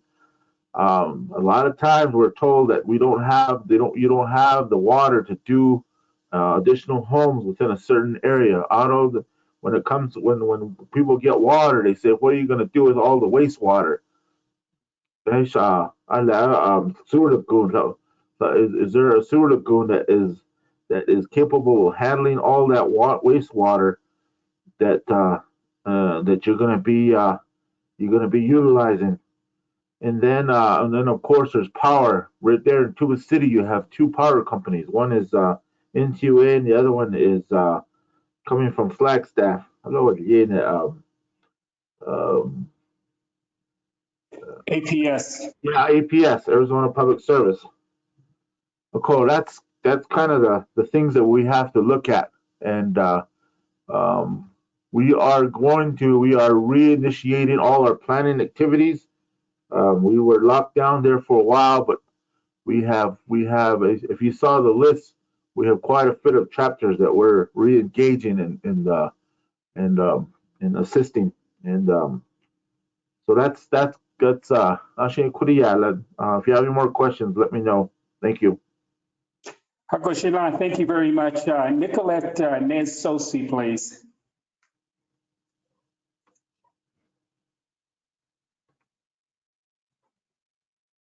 Nicolette, I see that you have a question mark on your on the screen.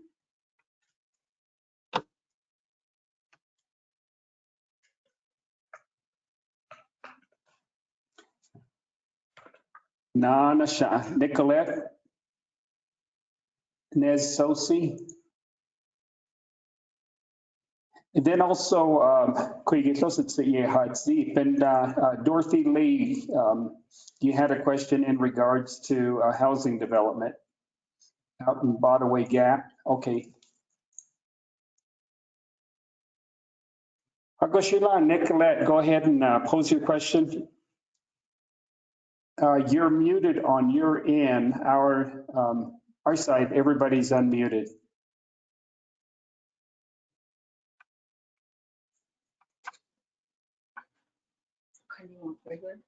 Mr. Tony, do you still want me to ask the question? Yes, Dorothy, you asked a question this morning. Mr. Franklin from DCSD is on the line. Okay. Good afternoon. My question this morning was regarding home ownership, 70 units at Bitter Springs and Western Agency. Is there a possibility of renovating these homes? They were built in 1986, so it's been that long.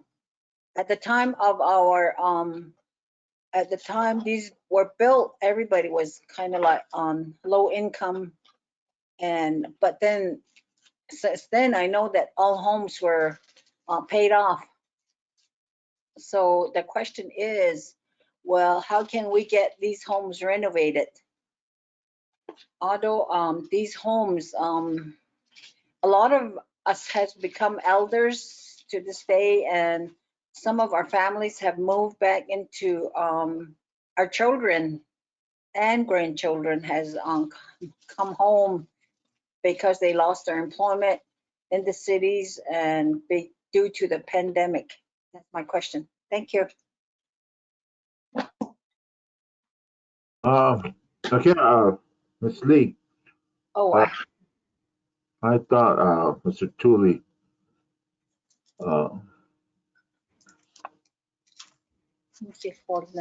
introduce or now. My name is Ernest Franklin. Of course, Bitter Springs renovation HO units. One of the things that that we're trying to do is try to get to the homeowner units, but our monies are basically for renovation of public rentals. So once we are just policies on how to spend. You said it was built back with 1937 units. That's with 1937 units. Oh, 1937. Yeah, 1937 units. So we still we're in the process of getting to the homeowner units. One of the things that a lot of the homeowners don't like is if we put Nahasta, those units are in your name, they're your property. But if you put back Nahasta money back into those homeowner units, then you have to sign over another collateral assignment, or what they call a LURA, and that puts that you cannot transfer that house to anybody except to that person that's living inside that house right now. So that's one of the big things that a lot of people don't want. That when we tell them it's a HUD policy that when you put Nahasta funds in there, John Nahasta is giving up the money. So Nahasta wants to make sure that when you put money, when you use their money, that they get what they call the useful life out of that unit. So you have to sign another, it's like signing another lease, Alan. But at this point in time, you don't have to pay back on that lease. It's just you cannot transfer that to anybody else or sell it. And that was the reason why they put that policy in place, because we did do they used to do renovation on homeowner units. And then after we got done, about 2 or 3 months later, they sold it for like $90,000, and then they left. So that person that bought that house, I mean, they eventually just walked away with Nahasta money in their pocket. So that was one of the reasons why they started to enforce that policy on renovation of homeowner units. I'll check into to see if those houses have been conveyed. to see if there's not, I mean, if anything, NHA can convey those houses. And a lot of clients are out there with their homeowner units that can. There's a bank over in Oklahoma that they use our collateral, our conveyance documents to borrow money to redo their homes. So there's another way of doing it that way too. But if you're going to go with NHA's, we've got a lot of public rentals and home. I think we went over the numbers earlier. A lot of our time ever since I got to NHA, we've been bringing a lot of our public rentals back up to current standards because those houses were built in the 60s, 70s, and 80s, and they had asbestos, they had lead-based paint, all these things that we had to abate. A lot of our money went that way since I've been here. We renovated over about, I think, 70% of our housing stock right now. So that's kind of where we're at right now. So you can do a chapter resolution and submit it to it, and and then we can give it to grants management to see what they have to say on how we're going, if we can put that on the Indian housing plan. But like I said, there's very limited amount of money that we get a year for other things that are on our Indian housing plan listing. Although for the people that are coming back, we'll have to, as far as the public rental listing, we had our maintenance department has Bitter Springs on their Indian housing plan to do some exterior renovation on some public rentals out there. Do we have any public rentals at Bitter Springs? Wait, let me see. I'm checking it out. I don't think so. I think I seen Bitter Springs on the Indian housing plan for something. I'm looking for it right now. Okay. I remember seeing that on the Indian housing plan because they were asking me, "Where's Bitter Springs at?" And I said, "It's way over there, right before you go up the hill to the cheap to Page. It's right down at the bottom of the hill."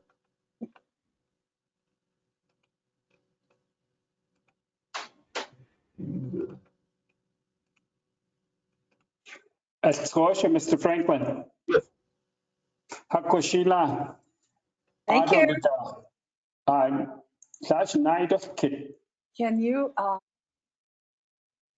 Oh, it's only homeowners. I don't know why it was on. I just see homeowners out there.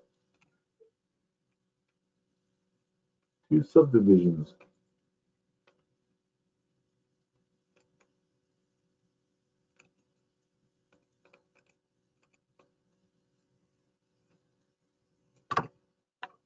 I'll have to look into this a little bit more. That's the whole number. Yeah, that's the correct one. Did you put it in? No. Hakushila, Jokotego, Egan, Kichi Ehos, and then so everything is driven by a chapter resolution. And then also, if you would like to have additional information in regards to the activity that your previous administration or the previous chapter government was involved in, oftentimes information is not handed over or transferred to the next individual that may be coming in. I know that we had a change of chapter officials, and those particular officials may have had that information with them.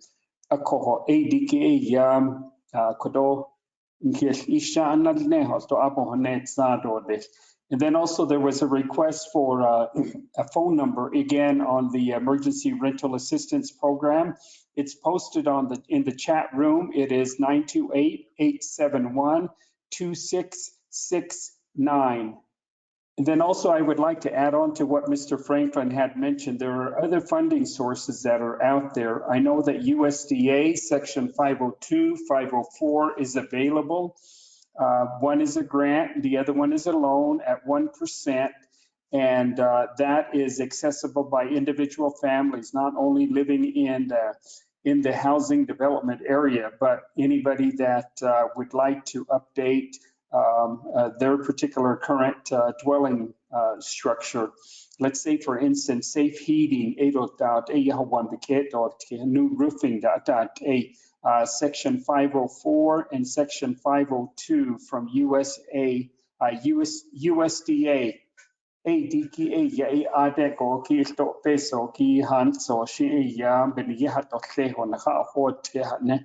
believe that over in Coconino County, it will be located in Flagstaff, USDA office.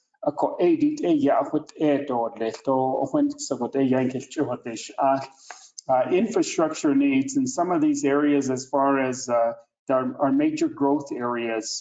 I know that there are some questions in regards to namely Tuba City, because there's other tribes, yet the Hopi tribe utilizes that same lagoon that the community of Tuba City uses. And then the sister tribes are right there, right next to one another. You have Southern Paiute, Adon that Moan Kopi, the Okwiganan, Adon Hill, the Okwiga, Ashagi Kedahonate, and Lako. ADGA Yahan, so she did the 20 Tanas, Nigo Tanas, Cargo, A Quick to H. Edador, Nita Ko, one Benane dot, Aka, Nigo, to I see Anan, Clarko, a quick Yabaika or Zis Latin. I don't that. Some of these other developments where we have partnership, let's say, for instance, there's one here about Kerrigan Estates, Navajo Housing Authority and Nahasta funding was allocated for that particular purpose of doing some developments in that area. And so, again, these particular funds are for low-income families. The U.S. medium income guideline limits. So your particular participants, your household, your recipients are going to have to meet that income guideline limit.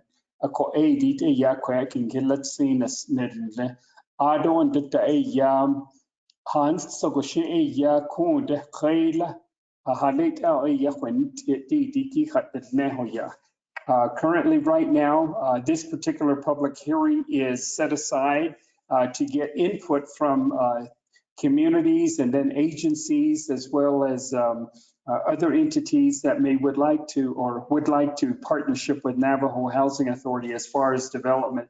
There are people that are associated with the school districts, counties, Ahut ego ya da isa ko ko das ego da hikati jatanzen ako adige yisige ya yisi ako akiki ya ako akiki banaite kitten leko. So the purpose of this particular session, again, is to get input from you. You are the experts of your particular community. You work directly with your constituents who are requesting various developments, and then also you are sitting at the table as well with other developers as far as economic development is concerned. So the funding for Nahasta basically it's the sticks and stones they need. One be neto can be neto hans so ya neheki. So basically, it's just the construction of the facility as far as maintenance and operation. As far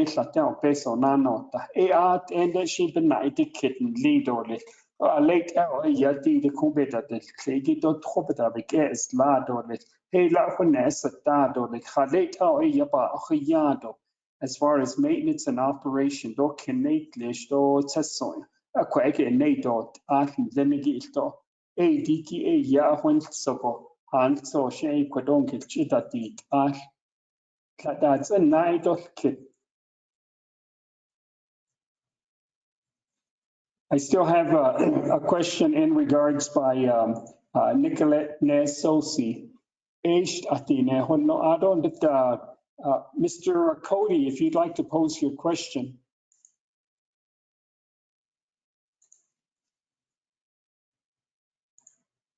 Thank you again. My question is if the chapter proposes to NHA to develop Navajo government housing for government employees,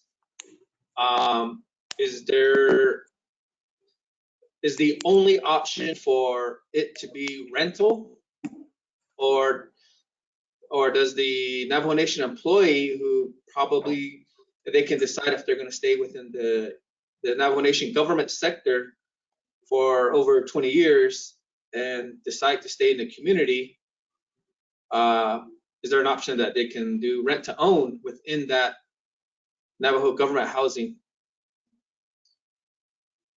I only say this because my parents were BIA employees for over 30 years in Loop, and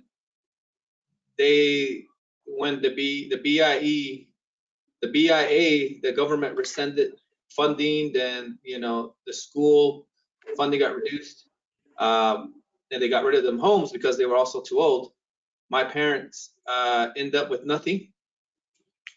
So for a Navajo, I wouldn't like that to happen to Navajo Nation employees, as I do understand Window Rock does have Navajo Nation employee housing, and so that's what I came up with as far as a question for Tuba City, if that was to be proposed, because like myself, I travel from Loop, and if there's an option, that would be nice to have a home.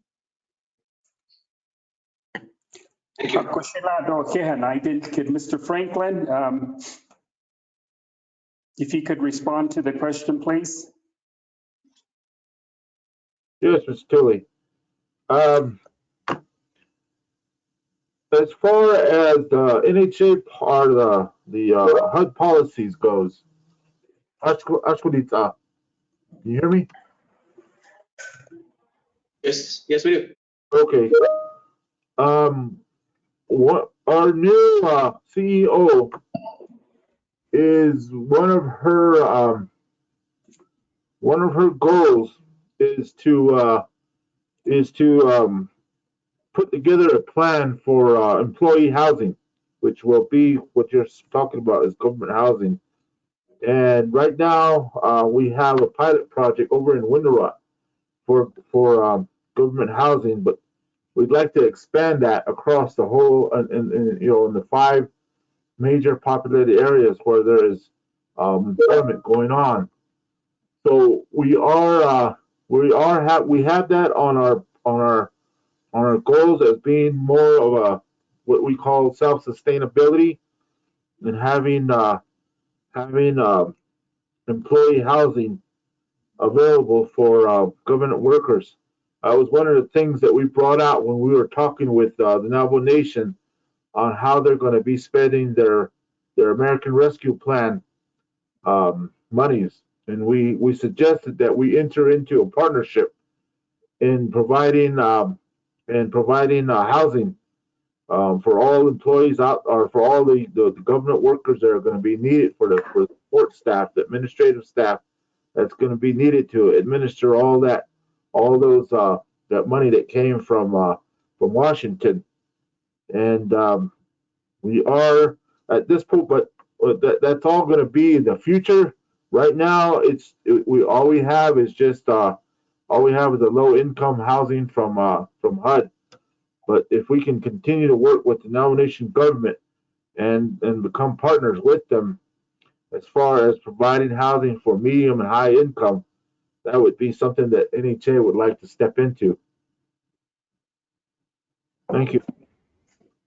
Okay, can I ask my first question? That was dealing with the partnership between the chapter and NHA. As we have an extra urban planner here in Tuba, and I'm the chapter planner.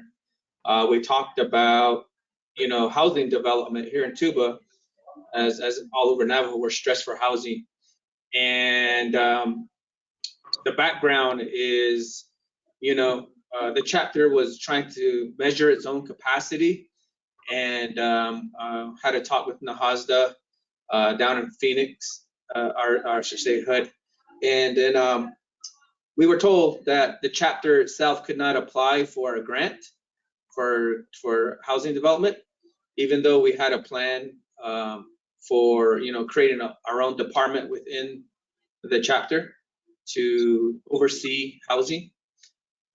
So with that said, we realize our hands are tied as far as dealing with HUD at the local government level. And so the partnership that we have to have now with NHA.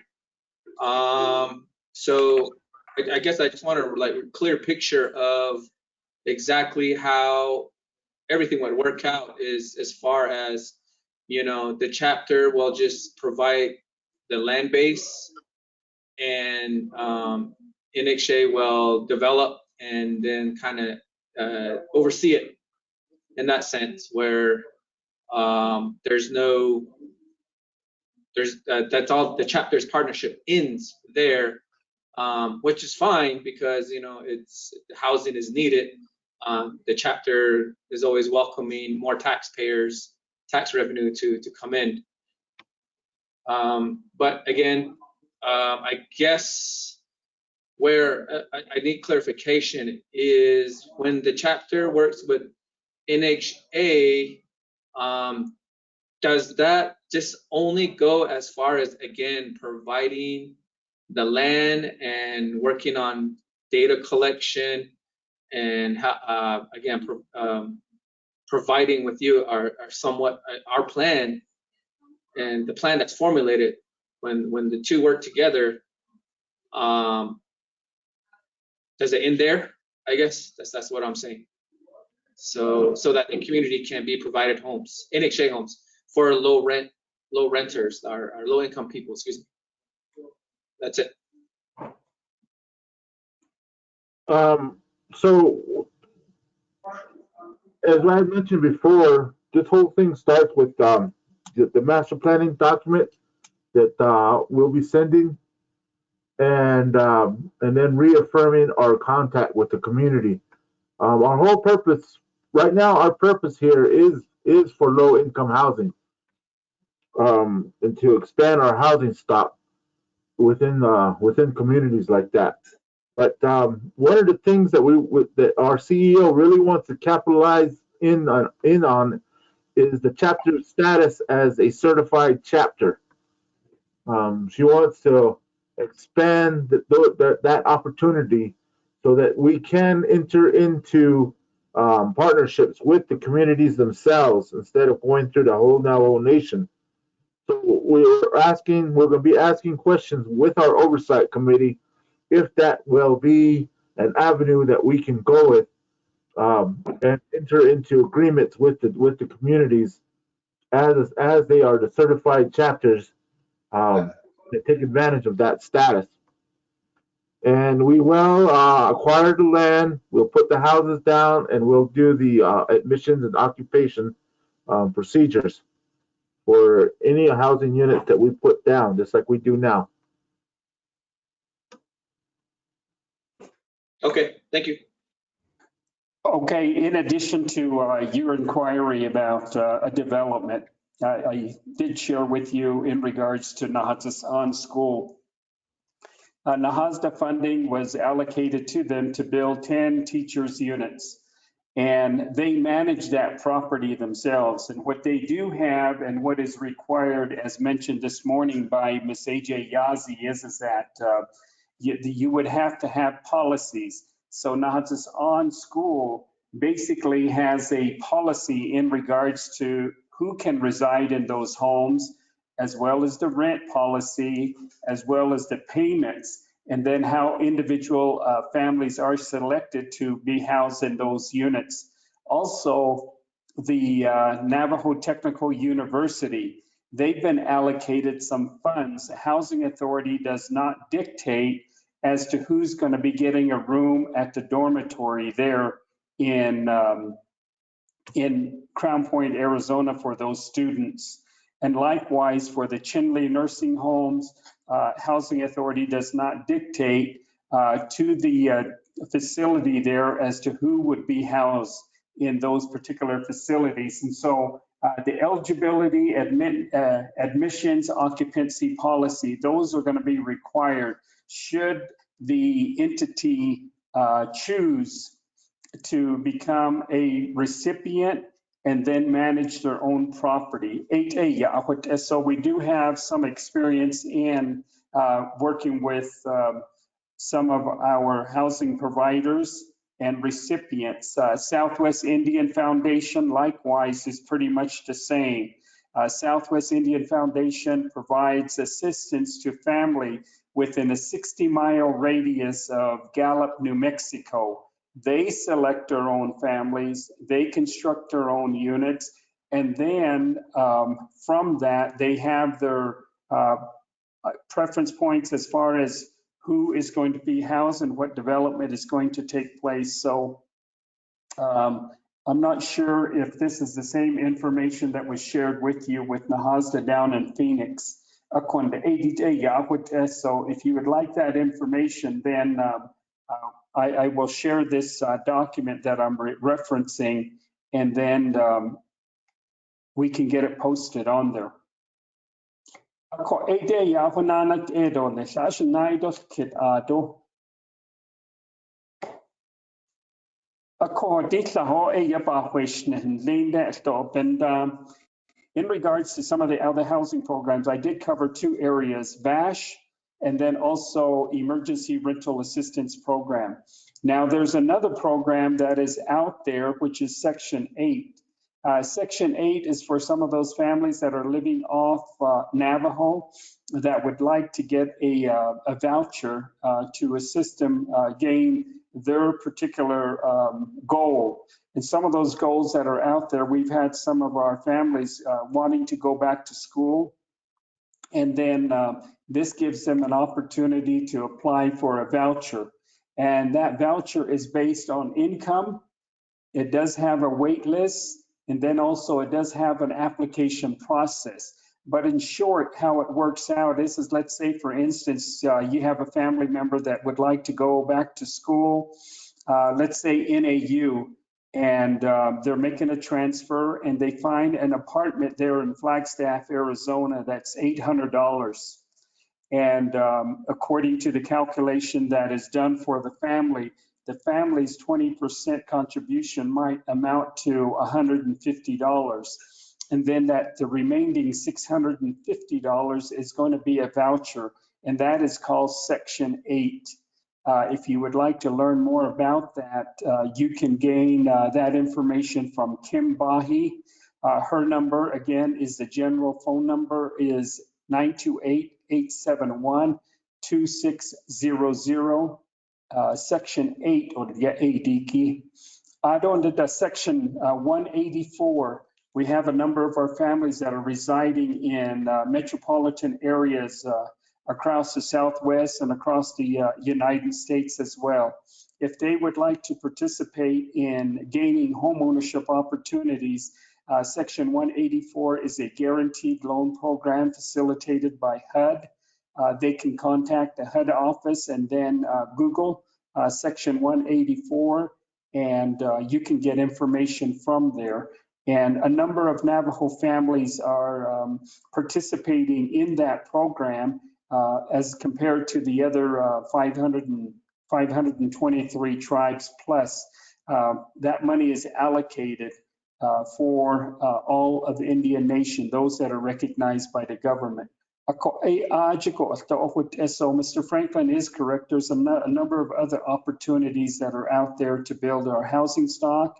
And then it's an opportunity for you to educate yourself and share this information with your individual family. Veteran home loan,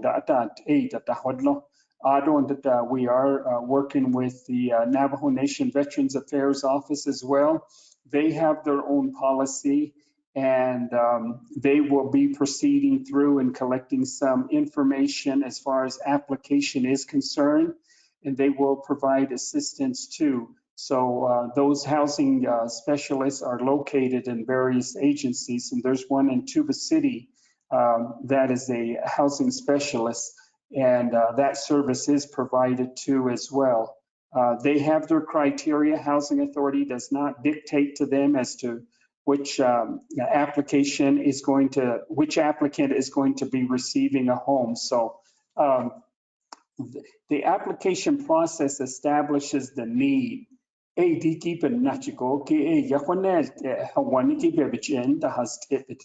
Washington.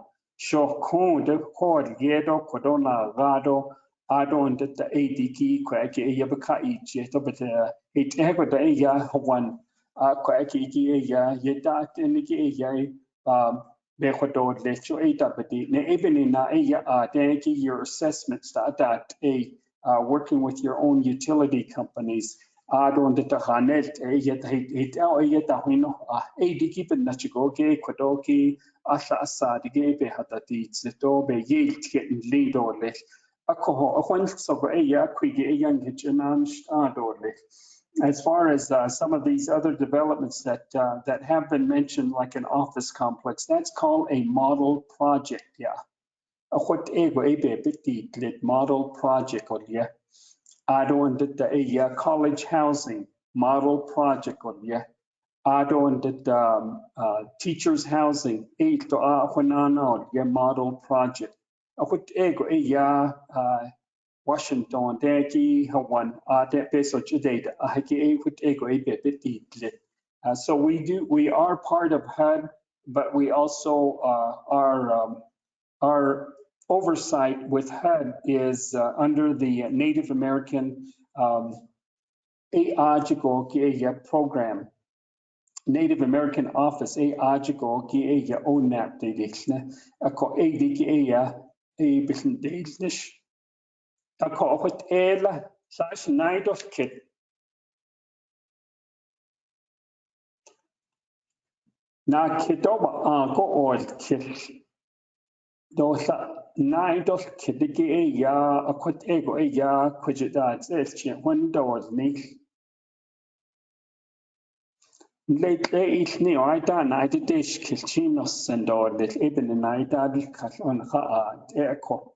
I don't let the nut sauce dish sleep no single stock cool a nut sauce and kitchen that don't sleep out of which it's naggy to a behosen and all this.